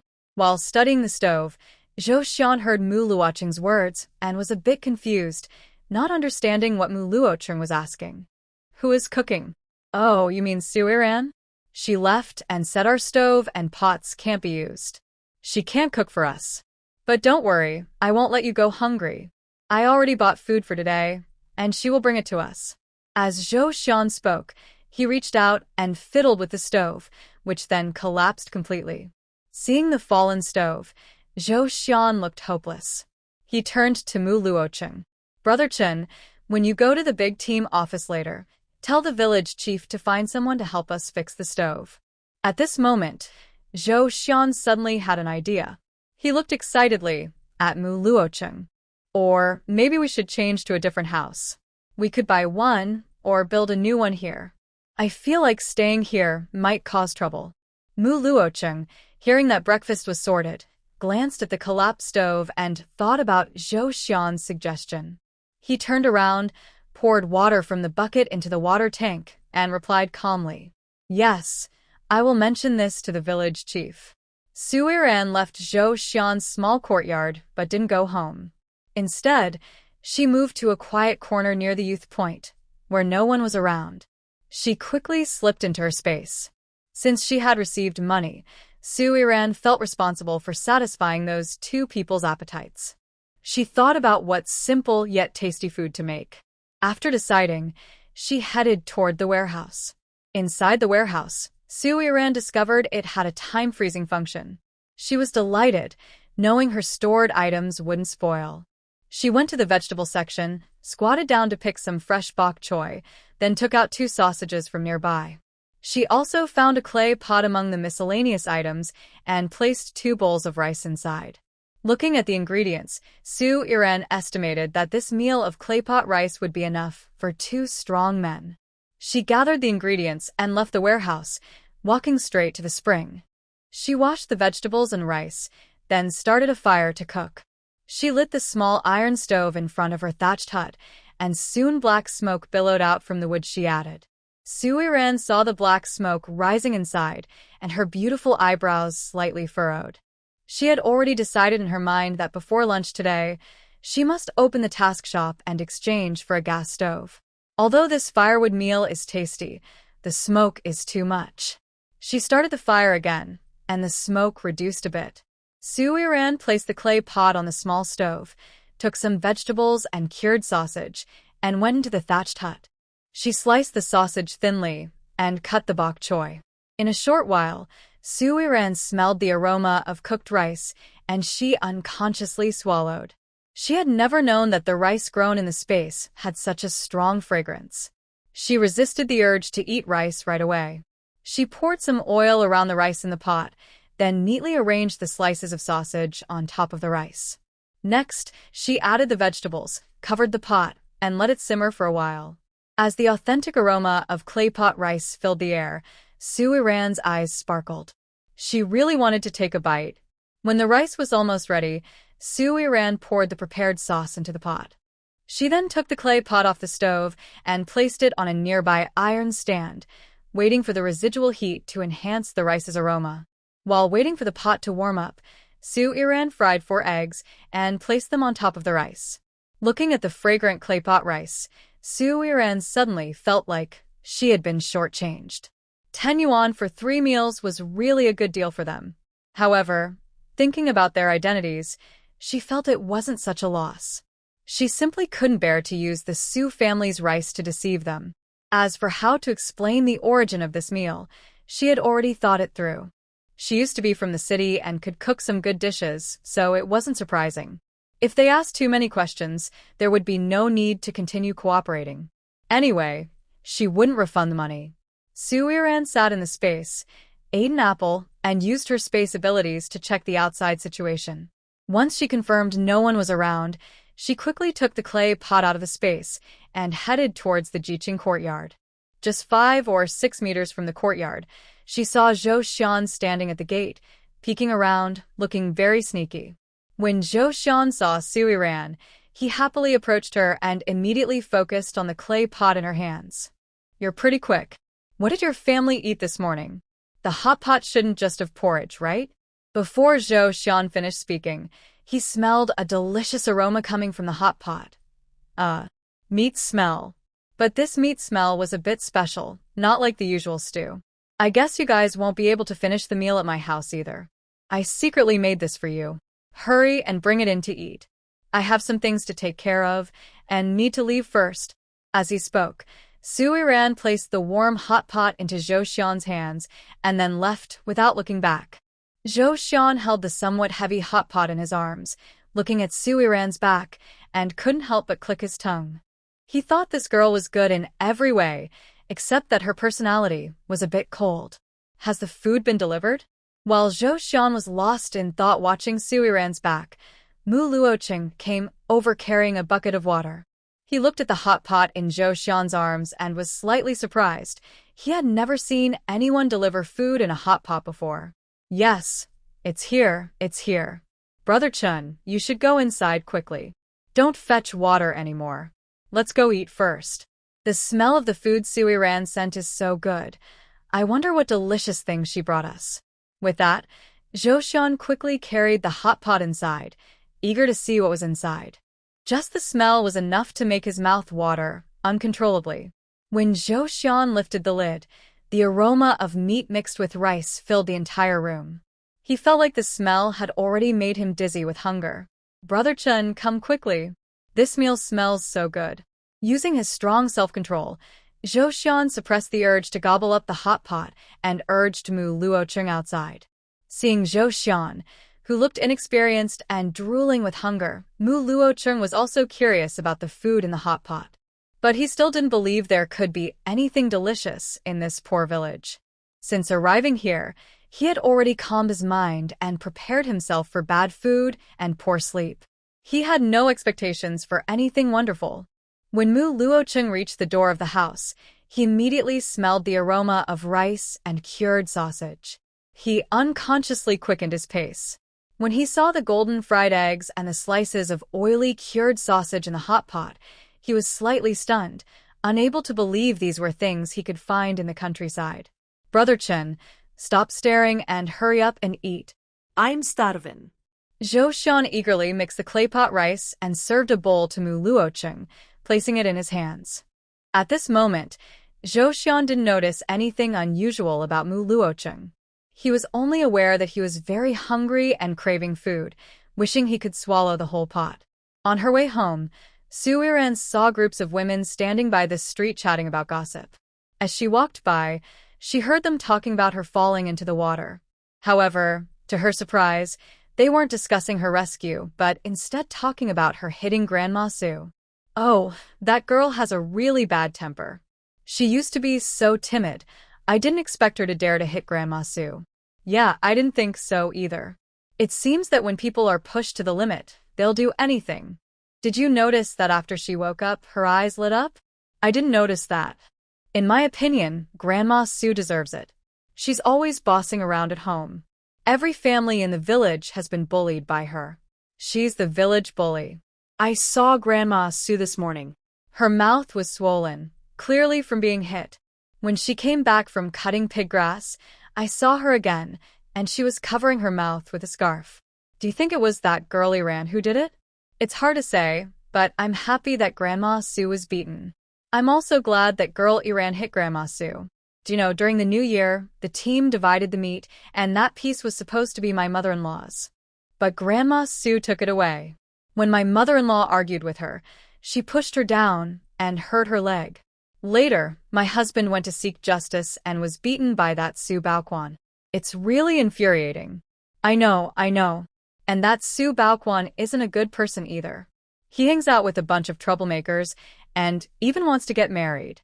I wonder which good girl would dare to marry him. Of course, it's the Lin family. They're even trying to sell their daughter to exchange for bride price." Listening to these people talk back and forth, Su Yiran suddenly became interested in Grandma Su's youngest son. A troublemaker? She liked dealing with troublemakers. If she remembered correctly, on her first day in the countryside, that Su Baoquan had stolen all her jewelry, including a gold bracelet given to her by her foster grandmother. The gold bracelet is a valuable item, and it must be brought back. As Su Yiran approached the Su family gate, she heard her grandmother cursing in the yard, apparently scolding Qiu Jing and her. Su Yiran thought, this grandmother really has no memory. Today, if you don't let that useless girl take out the valuable things she hid, I will have the second son beat you to death. Did you hear what I said? Grandma Su stood in the yard, pointing her finger at Qiu Jing and shouting. Her face was full of angry flesh, squeezed together, making her look fierce. Plus, her swollen face looked quite intimidating. Since returning from outside, Grandma Su had been looking for Su Yiran around the Su house. After searching everywhere and not finding her, she asked Qiu Jing where Su Yiran had gone. Qiu Jing only said she didn't know. Grandma Su then vented all her anger on Qiu Jing. If you don't know where that girl went, then quickly bring out the meat that useless girl bought. Later, Baoquan will come back and send that meat to the Lin family. As the sister-in-law, you don't care at all about Bao Chuan's marriage. Are you hoping my son won't get married? You wicked woman. Her curses couldn't satisfy Grandma Su's anger anymore. Seeing Qiu Jing ignoring her made her furious. She grabbed a nearby broom and swung it at Qiu Jing. Before the broom could hit Chiu Jing, a stone accurately struck Grandma Sue's elbow, causing her arm to go numb. The broom in her hand dropped uncontrollably. In the next moment, another stone hit her directly in the middle of her forehead. Grandma Sue, who was about to scream in shock, suddenly couldn't speak. She stared in surprise at the direction of the door, seeing Su Yiran push open the door and walk in from outside. Hearing Grandma Sue suddenly go silent, Su Laohan, sitting nearby smoking, turned his head to look at Grandma Sue. He saw a large bump forming between her eyebrows. "Old woman, what happened to your brow? Why is there a big bump?" I don't know. I just felt my hand go numb, and then my brow suddenly hurt really badly. Old man, quick, help me." Grandma Sue had no idea what exactly happened. She hadn't seen what hit her brow, but she was sure her current symptoms were related to Su Yiran coming in. Grandmother Sue looked at Su Yiran walking over, her body trembling unconsciously. She was starting to doubt whether Su Yiran was truly human. For some reason, she found Su Yiran a little frightening. Old Mr. Sue quickly stepped forward to support Grandma Sue. Turning around, he saw Su Yiran entering and dared not speak. He simply dragged Grandma Sue's heavy body inside the house. While walking, he muttered lowly at Grandma Sue, scolding her. "I told you not to provoke her, and we're trying to find a way to send her away. You refuse to believe me, saying I'm superstitious. Look at what's happening now." Old Mr. Sue's voice was very quiet, but Su Yiran, with sharp senses, heard him clearly. It turned out that this old woman thought she was possessed by a spirit. No wonder she was so easy to talk to yesterday, and even gave her a big bowl of meat. But that was fine. She had been busy lately. If this identity could make them behave better, she didn't mind using it. That way, she wouldn't have to waste time dealing with them. Chiu Jing looked up and saw Su Yiran walking in from outside. She immediately put down her spoon, looked worried, and went to stand in front of Su Yiran, carefully observing her. She leaned in close and asked softly, "Why did you take so long to come back? Your grandma said you bought meat and caused a fuss in the yard. What's going on with that meat?" "We didn't buy any meat from the black market." Seeing Chiu Jing's worried expression, Su Yiran smiled lightly. She took Chiu Jing's hand and led her into the small cooking shed, explaining softly, "I did buy a piece of meat from the village butcher, but I gave it to Uncle Village Head. I want to ask Uncle for a favor, and somehow, my good grandma found out." Hearing that Su Yiran went to see the village head, Chiu Jing was a bit confused. She wanted to ask what Su Yiran was doing, but this wasn't the place to talk. She held back her curiosity and gently patted Su Yiran's waist. "Go wash your hands quickly. The sweet potato porridge I'm making will be ready soon. You should eat a little. I know you're not used to these things. At noon I'll go get some rice for you." Thinking about Su Yiran having to endure hardships at home, Chiu Jing felt a tinge of sadness. She began to consider the idea of moving out. If she could leave this household, she would be able to use her earned work points to support Su Yiran, so she wouldn't have to eat plain rice and vegetables here. Su Yiran listened to Chiu Jing without stopping her, just quietly observing the row of houses at the Su family, finally focusing on the door of Su Sanwen's house. Why haven't Uncle San and his family come out yet? They're waiting for the food to be ready. Chiu Jing and I take turns cooking. Today I cook. Now stop standing here. Go wash up quickly. Mother will give you 2 more pieces of sweet potato." As she spoke, Chiu Jing pushed Su Yiran gently, urging her to wash up quickly. She wanted to take advantage of the fact that Su Sanwen's family hadn't come out yet, so that Su Yiran could eat 2 more pieces of sweet potato. Otherwise, once everyone else came out, she wouldn't be able to serve Su Yiran extra. Seeing Chiu Jing's caring attitude, Su Yiran felt even more tender toward her. Just as she was about to speak, she heard a loud shout behind her. "Stupid woman, where are my clothes? My arm is swollen, and you didn't buy me medicine. That useless girl." Su Erjin, wearing only a pair of shorts, came out cursing from the house. As soon as he stepped outside, he saw Su Yiran standing beside Chiu Jing. When he looked into Su Yiran's cold, clear eyes, he initially wanted to curse her, but the words got stuck in his throat, and he couldn't say anything. However, thinking that he was Su Yiran's father, He regained some courage. What are you looking at? I am your father. I told you I wasn't prepared yesterday, so I let you hit me. You. You rebellious girl, acting so unruly. Su Erjin couldn't tolerate Su Iran looking at him with such disdain. Previously, Su Jinjin hadn't been like this. In this family, he could only control Su Iran and Xiao Jing. If he could boss around these two, he would be a real boss. Seeing Su Erin's cowardly yet aggressive attitude, Su Iran sneered coldly. This family was really thick-skinned after a beating. They still didn't learn their lesson. Smile. What are you smiling at? Yesterday, I saw you fall into the water. I didn't argue with you. Do you think I really dare to hit you? Su Erjin was truly furious now. He could accept others looking down on him, but Su Iran looking down on him was unacceptable. He grabbed a stick from beside the water basin and swung it towards Su Iran. Su Erjin thought a lot while looking for trouble. The pole was long enough, so even if Su Iran wanted to resist, she couldn't reach him. This time, he was sure he wouldn't suffer any loss. But before Su Erjin's pole could hit Su Iran, she kicked him away.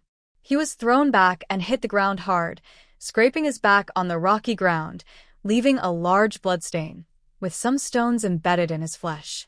The people hiding inside the house saw this scene with their own eyes and couldn't help but gasp. They never expected Su Iran to be so fierce. Especially Su Qiqi, who covered her mouth in shock. She felt a bit scared, realizing that she had done enough wrong things in recent days to be kicked out by Su Iran several times. From now on, she dared not provoke her again. Old Madame Su, who had the Thunder Jinzi divine crown and a pig snout, saw this scene and wanted to rush out again, but Old Man Su grabbed her arm and pulled her back. He whispered sternly to her, Come back. What's the use of rushing out? Look at yourself now. How dare you go out and provoke her? Then Old Man Su leaned close to Old Madame Su's ear and lowered his voice. Your family isn't known for doing evil things, right? You. Old Madame Su, hearing his words, widened her eyes and quickly nodded. Yes, I'll go soon. But what should we do now? Let this dead girl run wild at home? Look at second brother. If he gets hurt, who will earn money? Old Madame Su glared fiercely in the direction of Su Iran. She had been used to doing wrong since she was young and couldn't swallow this bad feeling. She was determined to find a way to deal with this dead girl. Now we can only tolerate her. What else can we do? All right, don't anger her. Old Man Su turned his head to look at Old Madame Su but quickly looked away again. Her appearance was so ugly it was almost funny.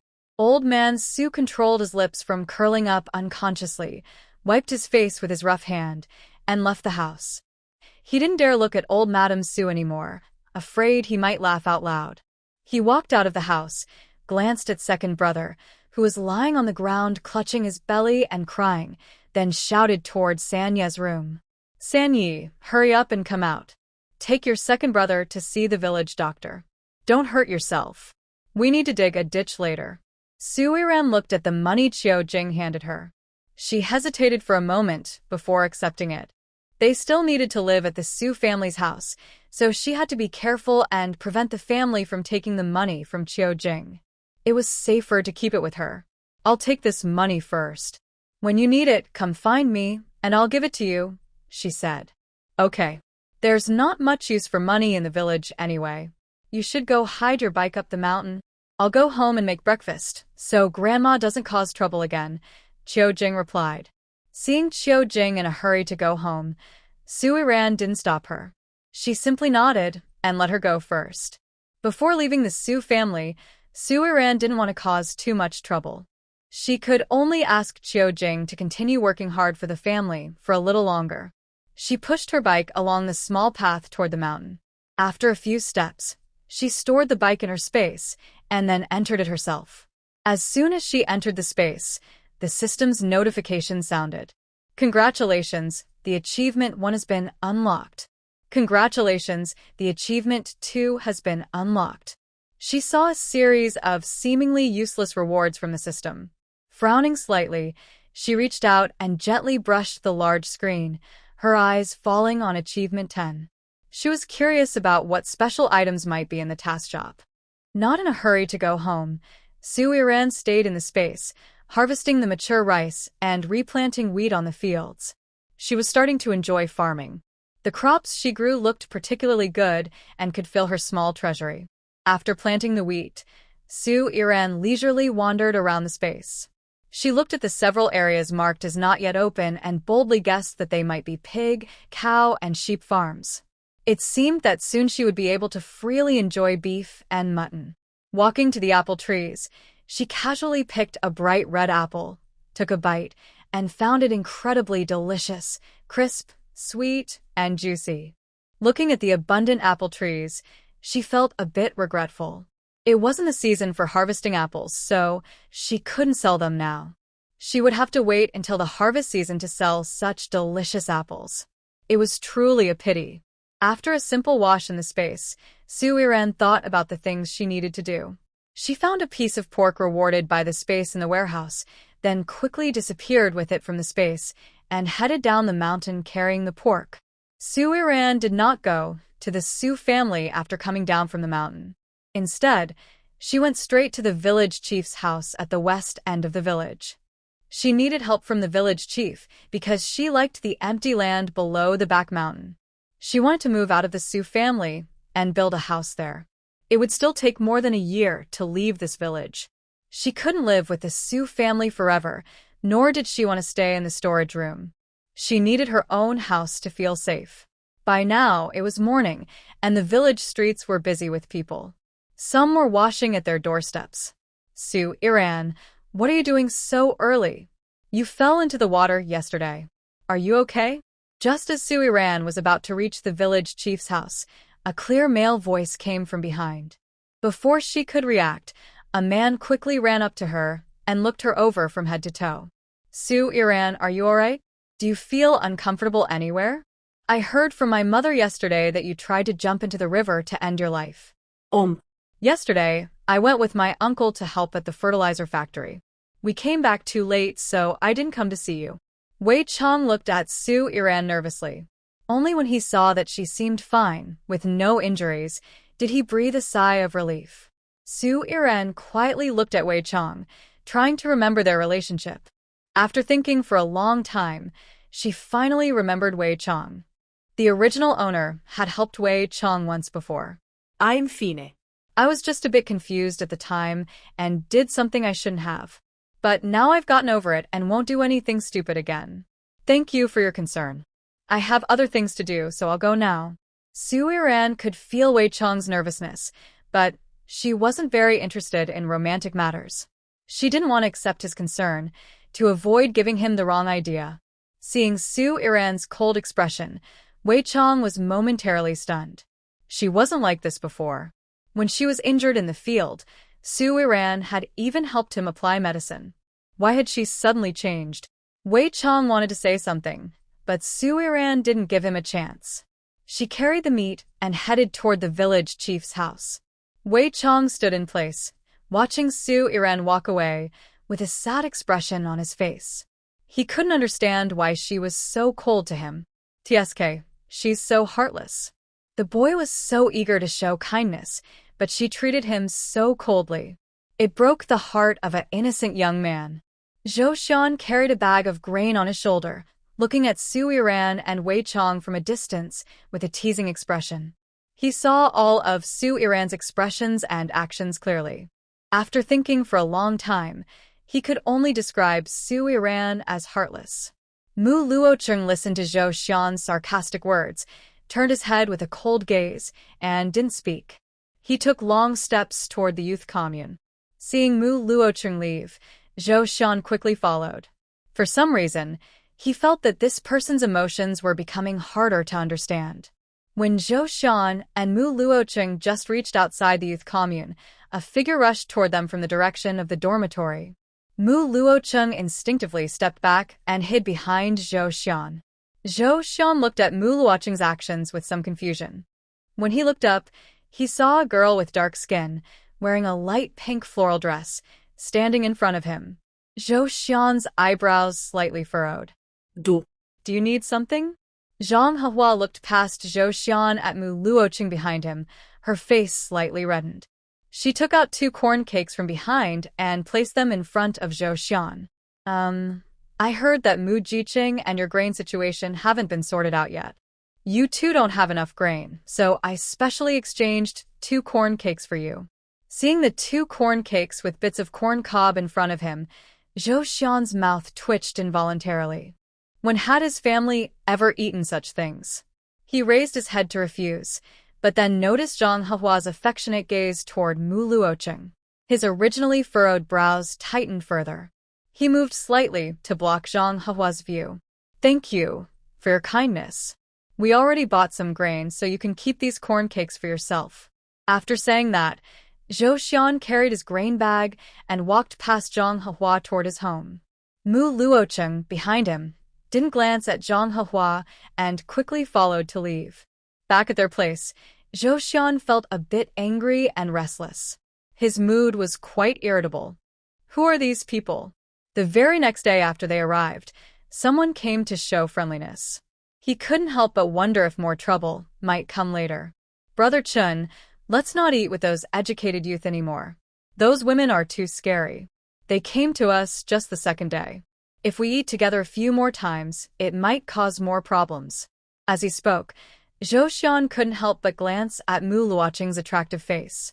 Being chased by a group of noble young women in the capital was one thing, but now in the countryside, someone was proactively showing friendliness. That was a bit too troublesome. Mu Luoqing, who was washing his hands, heard Zhou Xian and looked up with a gentle smile. Can you cook? Don't worry about cooking. I promise I won't let you go hungry. The food at the educated youth camp is terrible, worse than the pig feed I used to make in the team. Zhou Xian scoffed, clearly unimpressed. He really disliked the food at the camp. The 2 ducks he bought from Su Yiran yesterday went to waste. Luckily, he didn't take out the wild chicken. Most importantly, he was annoyed by these women who kept coming to him voluntarily. During dinner yesterday, he noticed they kept looking in their direction. He thought rural life would be simple and pure, with no romantic trouble, but now, just the second day, someone was already coming to him. Mu Luoqing had no opinion about Zhou Xian's thoughts. Actually, after dinner yesterday, he had already decided that next time they ate, Zhou Xian could just bring food back for him. He didn't expect Zhou Xian to be so resistant. Whatever you decide. As long as I don't starve, it's fine. Su Yiran waited outside the village chief's house for about 5 minutes before the door slowly opened. The village chief's wife, Aunt Su, was startled to see Su Yiran. She thought to herself, why did this girl come here? Xiao Yan, why did you come? Did you wait outside for long? Not too long, Auntie. Uncle, has he gotten up? I came to find Uncle. Hearing that Su Yiran was here to see her man, Aunt Su was a bit confused about her intentions, but still warmly welcomed her inside. He's up, he's up. Xiao Yan, come in first. I'll go call Uncle now. Aunt Su said this, and then called Su Yiran to come into the yard. Then she shouted loudly into the house. Child's father, come out for a moment. Little Ran from the Urjin family is looking for you. Su Jinan, who was having breakfast, heard Zhang Xiaoqiao calling him. He quickly put down his chopsticks and ran outside. When he stepped out of the house, he saw Su Yiran standing in the yard and felt a bit nervous. Su Yiran was brought back to the village by him. He had promised her confidently that as long as she needed help, he would protect her. But when Su Yiran actually came to find him, he was afraid of Grandma Su and didn't stand up for her. Yesterday, after hearing that Su Yiran had tried to take her own life, Su Jinan's guilt grew bigger. He wanted to go talk to Uncle Urjin today, but Su Yiran arrived early in the morning. Little Ran, why did you come so early? Don't worry, I've heard about what's happening at your home. I will help you fix it. You're still young, you shouldn't do foolish things. Su Jinan stepped in front of Su Yiran and spoke sincerely. He looked at her small face, which was thinner than before, and secretly vowed to himself that, as village chief, he must handle this matter well. Uncle Heir, I didn't come today because of the Su family's problems. Don't worry, I won't do foolish things again. I can't stay at the Su family anymore. I can't keep living in the storage room and chicken coop. I want to have my own house. Also, I even hit my grandpa and grandma yesterday. They definitely won't accept me. I have to find a way out for myself early. Uncle, I wonder if, based on my current situation, the village can help me find a piece of land to build a house. I just want to build 3 rooms. I want to move out with my mother. Hearing Su Iran's request, Su Jinan was stunned. He couldn't help but look at her determined little face. From her expression, it was clear she was serious. Little Rand, technically, your request doesn't quite fit the rules. What's not fitting? Everyone was pushed to the point of suicide by that family. Do we really have to wait until little Rand loses her life to meet the requirements? Suddenly, Aunt Sue, who had been listening nearby, spoke up. She had seen the whole rescue process yesterday, especially the piece of vegetable leaf Su Iran spat out at the end, which made her feel truly distressed. Su Jinan, as an official, should serve the people. Also, Xiao Ran was brought back from the countryside by you. You must take care of her. She has had a very hard life in that home, sleeping in a chicken coop at night and eating vegetable leaves during the day. To be honest, even the old sows in the production team are better off than her.